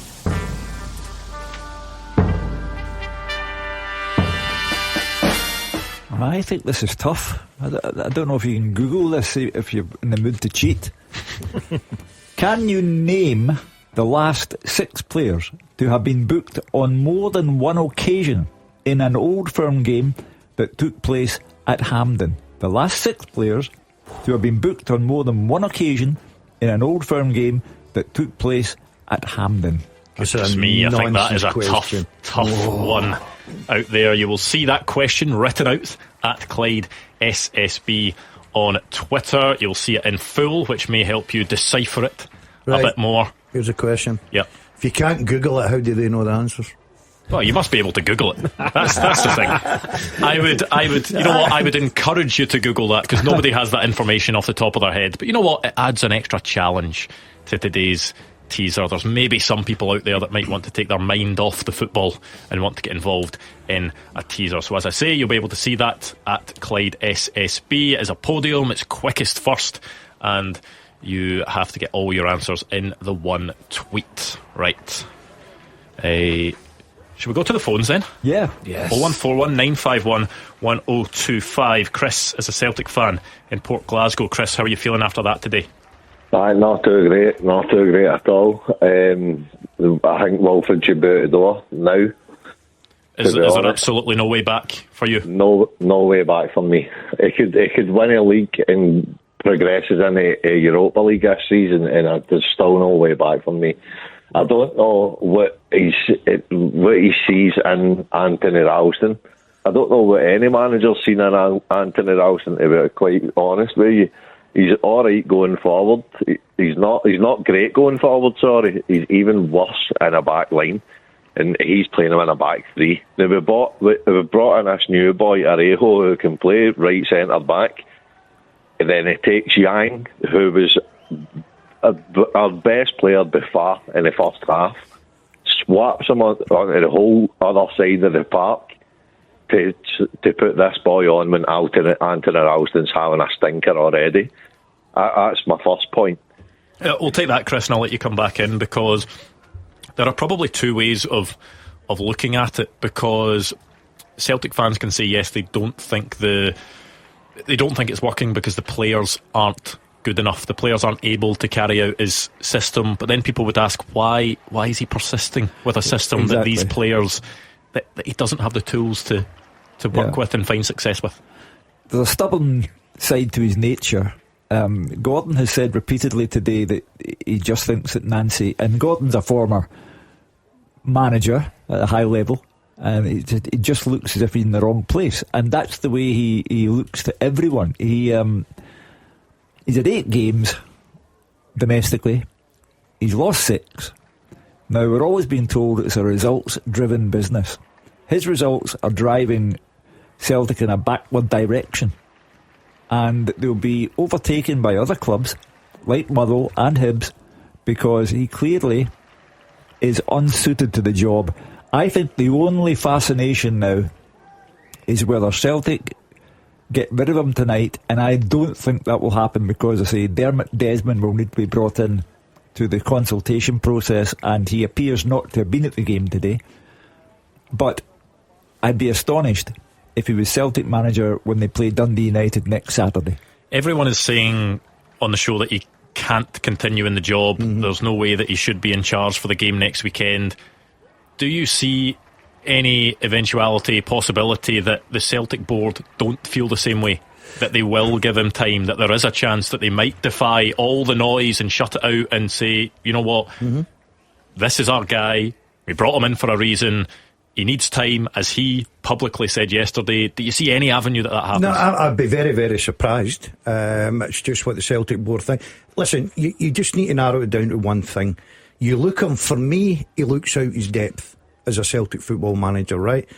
But he's only in the door. Now, do you turn around and say, look, we're going to give him time, we'll give him the transfer window, we hope it all fits in together and everything goes on and it's better results and everything? Now, you can put a little positive spin in this, because most of the games have started, the first half they've been okay. They should have been outside today, let's not be kidding. But the second half's completely different, and then when he gets under the cosh, some of his decisions, I agree with Chris, Yang was absolutely brilliant down the right hand side. Some of the decision he makes, Ralston, I said it earlier, and he's not just the only one, but they're guys playing in positions they're not comfortable with, and you can see it on the pitch. Certain players become whipping boys, and Anthony Ralston is one of the Celtic whipping boys for fans, but the problems at the club run far, far deeper than Anthony Ralston. 100%. Hugh, I think, listen, Ralston playing him in that position, he is uncomfortable. You can see it. He is not wanting to play in that position. I think Anthony Ralston playing it right back, yes, he's he's limited in what he can do. I think he can do a job, but when you play him in that free, he's absolutely uncomfortable. He doesn't like the ball in them sort of central positions, because I don't think he's particularly brilliant on the ball. But listen, for me, it's all on the manager, because I just don't think that formation's going to get them results. I think playing them players in the positions that he's playing them in isn't going to get results, and it's only ended up in one way, and that's him going out the door for me. What was your next point you wanted to make, Chris? No, it was just you touched on it yourselves. For me, he's arrogant. Nancy he's got an arrogance about him that he hasn't done anything to warrant him having it. It's just in his decision making at times is absolutely abysmal. Like his substitutions he makes, you're just bewildered by them. He's taken off, like last week, for instance, when he took Maeda off half time and brought on, who was it he brought on? I can't remember off that mind. But you're taking two of your best players off, Maeda and Tierney, and bringing on two other players that are even more uncomfortable in those positions, if you know what I mean. Like today with Arejo. Arejo's more comfortable on the back line. He's bringing them on. You've seen them today as well. It was a wee bit of a different system for me. For me, I seen the back three kind of playing as a unit the first half, whereas the games prior, the only person who has been in that back line has been Trusty. If Scales has been playing on the left and Ralston's playing on the right, they're playing as a left back and a right back, when we've already got the right wing back and the left wing back as well. So you're essentially leaving Trusty. I'm not quite sure what happened to Chris there. He was in full. He was in full flow, but you can hear the not only the frustration from Chris, but just how confused some Celtic fans are with what they're seeing. Because yes, there have been some moments where Celtic look as if they are a bit of a flowing team. We saw it in the first half where they were all over Rangers, and then it just follows that pattern that we've seen many times, where all of a sudden the game completely falls apart and Celtic end up looking miles off where they were earlier on in the game. Yeah, the full thing's not working. The players aren't buying into it, and I'm not going to excuse players. I think that Rangers players did it as well with Russell Martin. The minute the stick came to the manager, they all took the back and they hid behind the manager's criticism. Today you look at that Celtic team. Now, I don't care who's standing in the dugout. There's nothing that they can do coaching wise. When Trusty, for instance, Chermiti's second goal, it's woeful defending. There's nothing he can do about Schmeichel, who is a top class goalkeeper, should save the ball. It's as simple and straight. Individual errors, and that's what killed him. But he takes the responsibility as a manager. But there is a reason why hundreds are outside Celtic Park at the moment, and it's got nothing to do with personnel, shape or anything else. It is the fact that fans, and they're always being told they are the lifeblood of the game, and in Celtic's case they provide an awful lot of the club's wealth.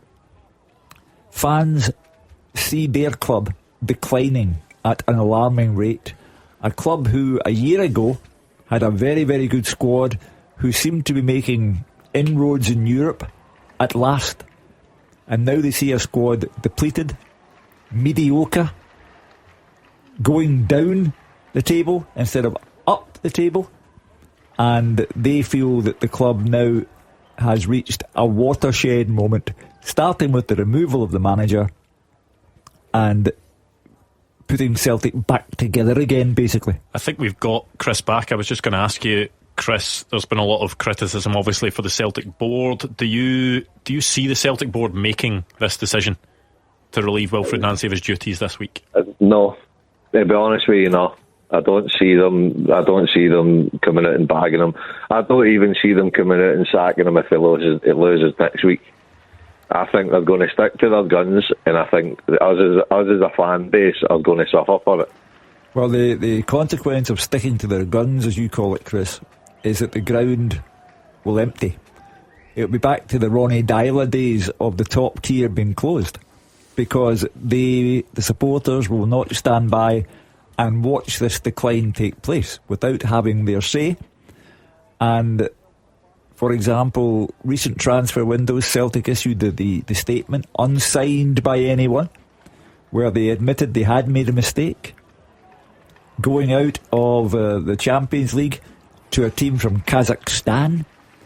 In the calendar year 2025, Celtic lost 17 times.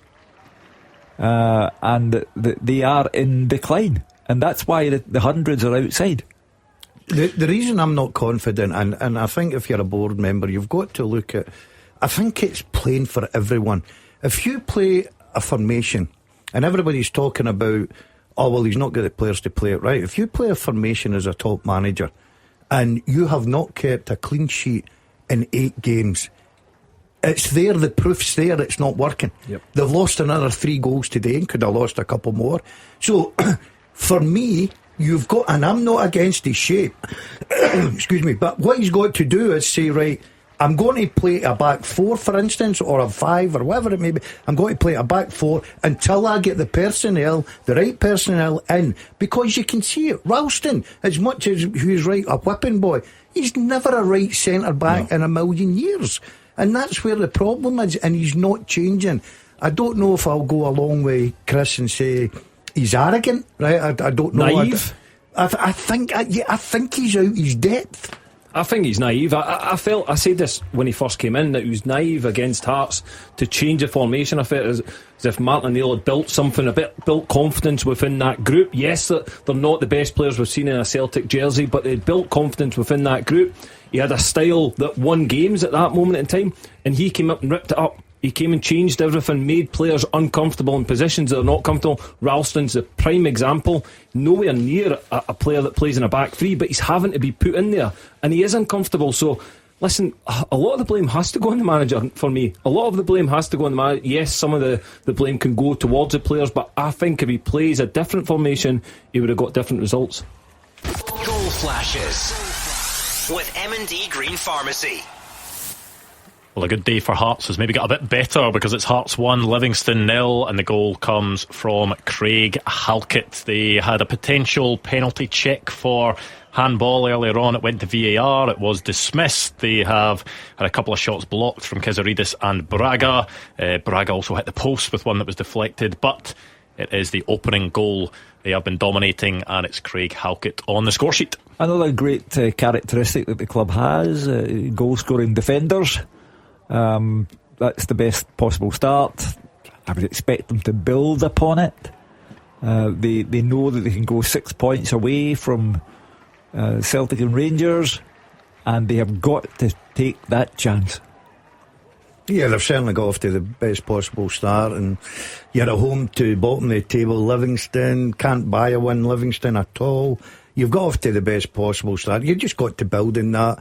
And with the players that he's got on the park and the goal scoring threats, you would see that being a comfortable afternoon for Hearts. Well, thank you to Chris on the line, 01419511025. We'll take a few calls while these 3 o'clock games are going on, but it will be the usual open line as well, where we'll go into full flow from 5 o'clock to 6 o'clock as well. But keep those calls coming, 01419511025. Goalless in the Dundee derby so far, not as much action as we saw in the Old Firm earlier on today. Just touching on what we mentioned about Wilfred Nancy. Yesterday he sat, it was a sort of impassioned defence of his spell so far. He said that he hadn't had a pre-season, he hadn't had 4 or 5 weeks of pre-season. He'd only had 13 training sessions, and yes, you get where he's coming from, but is there sort of evidence right in front of our face from Martin O'Neill, from Danny Rule, that they also came in mid-season, and they didn't rip everything up, and they just sort of kept made tweaks, made changes, and managed to find success. Martin O'Neill had 7 games in charge of Celtic. He lost 2 goals, 2, and they were both penalties. You can be as impassioned as you like in your Friday afternoon press conference at Lennoxtown. If 24 hours later you go out and play Rangers, go a goal up but lose 3-1, all of your passion counts for nothing. And when it's your 8th game and you've lost half a dozen of them, that's why the hundreds are outside Celtic Park. If the board are thinking correctly in association with Dermot Desmond, who is effectively Celtic's owner, then Wilfred Nancy will not be the manager next week. Well, let's hear from Wilfred Nancy. He was asked about the frustration from the supporters and whether he understood the magnitude of it. Yeah, I can understand that. I think that they were behind us the first half. They pushed us in a good way. And after that, I can understand why they are disappointed regarding the fact that we had many possibilities to win the game. I know that I repeat myself, but it happened in the past also regarding many games. And I think that I really enjoyed the first half. As I saw team players that they were giving everything with the ball and without the ball. So they see the direction that we want to go, but consistently, for 95 minutes. And after that, the fact that I know the meaning of this game, I know that, and disappointing for them. And but what I can tell them is what we did during the first half, and also a certain moment second half. This is what we want to do, but at the same time, we know that we cannot accept to score to concede goals like this. We know that, and this is something that we're going to work on. It's maybe not the first thing that supporters want to hear. Talking about the good aspects of the game. If you lose an Old Firm game under any circumstances, it's not great. But people would maybe be, I don't know, not even more accepting, but just be less annoyed if you came out and maybe talked about the parts that you felt were unacceptable rather than the parts that you felt were positives. I think actually the supporters have turned off. They don't listen to him. They're not interested in what he has to say, and it's just background noise. They simply don't want him to be in charge of their club anymore. You got to ask the question since he's come in. There's a lot of first halves I've watched Celtic and thought they look really good. For instance today, if you're a Celtic fan, you're saying, if we'd taken our chances today, then we could have probably had a comfortable afternoon.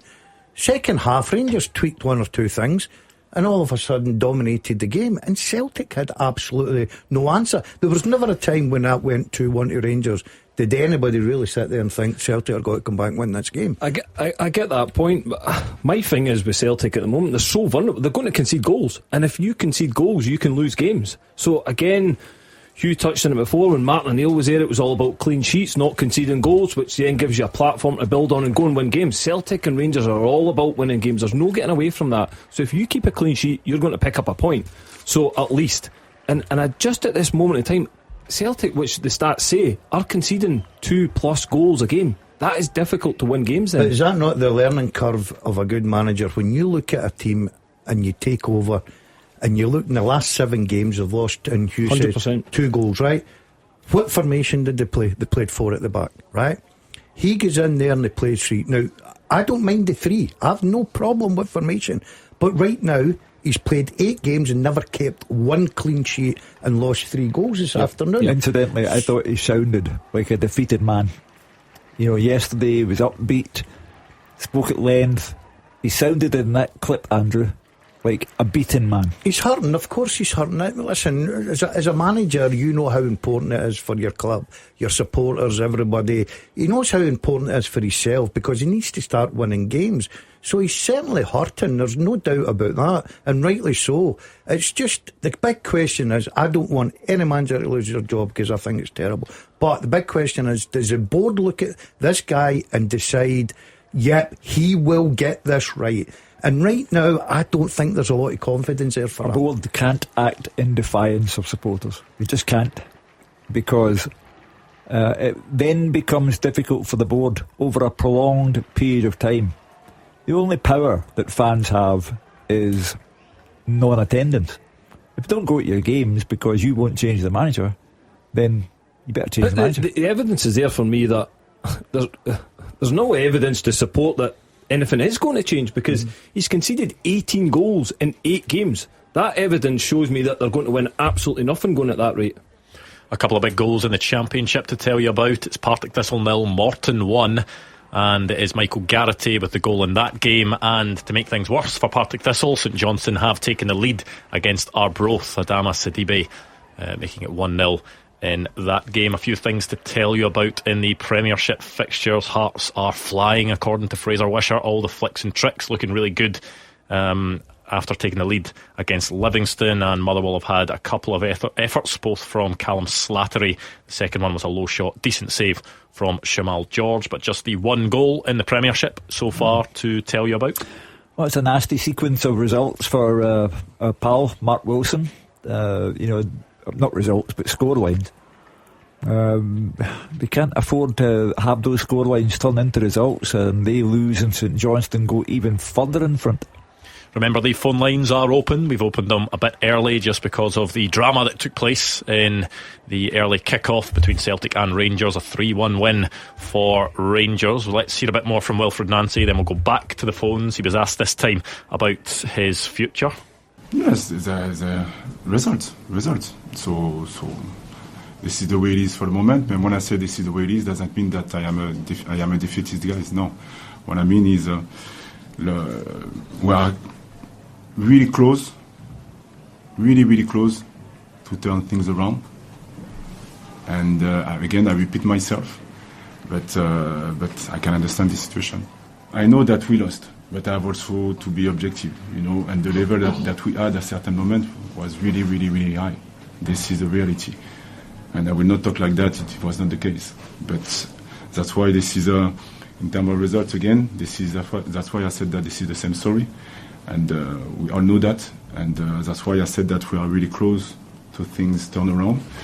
But for the moment, details. Well, I'll give you a detail. You're not really close or anything like it. Over the space of 5 days, you've lost 5 goals to Motherwell and to Rangers, and you've lost 6 points. You're not really close, other than being really close to the sack. Cameron is a Celtic fan in Livingston. Cameron, how are you feeling about it? Words couldn't describe how I feel right now, I'll be honest. You hear him there, it's about results, stuff like that. The only result that matters is he is the worst Celtic manager in the history of the club. What happens now, Cameron? Does he have to go?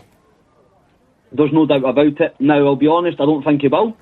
I don't think the board are willing to fork out the money to get rid of him now after giving him a contract, and I think that's why he's going to stay. Well, in that case, it's negligence on the part of the board, because he's clearly not going to be a successful Celtic manager. They made the mistake. In this life, you have to pay for your mistakes. Take it out the 80 million that's in the bank. And unless they do that, Celtic will decline at an even more alarming rate, and they will lose money because people who already don't buy the club merchandise in protest over the board, they will lose money because people will simply not go to matches. The supporters obviously are so important to your club. You just wonder, we've opened the lines early and everyone's been negative. You just wonder if there's any Celtic supporters out there that see something that we don't, that there's a positive here, that, as the manager says, we are close. Does any Celtic supporter actually think that? Because I would say the biggest percentage of them realise it's been the wrong appointment, and sometimes that happens. That doesn't mean to say he's a bad manager. He can go to another club and be very successful. Just now, he doesn't look comfortable as a Celtic manager. I'd be surprised if there's any Celtic fans out there that see any evidence that this guy's the guy to take them forward. And as I say, I think Celtic do have an opportunity to act just now. The board, if they make the right choice and move the manager on, bring somebody in, there's still the opportunity, because I feel like the longer they leave it with this manager, they're going to lose opportunities at winning things this season. So yeah, I think they need to act now. It'll be interesting to see if they do. Cameron obviously doesn't think that they're going to act this week, and he's going to be in charge against Dundee United next weekend. Cameron, would you say that if they acted now, you've still got an opportunity to win the league? With the players we have, if we go back to the formation we should be playing, the one striker with the 5 in the midfield, I say 5, there's one a wee bit behind the striker, but the 4 at the back is what we need.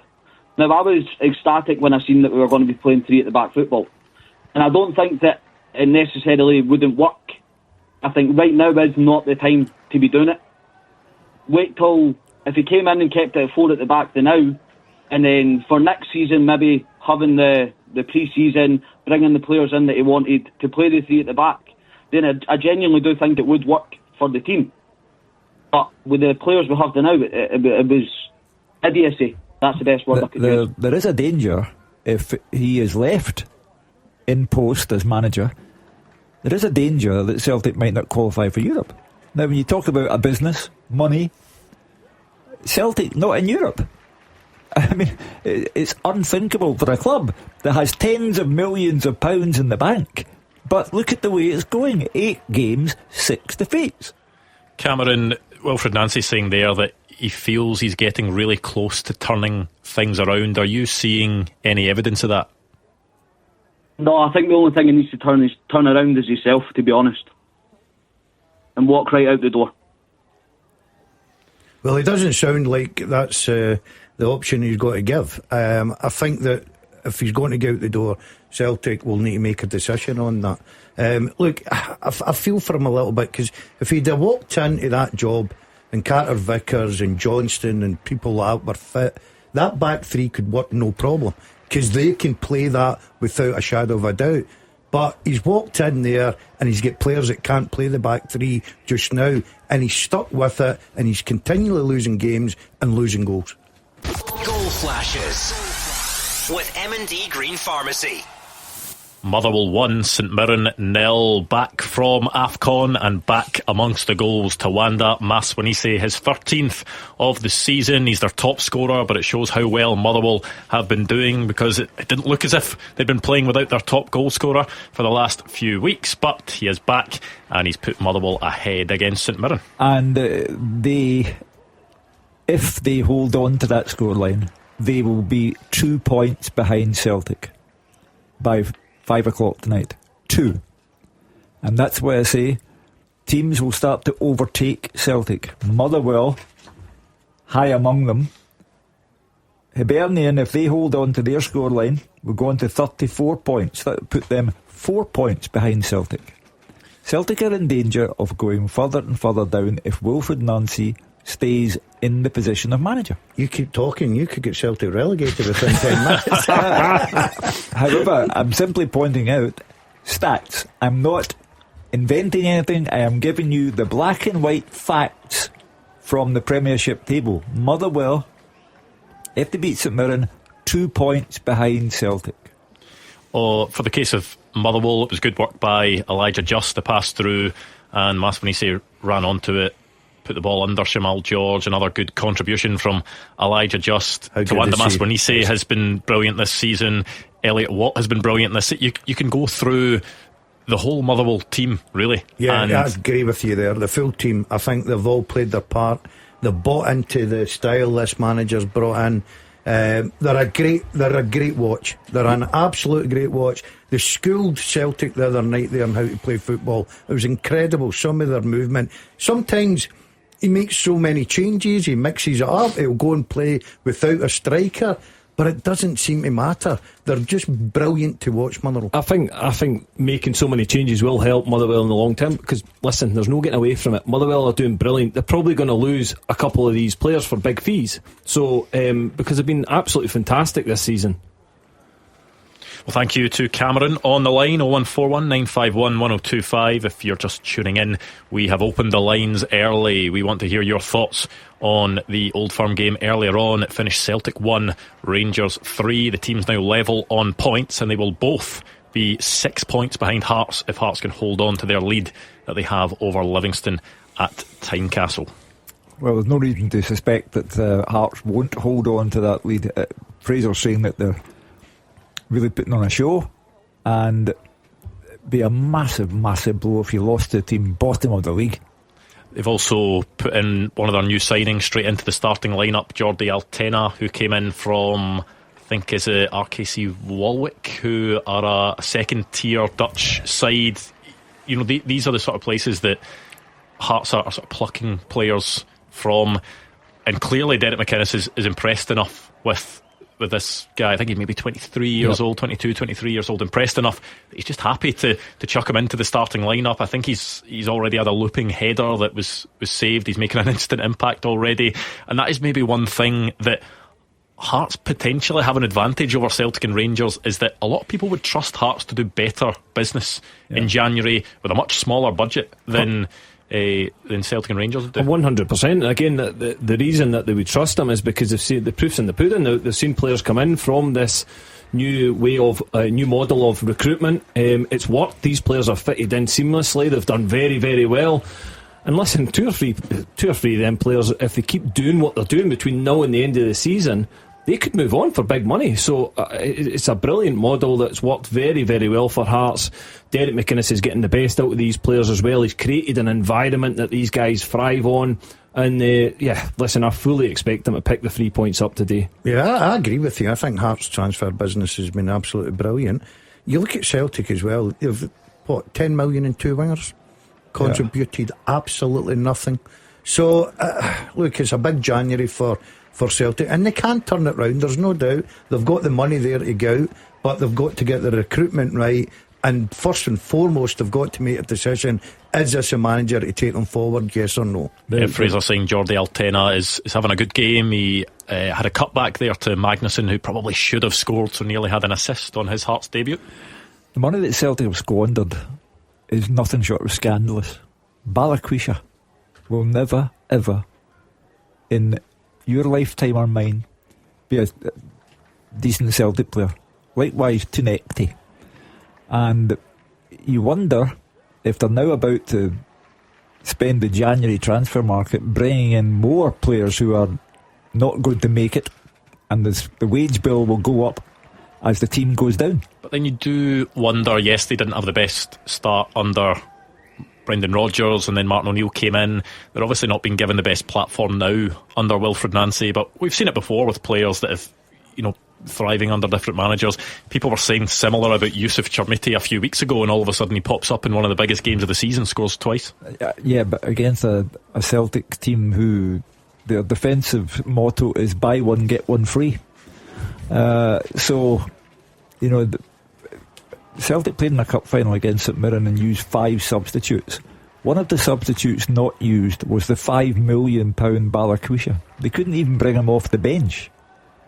16 players, and didn't even get a look in the cup final because he's hopeless. Do you want to give us a reminder of that teaser, Hugh? I will.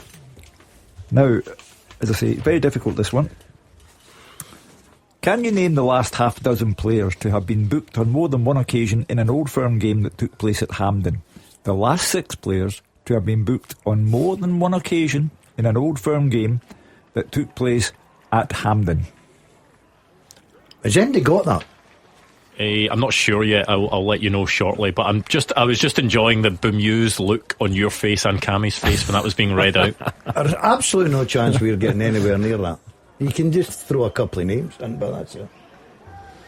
So as it stands in the Scottish Premiership, we all know what happened in the early kick-off between Celtic and Rangers. Was a 3-1 win for Rangers. Just 2 goals in the 5 Premiership games at 3 o'clock. Hearts have a 1-0 lead over Livingston, which will be a vital lead if they can finish the game with all 3 points. They take a 6-point advantage over both Celtic and Rangers, and then it's a goal for Hibs. They remain 1-0 up against Kilmarnock. So Motherwell have scored as well. Motherwell have scored, haven't they? Yes, they're 1-0 up to Wanda Masmanisi. So there's been 3 goals. Good, sorry about that. The only games that there hasn't been goals, the Dundee Derby and Falkirk Aberdeen. So big day for Danny Rule. Rangers Aberdeen Wednesday night.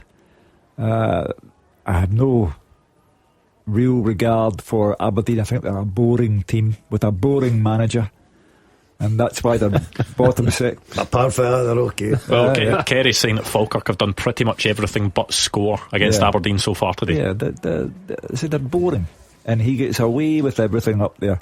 They get terrific crowds, and good luck to them. They're supporting their team, but they're a bore.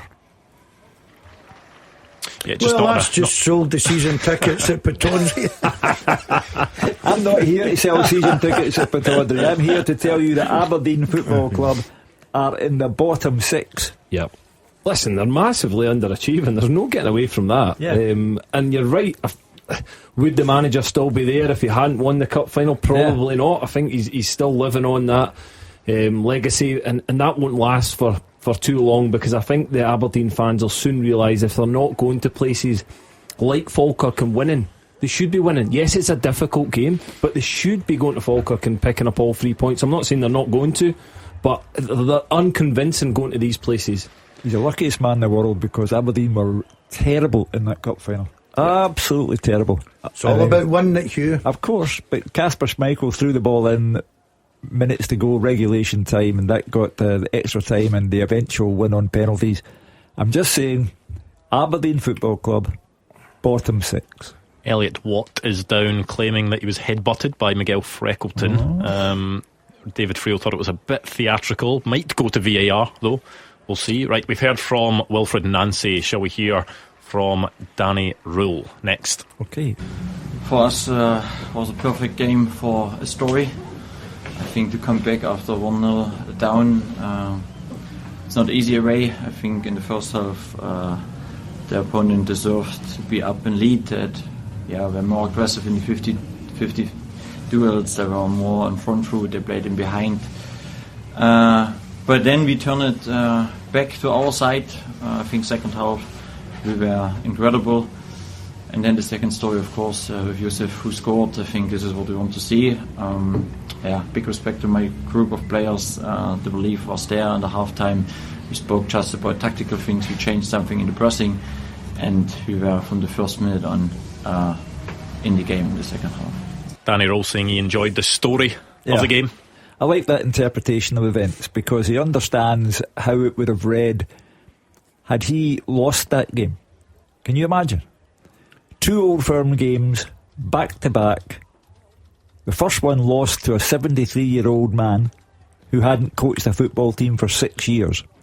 The second one lost to a man who is a laughing stock among the Celtic supporters.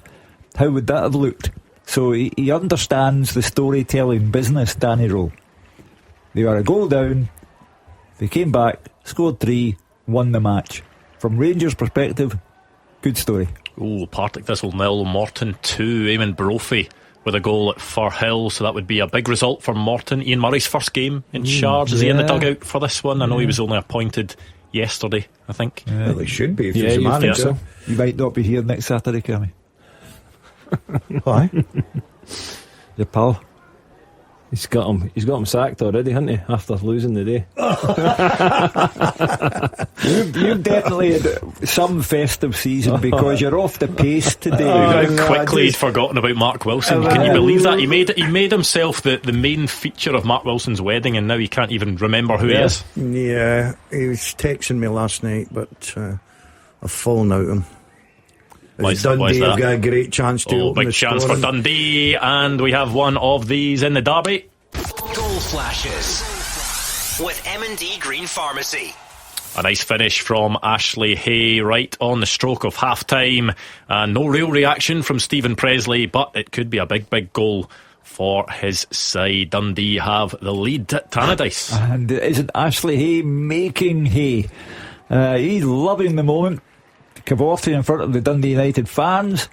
It's terrible from Dundee United, but take nothing away from him. It's a good finish and a good time he scored just on the brink of half time. Yeah, they probably deal with that defensively. Is that Kamara that then tries to win the header in the middle of the park and actually just flicks it over his own head and over the Dundee United defence, allows Ashley Hay to run onto it. Nice finish, composed into the bottom corner, and what a time for Dundee to get a goal in that game. It's a great time for them to score, but again, it's poor defensively. I think it ends up in a foot race between him and the United defender, who tries to lunge in to make the challenge, doesn't make it, and allows him one-on-one with the goalkeeper, and it's a brilliant finish. Really good finish into the far corner. Well, I put everyone out of misery by telling you I'm waiting to see if we've got a podium. We can do that shortly, let's start going around the grounds for half time with David Friel first of all at Fir Park. Half time, Andrew Motherwell 1, St Mirren 0, and it felt like half time came at the right time for St Mirren, because the players were starting to lose the plot a wee bit. A flurry of bookings, a couple of players squaring up, etc., and I think they're just frustrated because Motherwell have been the better team. Tawanda Maswanisi get the goal scoring return from the AFCON, and he's got the opener for Motherwell. He's now 13 for the season. It's a deserved lead for James Bertolasco's side. St Mirren bright in the late stages. Dan and Lundolo, he had a shot saved by Callum Law for around 20 yards, but Motherwell really settled after that.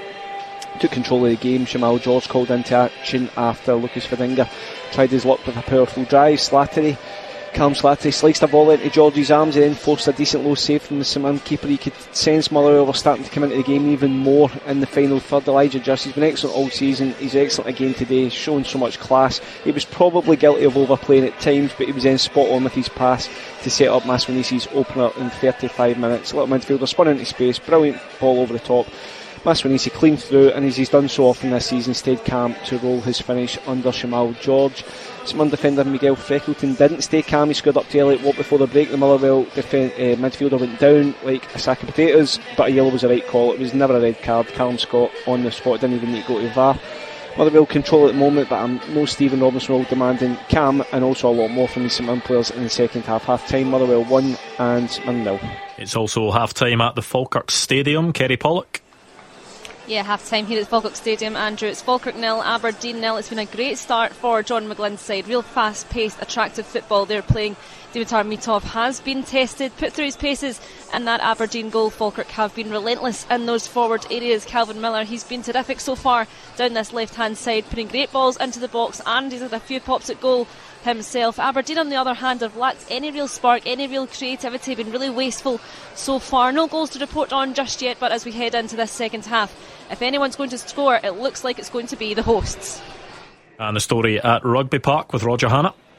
Yeah, it's Kilmarnock 0, Hibernian 1 at the break. A completely deserved lead for Hibs at the interval, and it could have been even more, really exposing the difference between an on-form side brimming with confidence and one bereft of belief after a 13-game winless run. And the goal so far came after only 5 minutes. A short corner routine in the left, the ball delivered to the back post by Dan Barlaser, and there was Eli Ewan to soar and direct his header back across Killie keeper Toby Oluwayemi and into the net for his third goal of the season. It could have been two. Barlaser, who's really impressed in the midfield, he swung in a free kick from the left after 11 minutes. Oluwayemi needed to claw it away from danger at the expense of a corner. Moments later, Junior Hoylett flashed a shot just off target from 20 yards. Hibs well on top. Kanayo Megwa next to fire in a shot from the edge of the box. It was held by goalkeeper Oluwayemi. Megwa, that was his last involvement. He limped off to be replaced by Chris Cadden at right wing back, but it didn't change the direction of the game, and Hibs should have been 2 ahead after 39 minutes. A lovely ball into the box with Jamie McGrath. It freed goal scorer Ewan. He lifted the ball over Oluwayemi, but he just couldn't quite direct it and target, and it drifted harmlessly wide of the post. Killie have tried hard, but their efforts really summed up a minute before half time. Tyrese John-Jules firing a shot that threatened the corner flag rather than Rafa Salinger's goal. At the break, a deserved lead for the Hibbies. It's Kilmarnock 0, Hibernian 1. And half time at Tynecastle, Hearts against Livingston with Fraser Wishart.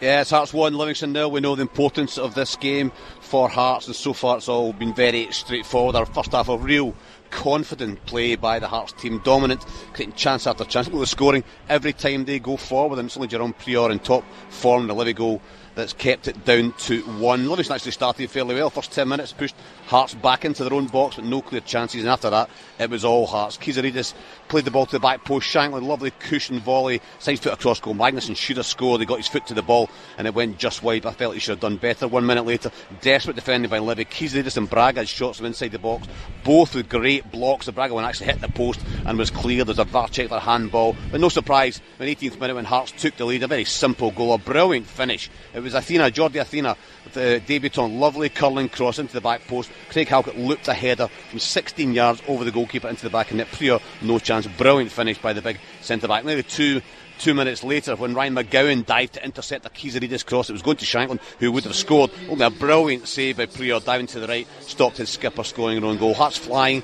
fliction tricks, back heels, and Finlay and Braga fired over, and they should have done better. For Livy, they had a wee bright spell for a couple of minutes. They had a half chance, good turn and shot by Yengi, but it was all Hearts. Debutant Altena, I think he'll be a fan's favourite, getting forward every opportunity, really enjoying himself, running to the byline, cut the ball back, he just rolled it back to Magnus, who once again I felt should have scored from 6 yards. The shot was blocked by Ryan McGowan, but the midfielder should have scored. Then Prior kept the score at 1-0. That utterly brilliant save, full stretches left. Shankland played to the back post, Milne header, it looked in all the way, but the goalkeeper somehow managed to get his fingers to it to keep it out of the goal. I think Denver Council will be absolutely delighted, as will 18,000 plus Hearts fans, but they want a second goal to settle this game down. For David Martindale, he always been telling these players only positive so far is they've only conceded 1 goal, so they are still in the game. Next goal is so important in this one. Half time, Hearts 1, Livy 0. Full round up of the half time scores coming up next. The winning team all season long. This is Clyde One Super Scoreboard. One full-time score to bring you from the Scottish Premiership. It's the big story of the day. It was Celtic 1, Rangers 3 at Celtic Park. The half-time scores in the Scottish Premiership in the 3 o'clock games. It's Dundee United 0, Dundee 1, Falkirk 0, Aberdeen 0, Hearts 1, Livingston 0, Kilmarnock 0, Hibs 1 and Motherwell 1, St Mirren 0. Into the Championship, it's Airdrieonians 0, Wraith Rovers 0. It was postponed between Ayr and Queen's Park. The same for Dunfermline against Ross County. At Firhill, it's Partick Thistle 0, Morton 2 and St Johnstone 1, Arbroath 0. 3 postponed games in League 1, but the games that went ahead at half-time: Keldy Hearts 0, Alloa 0 and Stenhousemuir 1, Queen of the South 0. 2 postponed games in League 2, but the ones that have reached half-time: Clyde 0, Forfar 1, Spartans 1, Dumbarton 0, Stranraer 0, Edinburgh City 1. We won't do the music, Hugh, but can you give us the answers, the question and the answers to the first half teaser? Yeah, the last 6 players to have been booked on more than one occasion in an Old Firm game which took place at Hampden are Nico Raskin in the League Cup semi and in the League Cup final, Callum McGregor, League Cup semi and a Scottish Cup final, Dujon Sterling, League Cup final, Scottish Cup final, Dyson Maeda, League Cup semi and Scottish Cup final, Todd Cantwell, Scottish Cup semi and the Scottish Cup final, and finally Greg Taylor in the Scottish Cup final and the League Cup final. Well, we did say it was a tough one, and no surprise, nobody got all 6. But the best of the lot was Scott McScott, who got 5 out of 6 on the first half teaser. We will bring you the second half of the 3 o'clock games next. The fastest goals, the expert opinions. This is Clyde One Super Scoreboard. But to get back underway in the second half of the 3 o'clock kickoffs in the Scottish Premiership and the 3 divisions below of the games that went ahead. Quite a few postponements, but there has been no lack of drama today. That started off at Celtic Park, where Celtic took a 1-0 lead over Rangers. They had that at half-time, but it was a 3-1 win for Rangers, and the pressure continues to mount on Wilfred Nancy. Hundreds of Celtic fans gathering outside the stadium, chanting against him, chanting against the board, and we want to hear your thoughts on it because the lines are already open. 0141 951 1025 will continue to keep you up to date on what is happening across the Scottish Premiership matches, but will also reflect on what happened at Celtic Park. So 0141 951 1025 on the phones, and we will continue to, we'll get a second half teaser up and running. And we're on the live stream as well. I should say that if you prefer to watch and listen at the same time, we are on the live stream, so you can go on to whatever it is you watch it on, whether it's YouTube, Twitter, Facebook, and you can see Hugh Keevins, Cammy Bell and Gordon Dalziel reacting to your calls and to the goals as they go in across the second half. I think we are just getting underway. Again in the Dundee derby, it is 1-0 to Dundee at Tannadice. Hearts just getting back underway against Livingston. No changes at the break there. Well, it's all about Hearts now. They can go 6 points clear of Celtic and Rangers by building on the 1-0 lead they have over the Premiership's bottom club. Apparently fully enjoying themselves, Hearts, and the possibility remains that they will be the champions this season. However, Danny Rule and the run that he's had since becoming Rangers manager, second place now, or he will be after he beats Aberdeen on Wednesday night, and they are very, very much in this championship race. Unless Celtic get rid of Wilfred Nancy, they have no chance of winning the league. I think the Hearts manager will be looking for that second goal, Hugh, just to, really stamp that victory, because if they get the second goal, there's no way back for Livingston. But at 1-0, we've seen it before. Yep. And Livy can be a threat at set plays, and, it just takes a wonder goal. So Hearts have really got to cement their dominance in this game and get the second goal. Right, we will set up that teaser very shortly, Hugh. But let's go back to the phones. As I said, the phone lines are open. We've opened them a bit earlier just to react to that game at Celtic Park. Let's speak to Billy, who is a Rangers fan. Up next, Billy, I'm guessing you're delighted with that earlier on. I'm a wee bit happy, and Happy New Year to the panel, by the way. Happy New Year. Happy New Year, Billy. And I'm just phoning up, because I'm hearing all this what can I say? There's not enough praise being put on Danny for what he's done at Rangers at the moment. I mean, it's no massive, it's no big. He's tweaking a side, which, as you know, Russell Martin brought through. And he's playing with underrated players, a lot of them, right? There's no going to be for it. They're just underperforming. Chermiti and stuff like that, all right, you get 2 goals a day, but at the same time, the price tag he comes with, come on. He should be banging him in left, right and centre. Do you think today could be the start for him in that regard? I think it will be. I hope so. I pray it does. It's got to be. I mean, get 2 against your biggest rivals, and then we're going to, if we, as you said, if we get to second place on Wednesday, I mean, if we win the league this season, it'll be like the resurrection. It'll be like Jesus popped up in April, for God's sake. It'll be amazing for what we started with Russell Martin. I mean, nobody wanted Russell Martin in the first place. That's the worst thing about it, and that's what annoyed a lot of Rangers fans. And now we've got some kind of momentum going on just now. In actual fact, Billy, you know, when you think about it, Danny Rowe is Rangers manager by accident, because they wanted Steven Gerrard, and at the 11th hour he said no. They then wanted Kevin Muscat, and at the 11th hour he said no. Danny Rowe had withdrawn his name from consideration and then put it back in and became the manager. So by accident, Rangers have got themselves someone who, in an unfussy way, has got Rangers banging contention. As I said earlier, I have no regard for Aberdeen. I think they're a boring football team with a boring manager, and they will lose at Ibrox in midweek. And the march is on for Rangers towards this title. And Derek McInnes will know his main rival for the title is no longer Celtic, it's Rangers. Is that how you feel, Billy? It definitely is. It definitely is. But I totally agree with you and what you says. But I think it's what he's talking about in regards to Rangers having, it's not a manager, it's a head coach, which is unusual for Rangers in the first time. And I understand that it's a manager wants to be a manager and bring out who he wants to be. And I think that's why Steven Gerrard. But that's past history now. We've got what we've got. And he's been in there and he's went, do you know what? I might be third, fourth choice, but I'm going to do the job that I've been paid to do. I'm going to get in there, I'm going to grab this, I'm going to take this, I'm going to tweak, I'm going to do... It's great how he's done it today. I mean, don't get me wrong, the first half we were all over the place, and I'm surprised we were running 3-0 down. I nearly switched the telly off watching it. That's how bad it was, and I just went, this is just...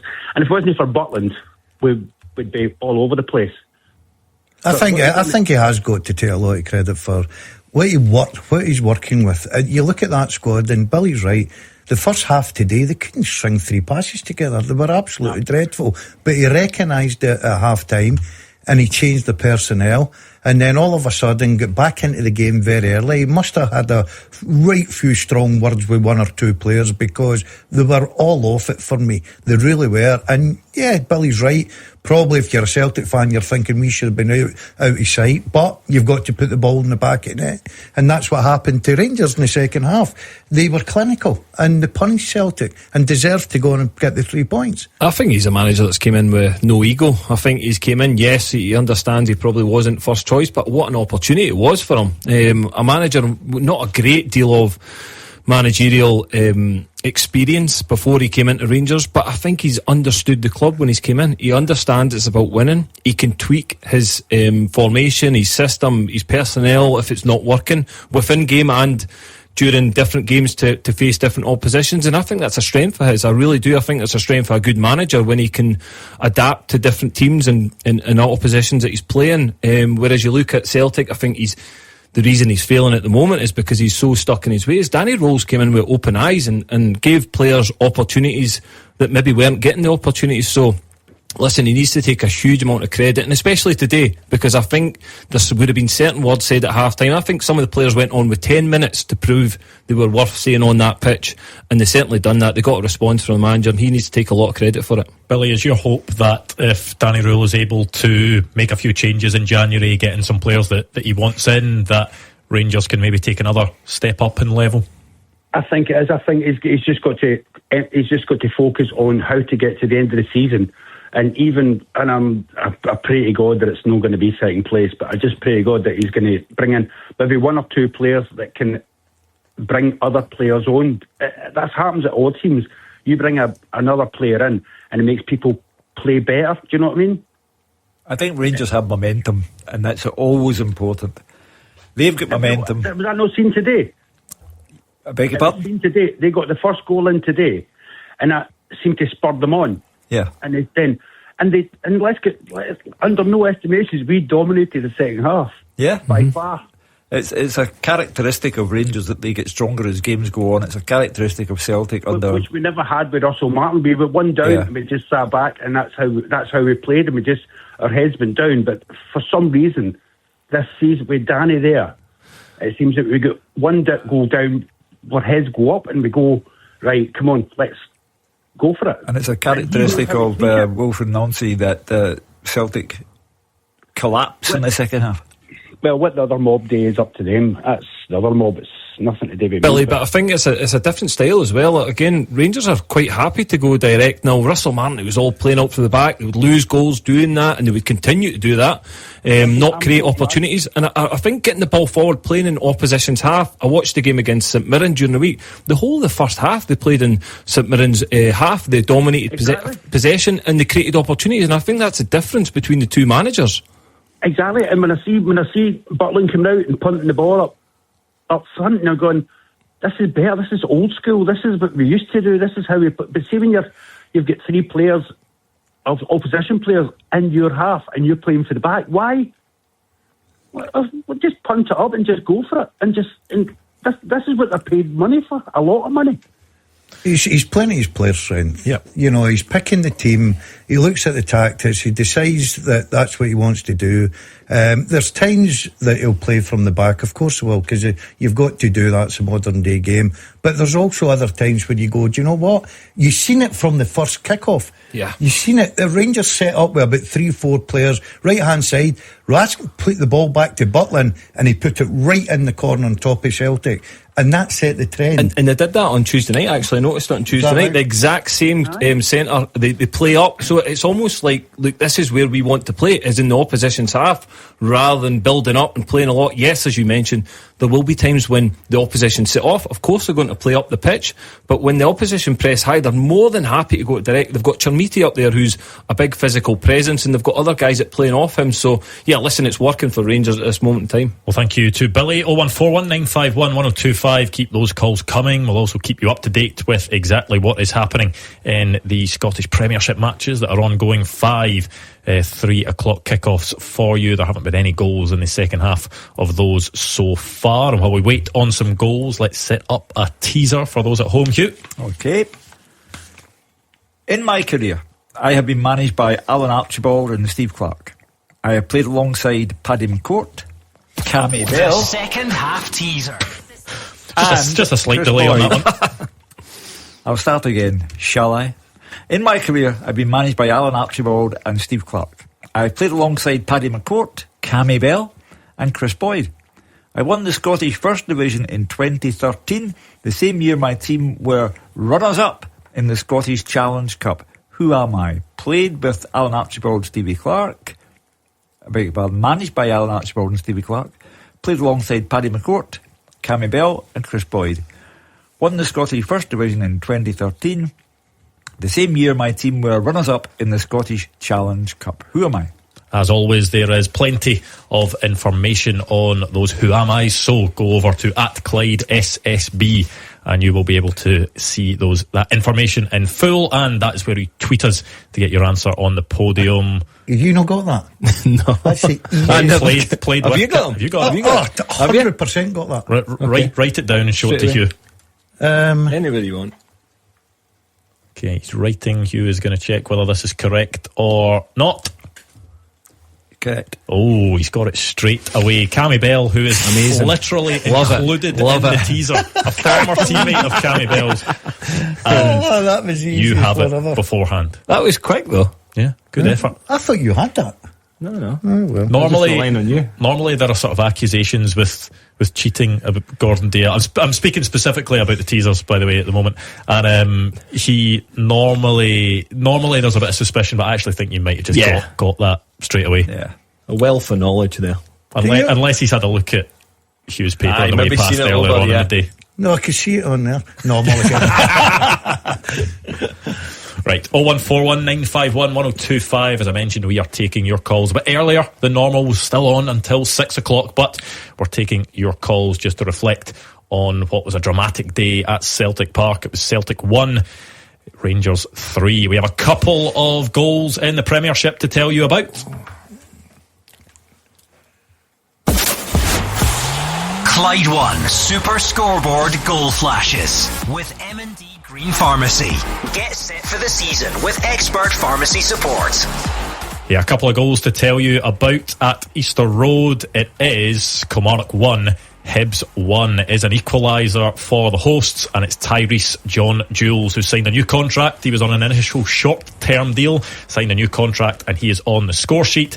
And the other goal, it is Motherwell 2, St Mirren 0, and a man that gets so much praise this season. One of the best players in the country, Elliot Watt, has himself on the score sheet. Well, they're done and dusted. St Mirren won't come back from that. Surprised at Hibs, but they're going to have to recover from that blow of losing an equaliser. And I'm also surprised it's still 1-0 at Tynecastle, but a lot in it for Hearts not to do anything foolish today, or Danny Rowe will have had the day of days if he beats Celtic, and Hearts also drop points. Yeah, it is important for Hearts, chasing down a title, that if they are being dominant against a team, you don't want those nerves towards the end of a game, especially the team bottom of the table, but they might well end up surprising you and nicking something late on. Yeah, we've seen it before. Livy, as long as it's only 1-0, will believe they're still in the game. They'll believe there's a chance there for them.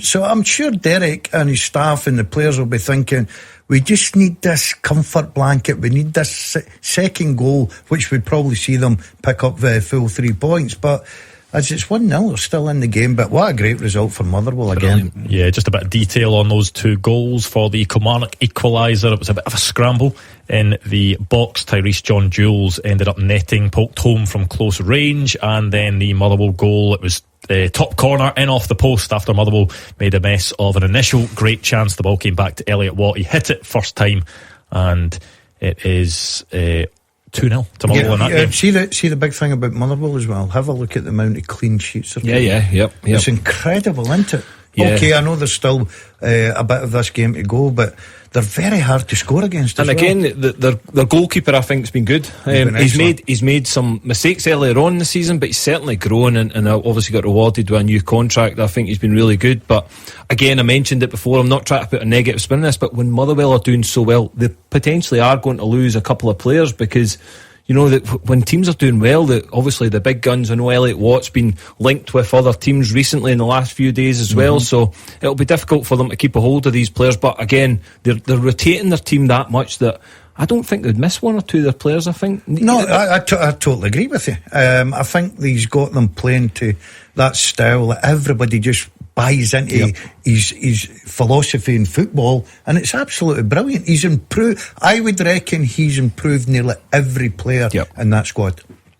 So yeah, it looks as if it could well be another big win for Motherwell if they keep things going. I'll tell you what, it would be a big win for Dundee today if they go, because again, that would be 3 wins in a row if they go to Tannadice. Am I right in saying that? They've won the last 2, so again, it almost would pull them away from that sort of relegation battle, I would say. And put some big one of these. Goal flashes with M&D Green Pharmacy. What were you saying about boring Aberdeen?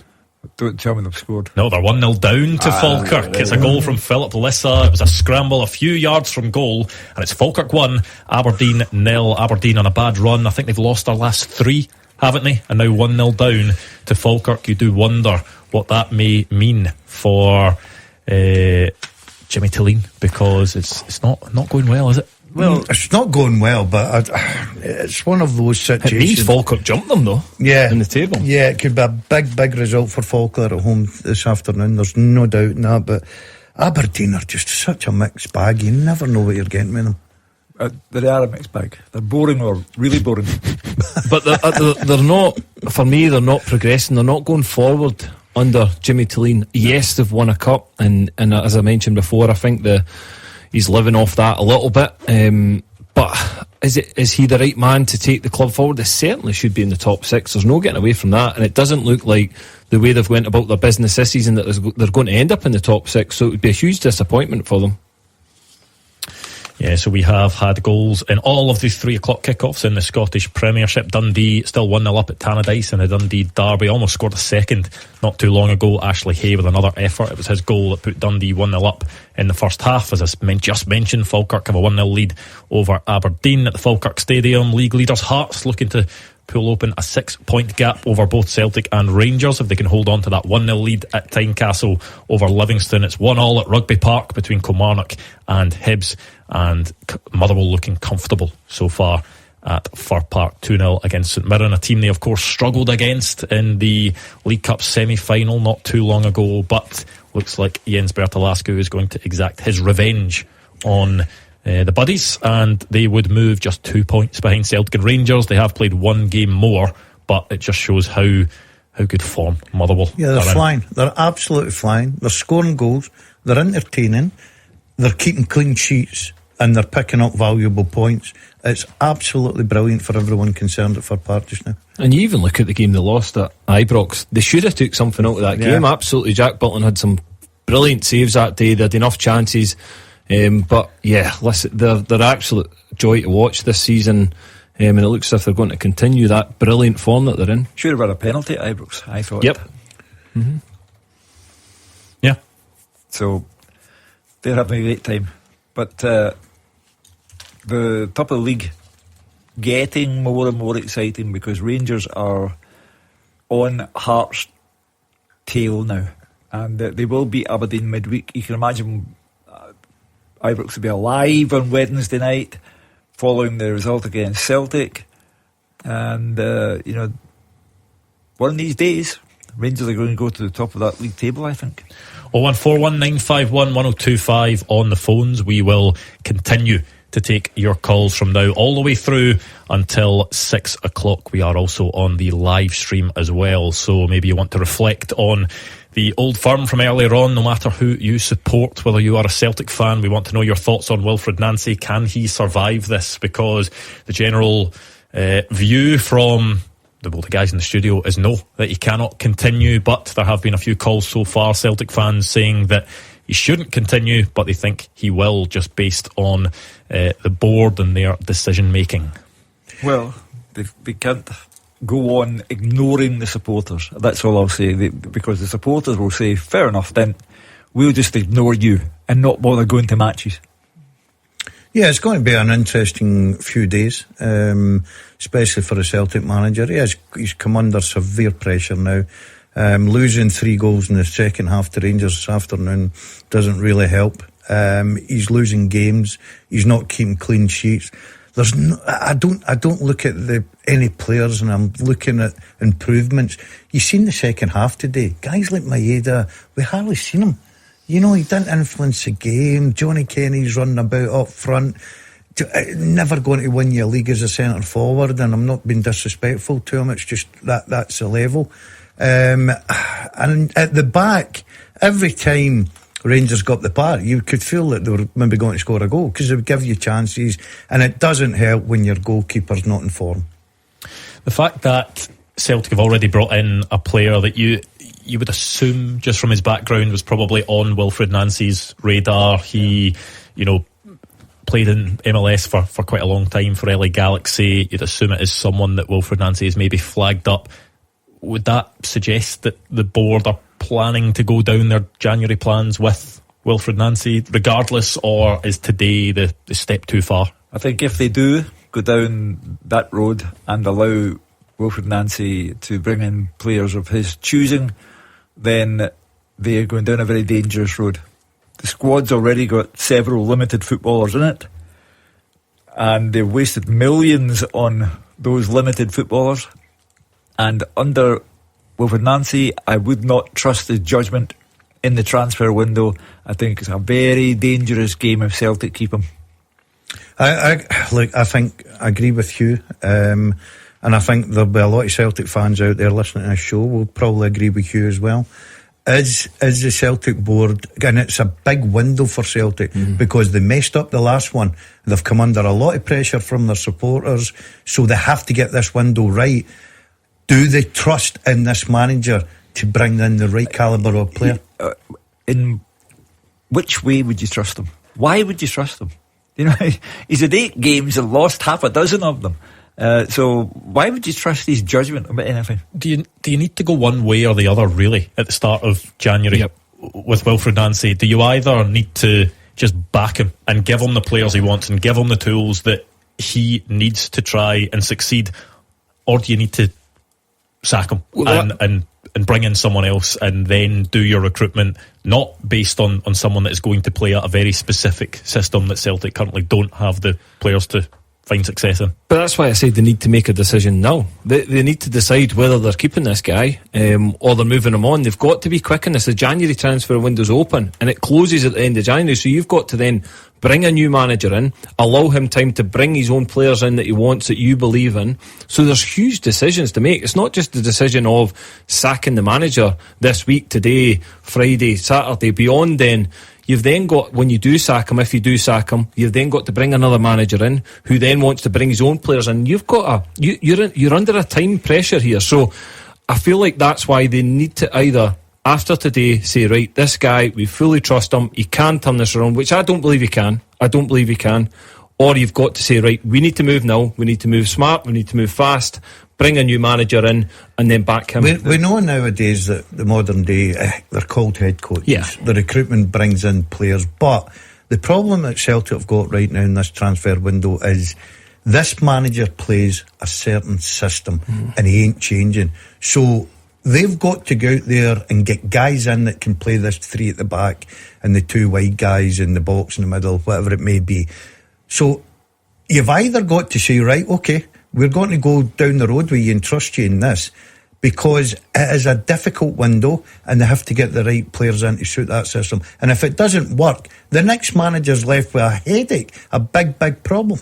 01419511025. We are taking your calls all the way through until 6 o'clock. Let's speak to Martin, who is a Celtic fan in Coatbridge. Martin, how are you feeling about your team? How are you feeling about Wilfred Nancy after that today?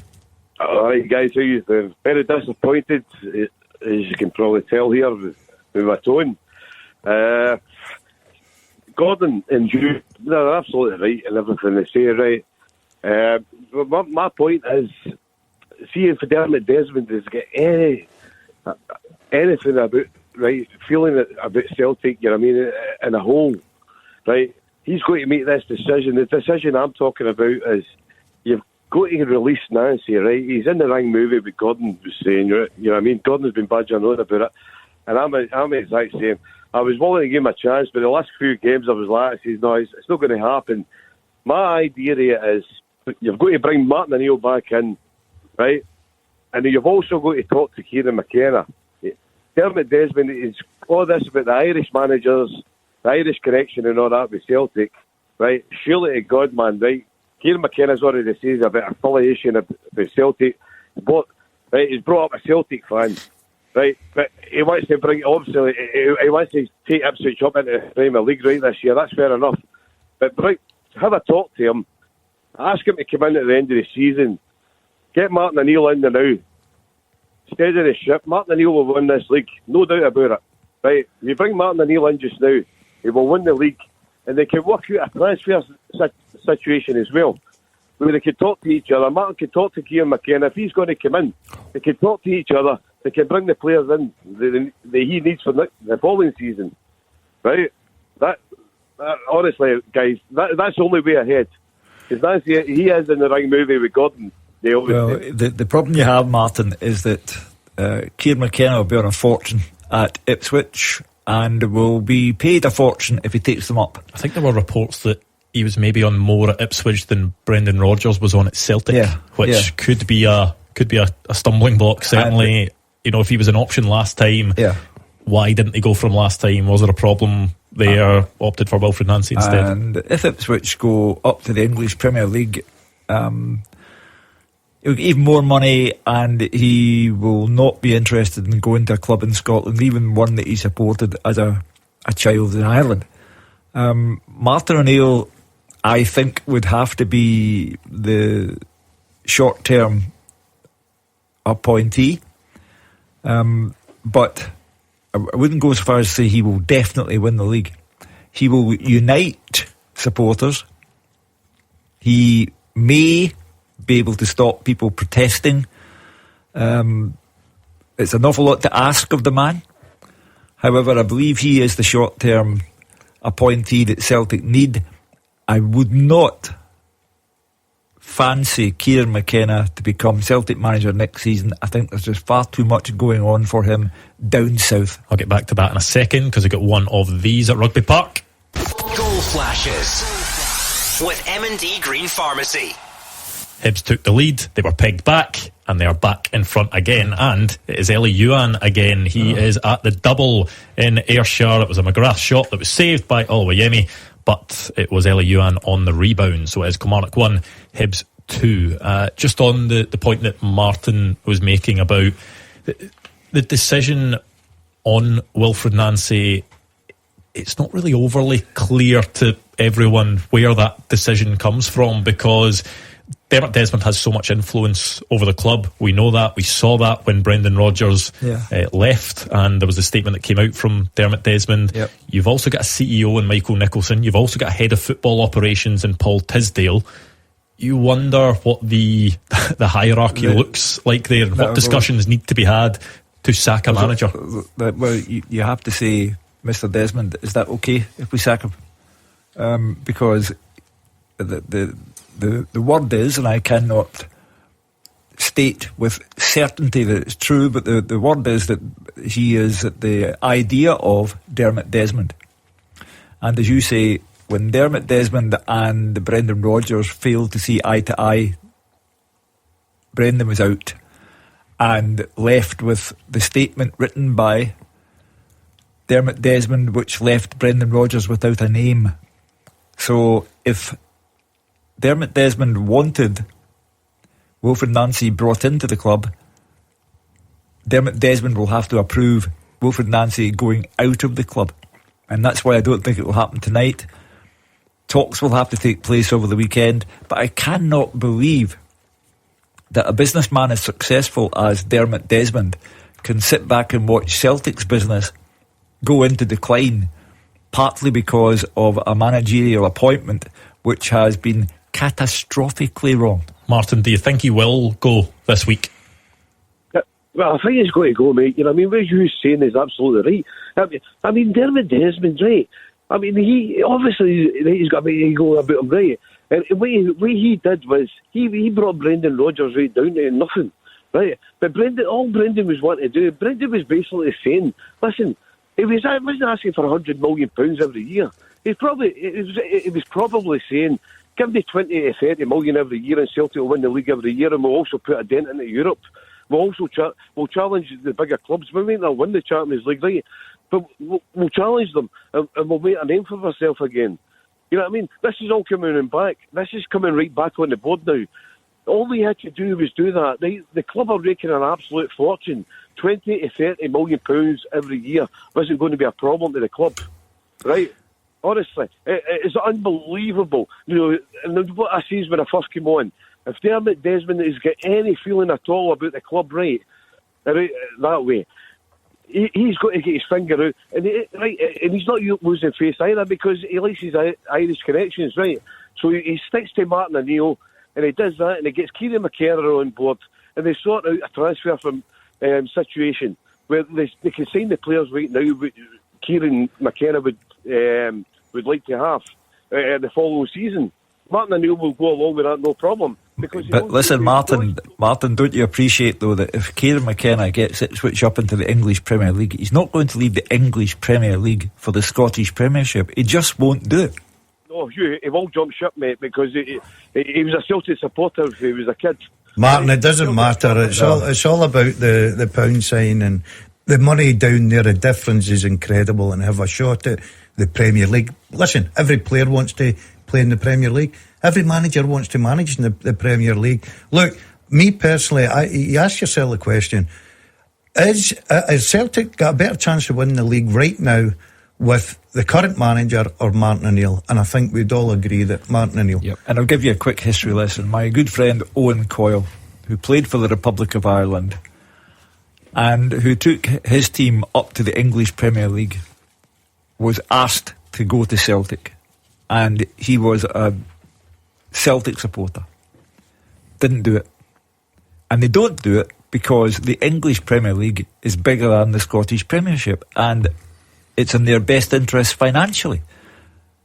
So there'll be no move for Kieran McKenna, because it doesn't matter that he's a Celtic supporter as a kid. He's going to go to the promised land of the English Premier League, and he's not coming here. Well, thank you to Martin. 0141 951 1025 on the phones. Let's check in on that teaser, shall we, Hugh? Okay, in my career I have been managed by Alan Archibald and Stevie Clark. I have played alongside Paddy McCourt, Cammy Bell and Chris Boyd.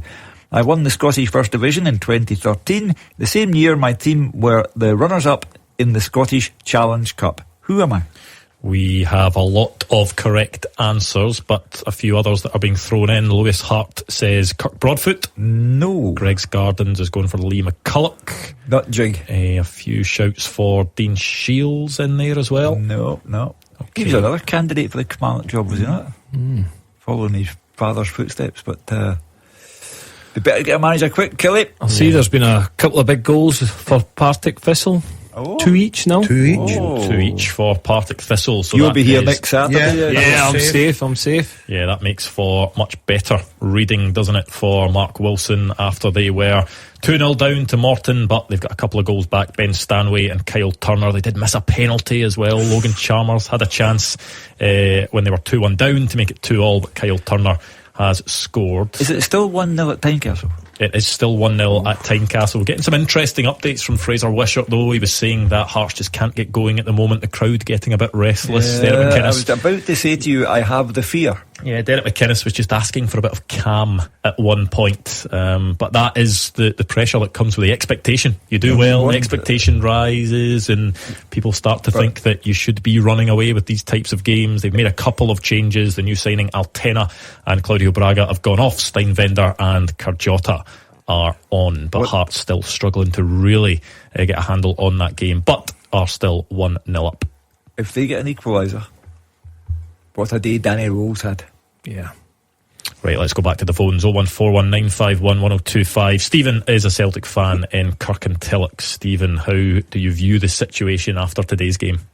Good evening, gentlemen. Well, obviously, in the first instance, disappointed, but not really surprised based on current form. Obviously, my criticism for this lies solely with the board. For me, this goes back to when we started to sell our best players. We replaced them with a diluted quality of player. This ultimately ended up with Brendan Rodgers resigning because he felt, as he did on his first visit, that he couldn't get any more from Dermot Desmond stroke the board on how to take Celtic forward. And at that point in time, I don't think we needed much, maybe a mediocre investment, maybe 15-20 million pounds. I don't think he was asking for a king's ransom. Ultimately, Brendan has then left, and then obviously Dermot Desmond's totally unprofessional hatchet job may have boosted his confidence, but it actually made the Celtic job look very toxic and probably unapproachable for a lot of guys. You know, we now end up with a mediocre manager who ultimately shouldn't survive this evening. You know, if he's probably officially the worst manager in Celtic's history, because John Barnes gets sacked for less than what he has already done. I believe a strong board, like what Rangers did across the road, realised their mistake and quickly stepped in and says, we have to try and amend this, because the fans who are the lifeblood of the club, are being treated with utter disdain in my eyes. You know, we had a chance to take Celtic forward, and by the grace of God, we're still in a title league, a title race, which I don't even know how that's possible with how many points we've lost. But I believe that the Celtic job now is now a toxic job that probably no one's interested in, other than the likes of Martin O'Neill. It's an interesting point that you raise, Stephen, because, as you've rightly pointed out, over the course of the last 12 months, the squad has lost so much quality and replaced it with so much mediocrity that anyone looking at the Celtic squad would say, not as attractive a job as it once was. However, there will still be people who regard Celtic as a major name, and there will be no shortage of applicants for the job. For me, you have to see the big picture here. The Celtic fans under Brendan Rodgers used to say, yes, it's all very well domestic domination, we want to see progress in Europe. Now, Celtic have regressed to the stage where they're fading as a domestic entity. They are undoubtedly fading. Hearts with the Jamestown Analytics, solid manager in Derek McInnes. Rangers with a manager who is growing into the job. Motherwell with a man who's a contender for Manager of the Year. Hibs are solid. Celtic are regressing as a domestic unit, and that's what the next manager has to address. Forget about Europe. Europe's a write-off with the squad that Celtic have now. They have a job in their hands to find a manager who can regain their domestic strength. After going 2-1 down, it's gone from bad to worse for Kilmarnock. David Watson has been sent off. It was checked by VAR after David Dickinson showed him a straight red card for an over-the-ball challenge, but the red card stands. So the 10 men of Kilmarnock 2-1 down at home to Hibs, who look as if they should be on their way to a good 3 points. Stephen, so is your sort of anger more directed then towards the board than it is Wilfred Nancy? Although I assume that Wilfred Nancy is still not someone you want in position.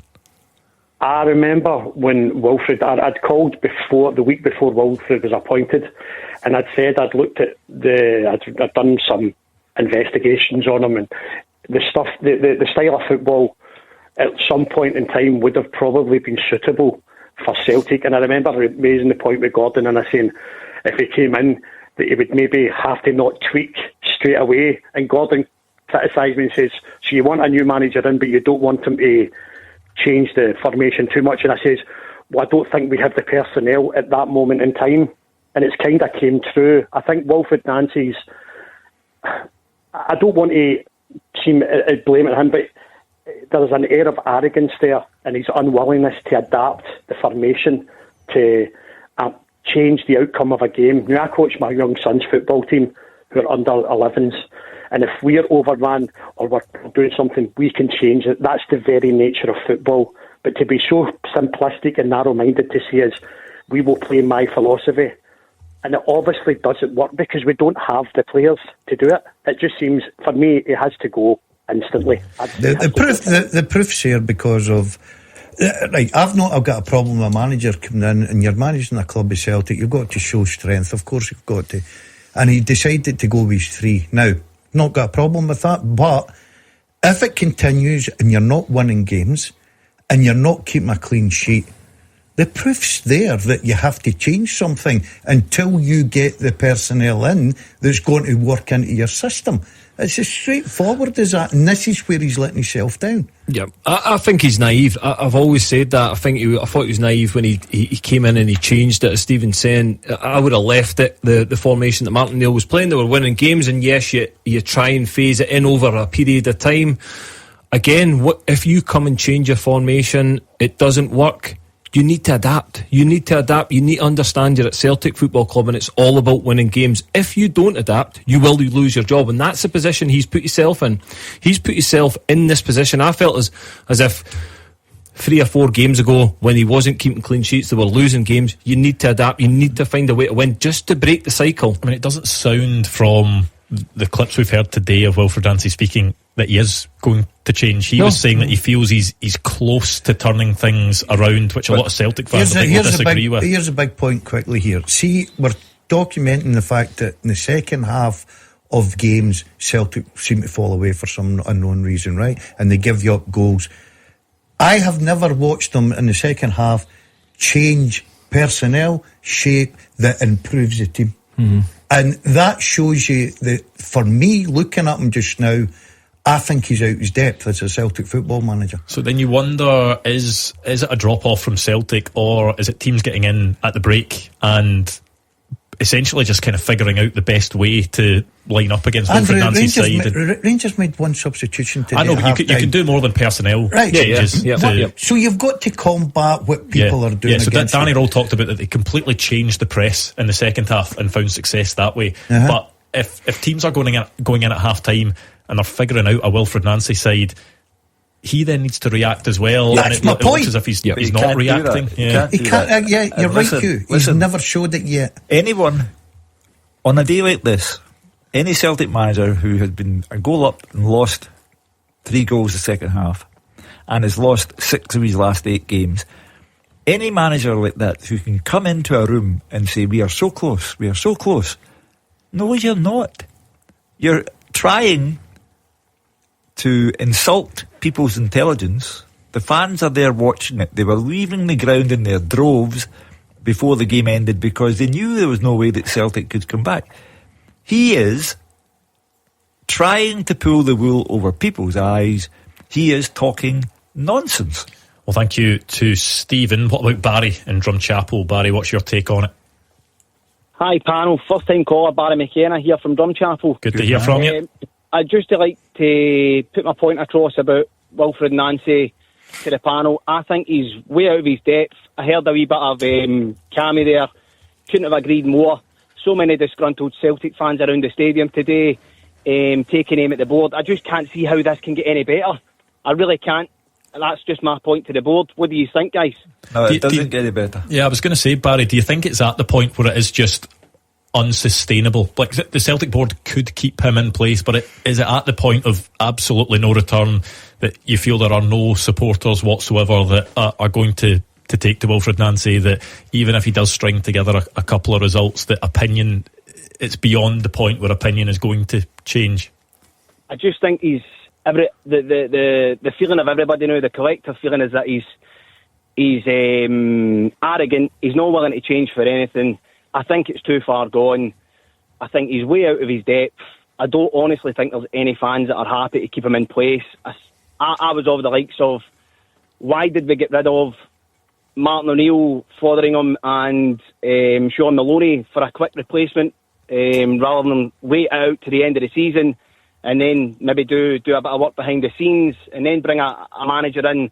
I mean, this guy's came from, no disrespect to him, but I don't think he's at the level of a manager that we need here at Celtic Park. I don't know what you think about that, guys. I think the only thing that Celtic can do is to ask Martin O'Neill to come back and oversee the work that Sean Maloney and Mark Fotheringham do.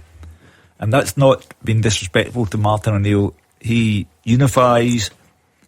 He's good for the club, good for the supporters, good for the dressing room. He leaves the heavy lifting to Sean Maloney and Mark Fotheringham. It buys Celtic time. They probably won't win the league, but it will keep the club on an even keel. They'll start to play football in a recognisable fashion again. And then work can be done to see who they bring in as the manager for next season. But this season, if they don't dismiss Wilfred Nancy, this season is a write-off. You can't write them off in the league, right? I know that what Hugh's saying. Because say, for example, Martin O'Neill does come in. Martin O'Neill won 7 games out of 8 with this Celtic squad, and there's a January window. So surely if Martin O'Neill comes in with Sean Maloney and Mark Fotheringham comes back in, that there is a realistic possibility. Martin O'Neill's winning games with this team, so there's no reason that this, and that was my whole point, was that Martin O'Neill's winning games with these players. He was finding a way to win. It wasn't pretty at times, but against St Mirren away, last minute goal from Callum McGregor, but that wins you titles, winning games like that. So again, I just feel like Wilfred Nancy's came in, he's been very naive. I didn't see the evidence that him as a manager would be able to handle Celtic as a football club, because he's never been under that much pressure. You could say the same about Danny Rule, but Danny Rule was an assistant manager at big clubs and felt that pressure. I don't think Wilfred Nancy had that sort of experience. We could argue over whether Martin O'Neill with Sean Maloney and Mark Fotheringham would win the league or not. However, the most important point, he would stabilise Celtic until the end of the season when a new manager could be brought in. Martin is not a long-term prospect, obviously, but he stabilises Celtic from now until May. Well, thank you to Barry. We will keep the calls going between 5 and 6, but we are just about to close in on full time across the grounds. Let's wrap up this teaser, shall we, Hugh? Music, please. The second half teaser. With the scottishsun.co.uk/football for the best football news and opinion online. In my career, I have been managed by Alan Archibald and Steve Clarke. I have played alongside Paddy McCourt, Cammy Bell and Chris Boyd. I won the Scottish First Division in 2013, the same year my team were the runners-up in the Scottish Challenge Cup. I am Stephen O'Donnell. A full podium for the second half teaser. In third place it was Chris, in second place it was Craig Meikle, and in first place it was Robbie. And while all that was going on, we had one of these at Rugby Park. Goal flashes with M&D Green Pharmacy. It was a penalty for Hibs, and Jamie McGrath took it and scored. So Hibs are going to get a 3-1 win away from home, and it's going to be defeat for Chris Doolan in what may well be his final match in interim charge. So that is a big result, isn't it, for Hibs away from home? Terrific result for them. Kilmarnock are in real trouble. They've got to get a manager in very, very quickly to try and, they're drifting away there. They're sitting in 11th place. Livingston must be sitting, thinking to themselves, we should be dead and buried by now. But because of the form of Kilmarnock, they've still got that opportunity to win a couple of games and leapfrog them. So Kilmarnock, big trouble. But Hibs, fantastic result, and another good 3 points. Dundee hold on here, and they're still one up on United at Tannadice. 1 minute away, Hugh. Yeah, I mean, Dundee would go on to 22 points, which is 9 above Kilmarnock. 9! Quite incredible. So that they are dropping like a stone, and they had better get somebody in quickly. Shows the good form Dundee are in as well. Right, we have the first full time of the 3 o'clock kickoffs. It is at Fir Park. David Friel. Full time, Andrew Motherwell 2, St Mirren 0. You talk about good form. It's another 3 points for Motherwell, another clean sheet and a perfect day all round. Really, they were out for revenge against St Mirren after that League Cup semi-final defeat. They got it. It's a comfortable win, really routine and really impressive. Tawanda Maswanisi got the opener, 13th goal of the season. Elliot Watt then sealed the points in the second half. Motherwell just 2 points behind both Old Firm teams in fourth spot. Jens Bertolascu, what a job he's done, continues to his press. His team were really good today. Motherwell came close through Lucas Fadinger, Callum Slattery before Maswanisi's opener in 35 minutes. Elijah Just, another outstanding performer, spun into space, produced a brilliant pass to split his man defence. Maswanisi raced clean through, stayed composed to roll its finish under Shamal George. Stephen Robson made changes at the break, but Motherwell stayed in control, and the second goal arrived 57 minutes. Rangers are one of the many clubs having a look at Motherwell midfielder Elliot Watt. He showed why, a brilliant strike to make it 2-0. Maswanisi couldn't get a shot away from a low cross, but he did manage to nudge the ball back to Watt. Didn't even break stride. First time, crashed a brilliant shot high into the top corner. There was still over half an hour to go at that point, but at no stage did you feel Motherwell were in any danger. They don't concede many goals. They saw the game out comfortably. They were outstanding. For St Mirren, a very worrying afternoon. Full time, Motherwell 2, St Mirren 0. Yeah, big win for Motherwell. And what about this for a turnaround in the Championship? Because at half time it was Partick Thistle 0, Morton 2. Tony Watt has just scored in the 94th minute to make it Partick Thistle 3, Morton 2. So that could be a huge 3 points for Mark Wilson and Partick Thistle. Yeah, undoubtedly, because St Johnstone were beating Arbroath. So you cannot lose pace with them. But the big consequence is that Cammy Bell will be here next Saturday. A big full time at Tynecastle. Fraser Wishart. Yeah, Hearts 1, Livingston 0. What a difference at full time compared to half time. After 45 minutes, Hearts fans were loving their team's attacking play, chance after chance in the first half.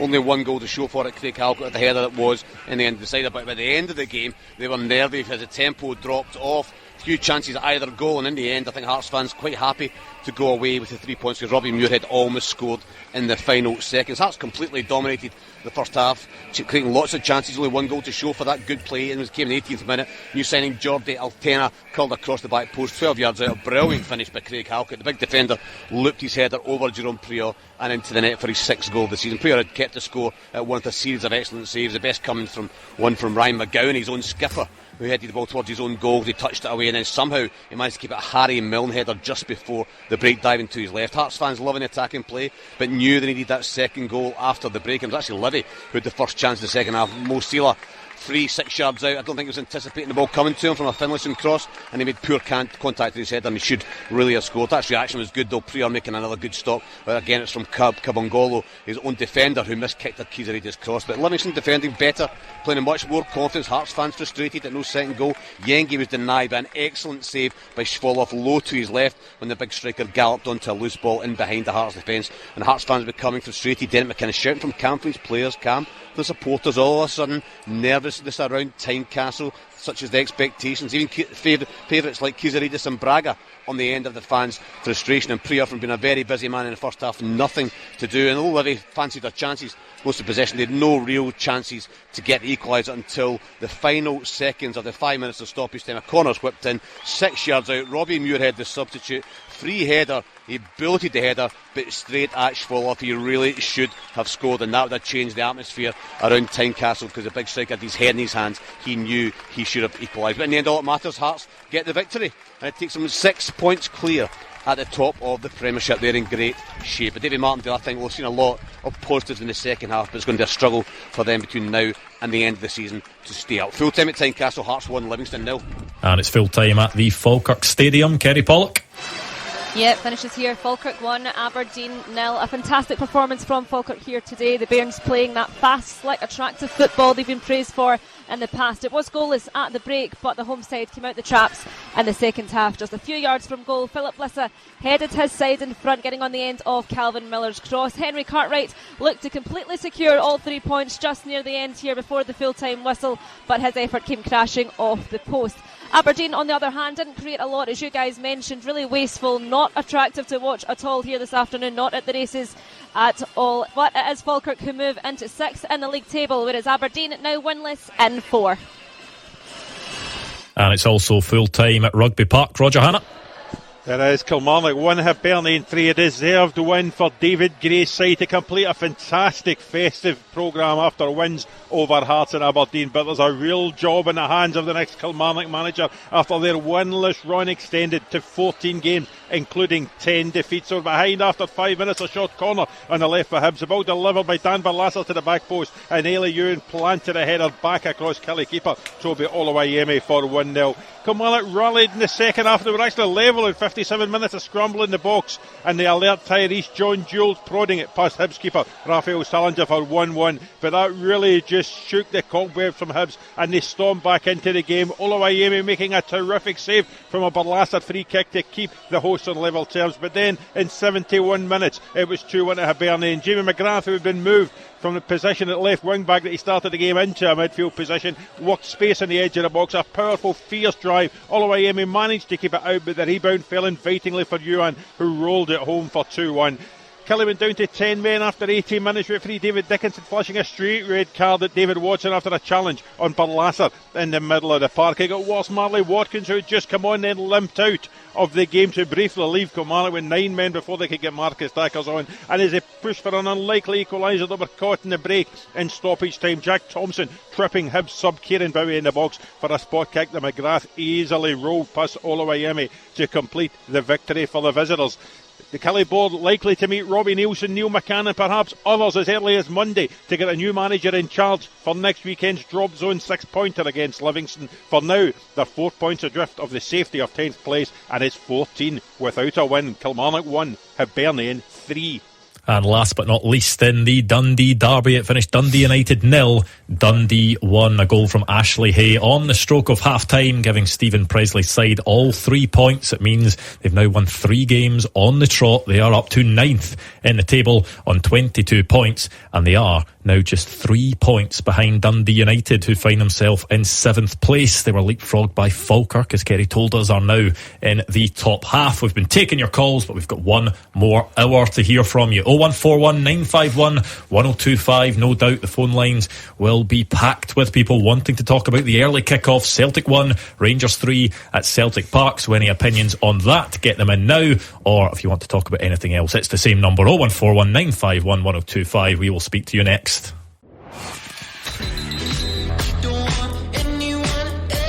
The fixture that means more than any other. First for Celtic versus Rangers. Clyde 1 Super Scoreboard.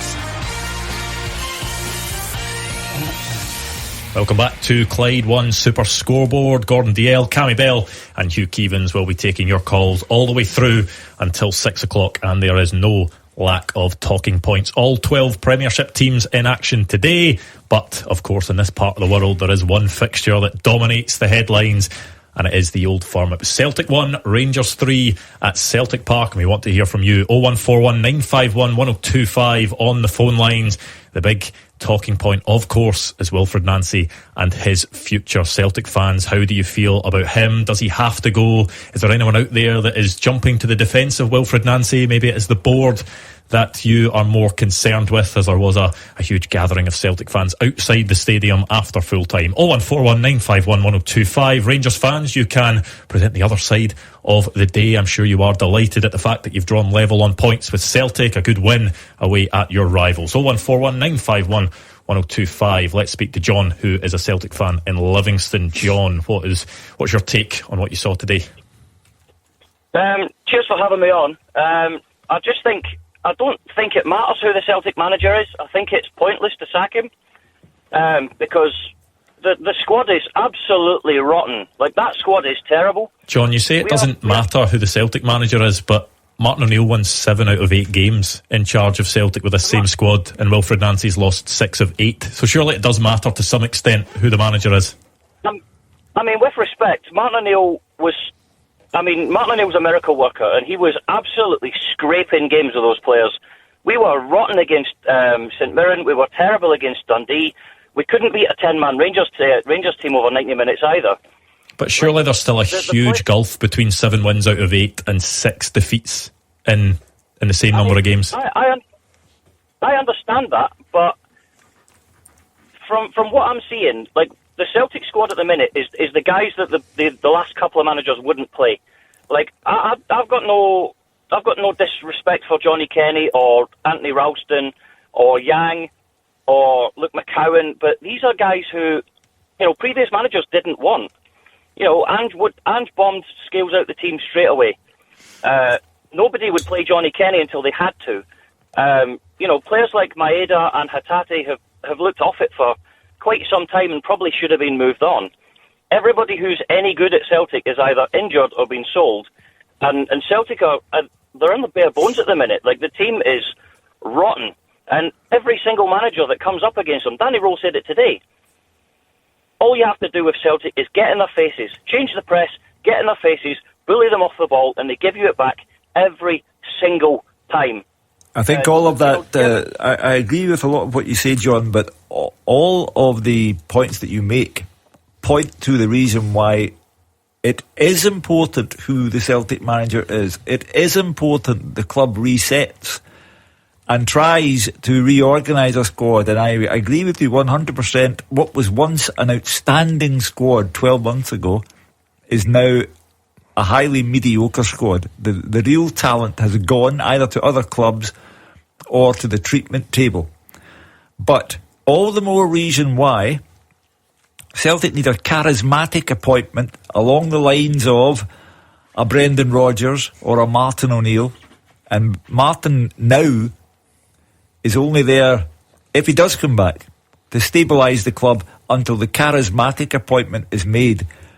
But Celtic will never get anywhere under Wilfred Nancy must find that charismatic manager, and he doesn't have to be Irish, and he doesn't have to have played or been a Celtic supporter. They could go and get Ange Postecoglou back if he would listen to them. Whatever. I feel like we're maybe conflating two arguments here, because I think it can be true that fans feel that the quality of the squad has regressed, and high quality players have left and not been replaced. But it can also be true that a manager is still not getting the best out of the current group of players. 100%. And maybe you can even look at Rangers as an example of that second part, that Russell Martin came in and had a disastrous time of it, and Danny Rule has been working with the exact same squad and has managed to get Rangers from, I think, 8th in the table when Russell Martin left to now level on points with Celtic. So the Rangers squad, is it where Rangers fans want it to be? No.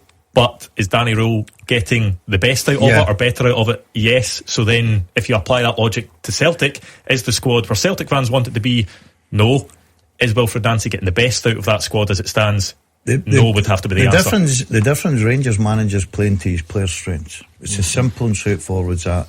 The Celtic manager isn't, and he's not prepared to change. Tactically, I've watched him the second half. He doesn't do anything that changes a game.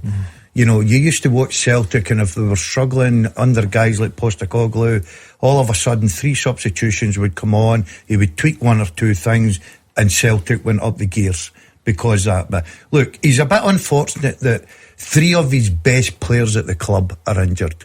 And then key players, Johnson at right back, Carter Vickers is a leader at centre back, Jota's a match winner for you. So all of a sudden 3 big players for him. But until Light gets them back, I totally disagree with John. The manager is going to be important because you've now got a window, right? You're still in this, don't write Celtic off, you're still in this title race. There's no doubt. Don't get me wrong, I don't think he'll win it under the current manager. If he keeps the current manager and he keeps doing what he's doing, he's going to lose games. It's simple as that. But if they can bring in a decent manager, back him, get some players in there, they've still got a nucleus of a squad that's good enough to go and win game after game. Yeah, I know that the Celtic dislike transparency. They don't like to tell the fans or the press what's going on. You occasionally get a statement in the middle of the night, not signed by anyone. However, I would like to know from Celtic, if they do not want to get rid of Wilfred Nancy, what is it they think he can bring to the club? Because I got professionals here beside me who are saying out of his depth, in the wrong movie, etc., etc. It is as plain as can be that he's not up to the job. Results are worsening. Performances are going from miserable to pitiful. How can Celtic Football Club justify not getting rid of Wilfred Nancy? John mentioned that it's not important to have, it doesn't matter who the manager is. I totally disagree. I think it's when you've got a squad that's not as strong as it should be, I think that's where the manager makes all the difference, to be perfectly honest. I think that's when you get a top quality manager that can get the best out of players, can play a formation that suits them players. Daz mentioned it there with regards to you've got to play to your players' strengths. Again, good managers work with players, they put their arm around the players and make sure they feel good going onto the pitch. They make sure they go onto the pitch to win that game. Celtic haven't got that at the moment within that manager. He's putting players on the pitch who are uncomfortable in positions. Ralston, for me, is the prime example. He's playing a player in that position that absolutely shouldn't be in that position, and he's kind of hanging him out to dry, I would say, to be honest. John, what happens for you next then if you feel that it's not the manager that's the problem? Does Wilfred Nancy stay in charge and then it's about what Celtic do in the January window and sort out the squad? See, to be honest, I think it's pointless to sack him now because we're in a transfer window and it took 5 weeks to get him in the first place. If they sit in their hands for 5 weeks, the transfer window's finished, your team's not any better, and then you'll have another manager who'll come in and have the same issues. Like, Brendan Rodgers compared this team to a Honda Civic, and he wasn't wrong. Martin O'Neill was a bit more diplomatic about it, but I think he was quite candid with his media pals. Like, Graham Spears said that Martin O'Neill basically told him that this squad is rubbish. Like, the squad is nowhere near the quality that Celtic should be having. And I think it's maybe not unfair on Wilfred Nancy because he hasn't got any of his own players. He's been told to come in and play his style of football. That's what he's been hired for. And for us to say, oh, don't do that, do what the last guy did, what was the point of bringing him in the first place? But if you rip it all up, start again, all you're going to do, like, I don't even think we've got the players to go back to our back four. And with the formation change, Motherwell changed formation twice in the second half against Celtic. Celtic have changed formation once in the last 5 years, and everyone's lost their mind. Is that not because Celtic have probably not gone through a spell, I don't know, ever, potentially of losing 6 out of 8 games? Yeah, and I mean, I actually think that at the minute, like, Celtic have been ridiculously unlucky. Like, again, it comes back to squad quality. We could have been 4-0 up at half-time today. Against Dundee United, could have been 5-0 up at half-time. But we don't have anyone up front who has got the quality to score a goal. And that's the difference between Celtic and Rangers today. Rangers got 3 chances at goal and scored 3 times. Celtic, just could not hit a barn door. But in summary, Wilfred Nancy is making a bad situation even worse. Celtic will go nowhere under Wilfred Nancy. It is an open and shut case. What John said there can be an okay excuse in isolation, but see if it continues to happen over and over again and all the games are kind of forming the same pattern, it's then hard to accept it as an excuse. If the same mistakes are happening. And yes, I get it, if Celtic had a prolific centre forward, it might be different. But how many goals did Maeda score last year for Celtic? About 31, right, I think. Okay, so that tells you that there's a guy in there that can score goals right away. That's your argument done there, right? But he's been played in the wrong position. You look at, I disagree, I think Celtic could go to back four. I think Ralston is a better right back. He's never a right centre back in a million years, and he looks uncomfortable. Ralston, Trusty, Scales, Tierney are your back four with a balance. So to say that the players aren't in the building to go to that system is wrong. But the problem is his system he's got now. The players aren't in the building to play it. And that's where he's letting himself down. Now, I'm all for him coming in here and playing the brand of football and the back three and whatever he wants to play. But you've got to have the tools to go and play it. And right now he's not, and he's not prepared to change. And that's where I think he's killing himself. Well, thanks to John. What about Adam, who is a Celtic fan in Erskine? Adam, are you agreeing, disagreeing with what you're hearing? Oh, well, but both, to be honest with you, I've got to say that the quality of the squad isn't there at all. I'm absolutely disappointed. I think disrespect to the fans and to the club, and quite frankly, it's embarrassing. I mean, Casper takes him 3 years to get down to his front post. That's a joke. There's no fitness there. We only last the 45 minutes to half-time. Then after half-time, we've not got the fitness there or the sustainability to keep up with the pressure. And if you look at it as well, I mean, there's Buckland. He's got hands like super glue. They're like magnets, saving each shot after shot. They're just aiming right into his hands, and that's my thought on it with the way the situation is. So it's more on the players for you than it is on Wilfred Nancy? More on the players.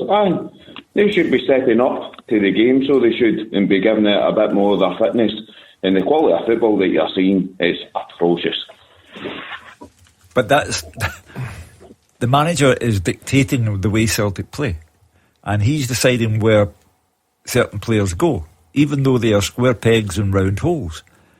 And the proof of the manager being wrong is written in the league table. Celtic are now dropping down. On Wednesday night, Rangers will overtake Celtic. It's only a matter of time if Wilfred Nancy stays before Motherwell overtake Celtic.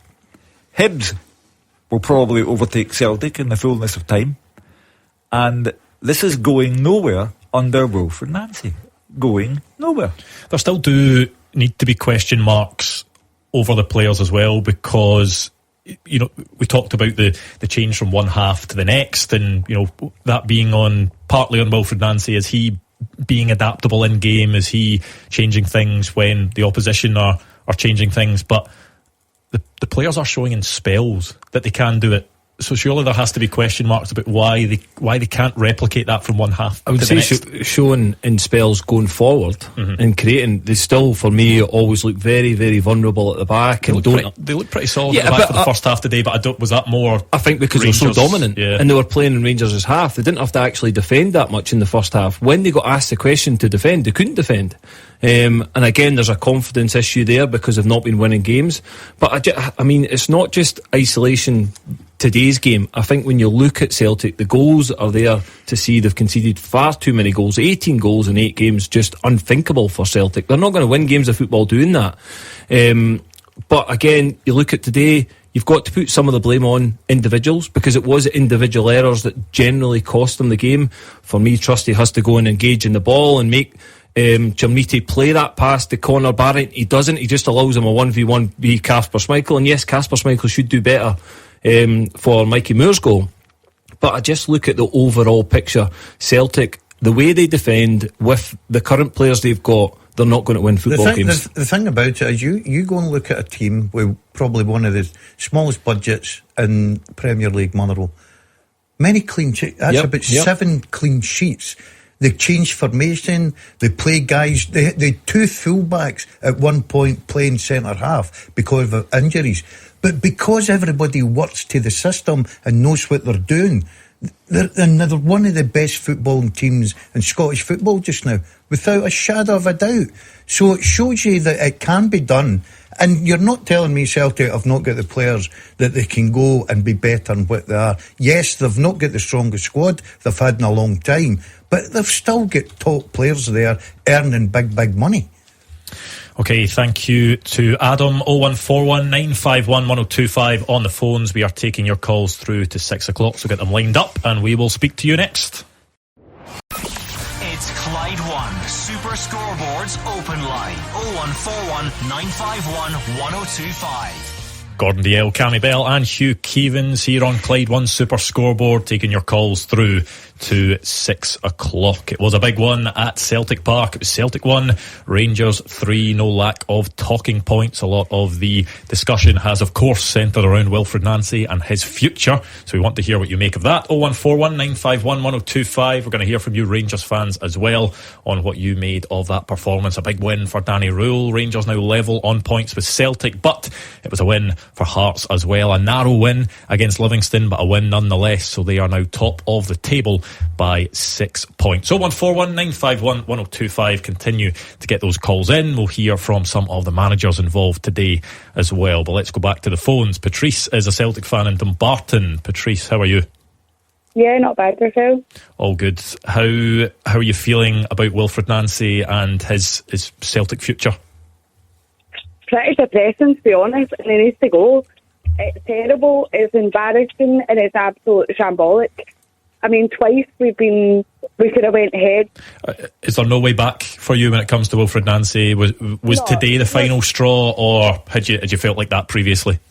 Oh no, it's time to go. It's time to give it up. He clearly does not understand Scottish football, never mind Celtic.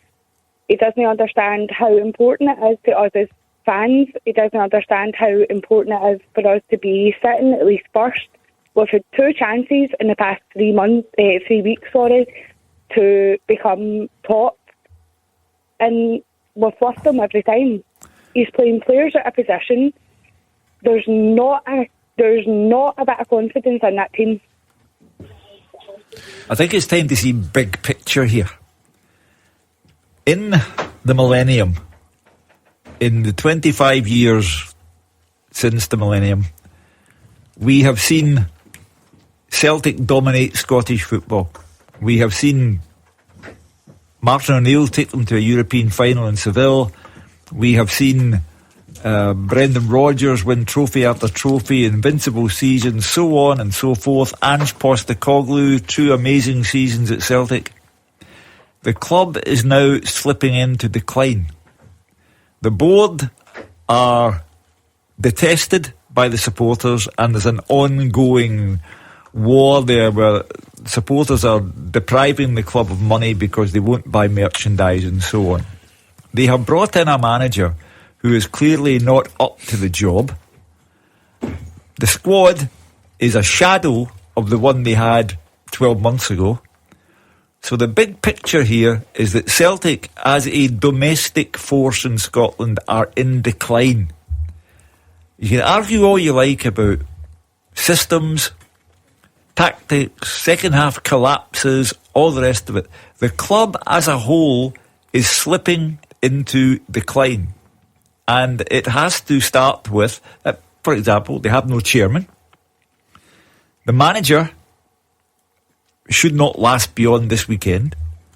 The squad is diminishing, and Celtic need to reset, and it has to start somewhere, and the somewhere is, I think, bringing Martin O'Neill back until the end of the season. I'm not interested in whether he wins the league or not, but bringing him back to provide a period of stability during which Celtic can find themselves a chairman, have themselves a decent transfer window, and build up again, because as a club they are falling away. Patrice's point about Wilfred Nancy taking the sort of tactical side away from it, Patrice saying that she doesn't feel he quite understands the landscape of Scottish football, understands the landscape, the severity of the situation. Do you agree with that side of it? Yeah, I think it's very hard because the manager's just in the door. He said the 8 games, but unfortunately the nature of the beast is quite simple. If you come in as a Celtic manager, you can't be affording to lose 6 out your 8 games. You've got to have clean sheets. You've got to see an improvement. Yes, at the beginning of each game you look at Celtic and you think, oh, this could be the day, and then they just fall off it. And the one thing that I believe that the reason I'm saying that he's not good enough to be a Celtic manager is because I never look up and making a change, substitution, a tactical change that I think that's going to change the game. And if MD makes a change against him, he never combats it. He just sticks to his principles. And right now, out of 8 games, 6 losses, no clean sheets, principles ain't working. So my thing is, why does he keep continually doing it? Yeah, listen, I've said it before. I feel as if he's a manager that's came into the club.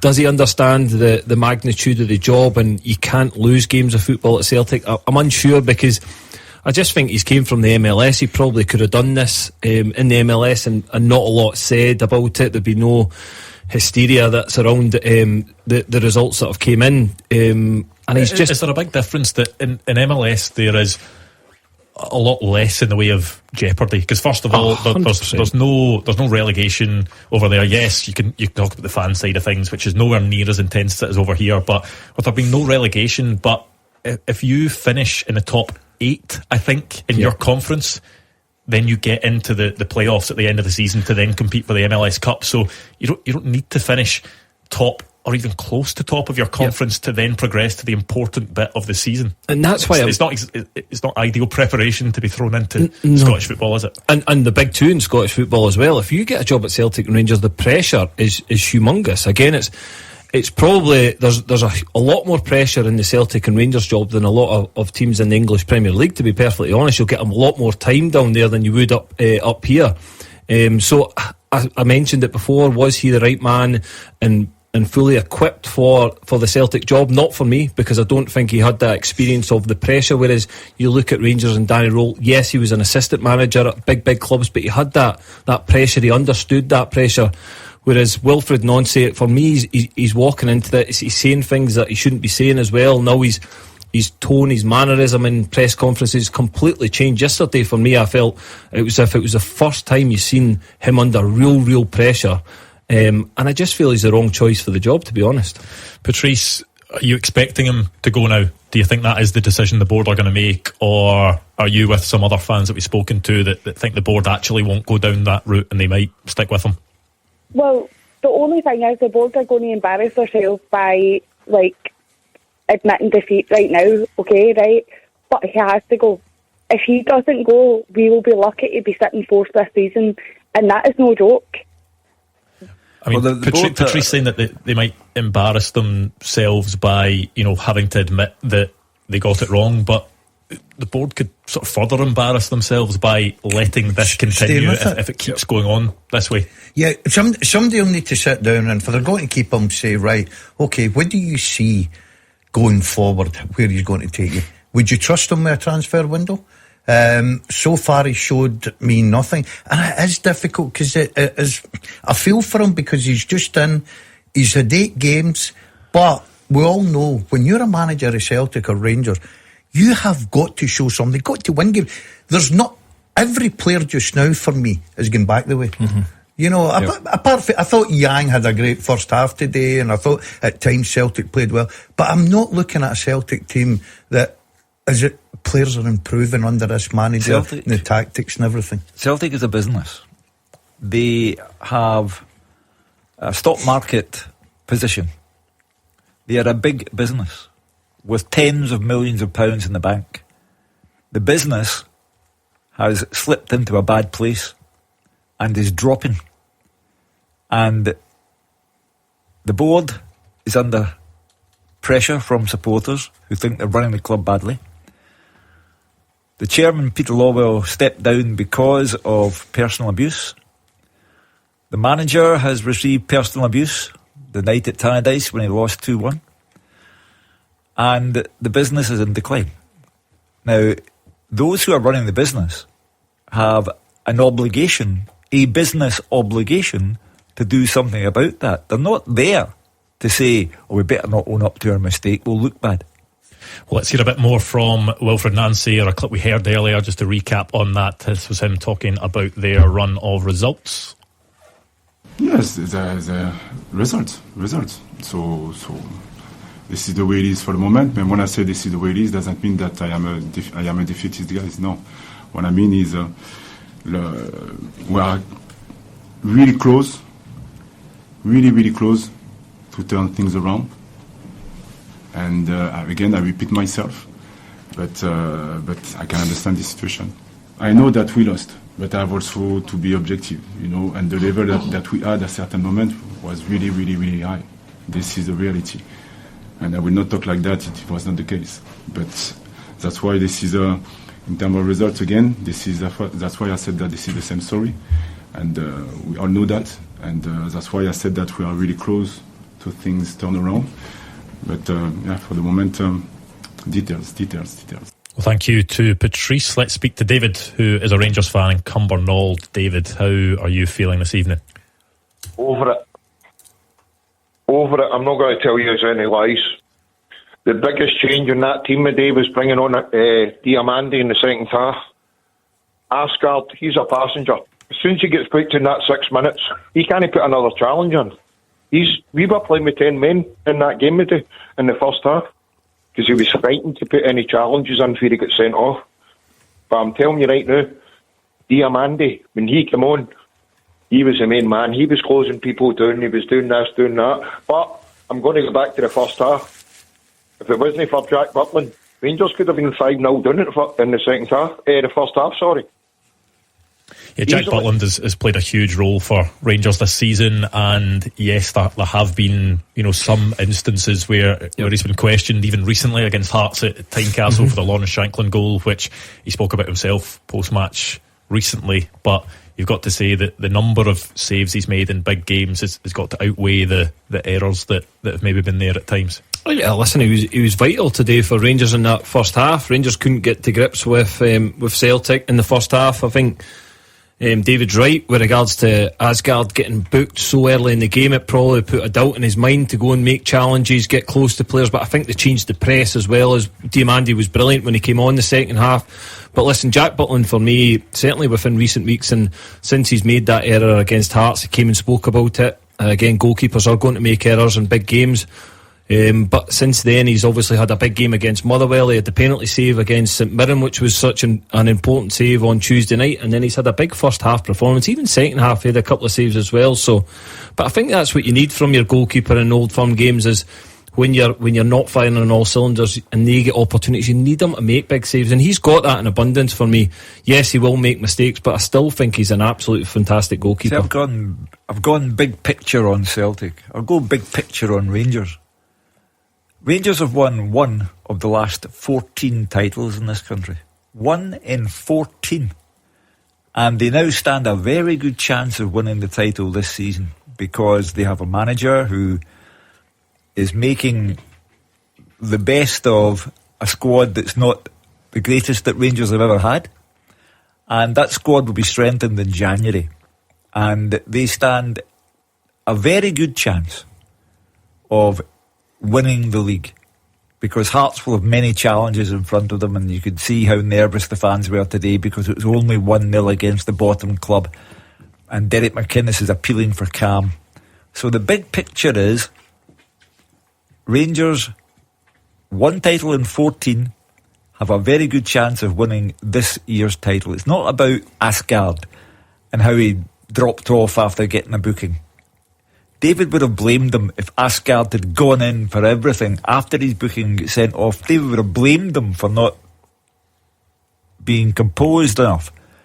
The big picture is Rangers are in with a very good chance of winning the league title, having started an utter shambles, having got rid of a manager. They have a very good chance of winning this title. David, what about Yusuf Chermiti's performance today? How big a game was that for him? Big man, I've even made a song up about him already. Please don't sing it. You're going to sing it for us, as long as it's clean. It's an oasis, man, believe it or not. He's electric, he only scores against the Celtic. He's Chermiti. You having that one, Gordon? Oh, I love it. Songwriter, this boy. I've got to say, I thought first half it was dreadful. I really do. But goals for strikers change. Really, I thought we've seen his goal and we're thinking, oh, it's a tap-in. It's a brilliant finish, his first goal. Great ball. Was it Raskin? It went down the right-hand side. Great ball. And then the second one, he's running through there and he must be thinking, right, where's Trusty? He's going to come and close me down. And then all of a sudden he's seen Schmeichel and he's tucked it away. And I thought he played very well second half. I thought his link-up play was good. He put himself about as a striker, shooed away from home in a difficult place. So second half, thought he was excellent. Rangers fans will now be praying that he's going to kick on from this. What a confidence booster for him. Because he'd scored 2 goals previously. He had one against Kilmarnock, which was pretty much chucked in by Eddie Beach. Didn't kick on from that. Scored a consolation goal at Tynecastle, but didn't really contribute throughout the game apart from that. Today was completely different in that first half maybe didn't offer a whole lot, but second half was getting involved in play, was holding the ball up, was working hard, and then scored 2 good goals on top of that. So if there is a time where Yusuf Chermiti is going to take confidence and take belief and kick on, surely that has to be the game where it just sort of clicks. 100%, and I think I was a little bit disappointed the first half because I seen the game on Tuesday and I thought he was excellent against St Mirren. He led the line really well, worked ever so hard, got an assist in the game. He was man of the match, so I thought he was going to take that confidence. But again, probably looking at the whole Rangers team in the first half today, they weren't at the races. The manager had to have a few words at half time, make tweaks to the system. But he was phenomenal in the second half. Again, his goals were great, but what he did well was he worked ever so hard. He put that Celtic defence under pressure. He linked play up well, as Daz said. So, yeah, listen, if there's any time that you feel as if this is the time he needs to kick on, he's got to take confidence from scoring them 2 goals today and really start his Rangers career from here. Where are your belief levels, David, that Rangers can win the title now? Tell you the truth, lads, I've told you this a few weeks ago. The points that Danny Rose picking up, I know it's only 1-0 wins, 2-1, 2-1, 1-0, 2-1. I've said this weeks ago, Rangers are in the title race. I don't care what any of you say. Hugh, please don't comment, mate. You must be deaf, because I've just said that Rangers are very much... I think he doesn't want you to predict that Rangers might win the league because your predictions are so bad. I think that's the route that David's going down. Well, no, because every time Hugh predicts Rangers are going to win, they get beat. Oh, well, tough. To be fair, it's one of these years that you look at the 3 teams now and you're thinking, yeah, Hearts can win the title. Yep. There's no doubt about that, and I think a lot of people have tipped them. Celtic, if they get the right manager in for me and the right players in January could win the title. And Rangers, as Hugh quite rightly says, can win the title as well, because it's a big transfer window as well. The manager's got everybody believing. So I think it's quite an exciting title race this year. I also tipped, David, Rangers to win by a 2-goal margin today. Maybe he's turning a corner in the new year. You never know. You're a good lad. Can I ask another point? What do you think about Tavernier getting a new contract? Certainly, he was asked about his future on Friday. Yesterday, he was asked about it, and he said that there's been. It was a very vague. There have been talks behind the scenes, but it will stay private. So he didn't say whether he's been offered anything or whether it's definitely going to happen. I think Tavernier is good for Rangers. I know that he's the Celtic equivalent of Anthony Ralston. He's the whipping boy. If Rangers are bad, Tavernier gets it. Serial loser and all this. However, I think he's good for Rangers, and he may not be the physical presence that he once was. We all get older, but I think another year would be justified. Well, thanks to David, 01419511025. Let's speak to Tommy, who is a Rangers fan. I don't think anyone has ever been asked this question before. Tommy, are you in Istanbul or Doncaster? Because my screen says both. I'm normally in Doncaster, but I'm actually speaking to you for the amazing city called Istanbul, yeah. Oh, there we go. Lovely. So, okay. How did you enjoy the game today? Well, first of all, I'd like to wish all the lads and yourself Happy New Year. Happy New Year, Tommy. I enjoyed it. Actually, I was in the lounge at the hotel with a crowd of Fenerbahce fans and Galatasaray fans watching it with me. And they were looking at me at half-time as if to say, mate, you may as well go back to your bed. And it was so bad. I thought, what have we done? We're allowing the out ball through Ralston in that first half. Everything went through Ralston. And Mikey Moore was nowhere near him, and I'm beginning to say, what are we doing? Just shove up on him and put him under the pressure, because he'll panic. Right? And my son texts me at half-time, and I won't repeat what he was saying, but I text him back saying, we need to press higher. We need to put them under pressure quicker, and they're not such a good team when you put them under pressure quicker, right? And I was just hoping that he might make some changes, which he did. And all credit to him. I must say, Butland kept us in it in the first half. It could have been, I think the earlier caller said it could have been 3, 4 or 5, and I don't doubt that. He made 2 terrific saves, especially the one for Johnny Kenny that came through the Rangers player's legs, because I never seen that coming. And I was surprised what Butland did. And then the big fella stepped up against St Mirren the other night, and then today, I just thought, he was colossal in the second half. He was bossing everything that got up there. He wasn't allowing them 2 minutes peace, whether it was Tierney, whether it was Trusty, whoever it was. He was chasing them down. It was terrific to watch. I'm really pleased. I don't know if we're going to win the league. I would like to think so. But I think the next game that we've got against Hearts is at Ibrox. And am I right in thinking, because I've been out here for a little bit a while, and I watched the Hearts game, and after that I didn't see the reports, but I was led to believe that Majowski's goal should have stood. Is that correct? No, I don't think that's correct. No, I don't think so. No.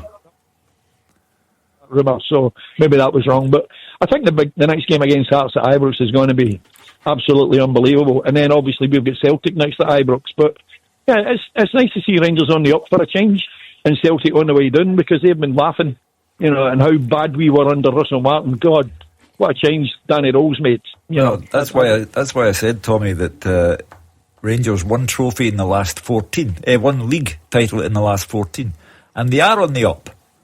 And Celtic have had 13 of the last 14, and they're on the way down at the moment, because they are in disarray in the boardroom, in the dressing room, in the manager's room. So Rangers have an outstanding chance. It's now all about Hearts and how the bottle stands up. I think when you look at Danny Rowe and the job that he's done, it can't be underestimated. I think the difference I see, certainly there's a lot of differences within the two managers at Celtic and Rangers, but I look at the Rangers manager just now and from the previous Russell Martin manager, his relationship with the players, the connection between him and the players, you can clearly see it. Seen it full time. They went over to the Rangers fans in the corner. Again, Danny Rule took a little bit of applause, but then pointed to his players. He says, it's them guys there that went and delivered for me. Yes, I put the formation together, I make tweaks, I take the blame when it goes wrong, but he wanted to put all the praise on his players, because for long periods this season they've been getting a lot of criticism. So I just think the way that he's went about his business has been great. I think he's a really good man manager. He's a likeable character. I think the press, again, he works well with them. I just look at him as an overall manager. I think he's came in and done a fantastic job, because he's a young man as well. He earned his stripes at half time today, because you're right, getting in that dressing room, you're looking and thinking, we're lucky we're still in this game. Let's be honest about it. He changed the tactics of the press, and Tommy's right. The minute you press Celtic high, you seen it the other night at Fir Park, Motherwell just going and pressing them really, really high, putting them under some severe pressure. They've not got the quality to play through. They've not got the quality to play through just now. That's the problem. And Rangers changed that this afternoon, and it certainly worked for them. And what helped as well, after half-time, it wasn't that long after half-time, Rangers get back in the game, put a bit of pressure on Celtic, and we've seen it before with Celtic just now as a team. The minute they're pressure on, they don't seem to have the answers. What about the way that some of the either younger or less experienced Rangers players handled the occasion? Because especially after that first half, a few of the players maybe could have crumbled just with the way it had gone. I'm thinking of Mikey Moore, who had a pretty poor first half, but ends up scoring a crucial goal to make it 3-1. He's only 18 years old. Jada Magoma, only 19 years old. Emmanuel Fernandez is a bit older, but as we mentioned earlier on, was playing for Peterborough, had been in non-league not that long ago. It could have been a tough afternoon for them if they just kind of let that first half swallow them up, but they all helped step up in the second half, didn't they? They absolutely did. And again, down that left-hand side, you look at Moore and Magoma, they really struggled. There's no getting away from that in the first half, and they weren't the only ones. They just struggled to get to grips with the game, and I felt as if I spoke about it was an opportunity for these guys, Mikey Moore especially, to go and show his quality. You come up to Rangers for a reason, to play in these big games. You got the opportunity today, and listen, I think it was a huge testament to their character that second half they came out and they delivered. They delivered for Rangers. It's not easy when you've not had a great first half. You've been under a huge amount of pressure. You're probably thinking, right, we would probably take a draw at this moment in time, but they went out, they got to grips with the game, and Mikey Moore gets his goal. So I think he's turned into a completely different player under the new manager as well. So you've got to look at that in isolation. Between Russell Martin and Danny Rowe, he is a completely different player. Well, thank you to Tommy in Istanbul. What about John, who is a Celtic fan, up next? John, who does the blame lie at? Is it Wilfred Nancy? Is it the Celtic board? Is it the players? Hi guys, good evening to you. Yeah, I was at the game this morning, or this afternoon rather, and I was not, I expected that result today, but I don't want to speak about Wilfred Nancy. He's a bad appointment, he shouldn't be there, the guy, but I would like to wind it back to the board. I think the board are fully responsible for all things that happened to Celtic over the last several years, and in particular the chief executive. Michael Nicholson should not be in that job. He doesn't have the experience to do the job. He came from a medium-sized legal firm to be the company secretary, and all of a sudden, after a year or two, he was promoted, possibly without interview, to the chief exec's job. Now, before him, we had a guy who looked as if he was going places with Celtic, doing a reasonable job. He lasted 6 months. Don Mackay. Now, Don Mackay had experience. He was the chief executive of Scottish Rugby. He's now the chief executive of the SEC and the Hydro, doing a good job, as I understand it. We get rid of him, and now we've got a guy in there who's completely incapable of taking Celtic forward. He has no leadership skills whatsoever. He's no ability to think strategically, and Celtic are in a mess. Now, his frailties have been disguised through Ange Postecoglou and more recently Brendan. And the failure, in my opinion, lies with the board. They should never have appointed Wilfred Nancy. They even got it wrong when they announced his appointment to the stock exchange. They couldn't even get his name correctly when they announced it to the stock exchange. And even worse, when the guy was brought forward to meet the press Not one board member sat beside you guys. That sums it up, in my opinion, of how poor this board of directors are. I think we've only heard from Michael Nicholson once in the last few months, and he did a Celtic TV interview just after, a few weeks after Wilfred Nancy's appointment, and he gave Wilfred Nancy his backing. But the point that John makes, obviously not a fan of the work that Michael Nicholson is doing, but would Celtic fans appreciate some sort of transparency, accountability of Michael Nicholson sitting in front of the media and being forced to answer questions about what is going on at the club, because it feels like a long time since someone in the Celtic board has actually had to kind of face the music and explain things. I think the clue lies in the title, Chief Executive. So act like a chief. Where I am a little concerned is that when John strays into the area of personal abuse about the firm that Michael Nicholson worked for before he came to Celtic, about Michael Nicholson possibly having got the job without an interview. How would John possibly know that? I'm wary of personal abuse because Celtic have lost their chairman as of earlier this week because of personal abuse, intimidation and threats. So I'd steer well clear. I don't think John was crossing a line in but stay clear of personal abuse, and also understand your point is correct that Michael Nicholson ought to speak to the Celtic fans in the coming week, and he ought to explain the rationale behind the appointment of Wilfred Nancy, and if Celtic are not prepared to get rid of him, explain what it is they think he can do and how quickly he can do it. But also understand big picture again.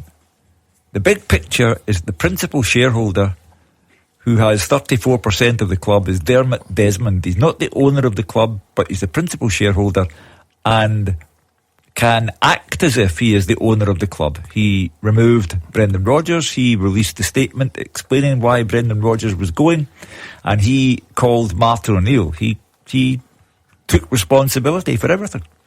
It's Dermot Desmond who is the important player in this game now, because does he want to be rid of Wilfred Nancy, and will he do it in the way that many years ago he got rid of Ronnie Dyler after a game against Rangers, which Ronnie Dyler lost, and within 48 hours the statement was released to say that Ronnie Dyler would not be the manager of the club the season after. John, how important is clarity either way? I know there are, I would probably guess at the moment, the vast majority of Celtic fans that would maybe want to see Wilfred Nancy go this week. So if there isn't the clarity in that sense, if he is to stay on, does somebody at the club need to actually address the situation and come out publicly and say to the supporters he is staying and the reasons why he's staying? Absolutely. Michael Nicholson, well, first of all, can I just say there, I hope I was not given Michael Nicholson personal abuse. I didn't mention the name of the legal firm he worked for, although I know who it is. I was not giving him any more personal abuse than Hugh has been given Wilfred Nancy all afternoon. So I think Michael Nicholson needs to come out and be upfront with the Celtic support, but I don't think he's capable of doing that. Now, whether you think that's personal abuse or not, that's up to Hugh's opinion. I don't think he's capable of that at all. He's never done it. He's very seldom done it in the past, if at all. I don't think he'll come out now. John, what's your gut telling you? Will that decision be made or not? I don't think they will. I think they'll keep him. Why? Because I think they're frightened to let him go. Because they're frightened to come up front and say they have made the wrong decision. But I don't come on here to actually talk about Wilfred Nancy. He is not the original problem. The original problem stems from the board of directors, who are, in my opinion, incapable in this day and age of running Celtic Football Club. But John, surely you understand, the club is basically run by Dermot Desmond. Well, Dermot Desmond, and there's obviously another large shareholder involved in that, who owns about 16% of the club. Now, they've obviously given Dermot Desmond their backing. and we know who that investment company is. They must be giving Desmond their backing, or else he wouldn't have that level of power. Now, Michael Nicholson and coach, if they think Desmond is not making the correct decisions, they should stand up and be counted. The chief exec's supposed to be a leader of an organisation. I said that. In terms of housekeeping, he, as chief executive, should be the one to front up next week and speak to Celtic supporters. By keeping them at arm's length, that is harming the business as well, because there's a breakdown now in the commercial trading because supporters won't buy Celtic's merchandise because they feel they are being ignored. Well, thank you to John. Very quickly, Hugh, how do you sum up the events that we've seen today? Great day for Danny Rowell, but Hearts remain 6 points clear at the top of the league. The pressure is on Derek McInnes and those Hearts players, but Danny Rowell has Celtic on the way up. Wilfred Nancy, I'm sorry, has taken Celtic down and will take them down further unless he's replaced. Well, thank you to Gordon Dalziel, Cammy Bell and Hugh Keevins. More importantly, thank you to you at home for listening along, phoning in, getting involved on social media as well. We only got in a fraction of the calls that we would have liked to tonight because it was so busy, but not to worry, because I'll be back tomorrow night 4 till 7 with Jim Duffy and Scott Allen to reflect on the day's action. But up next, it's a GBX.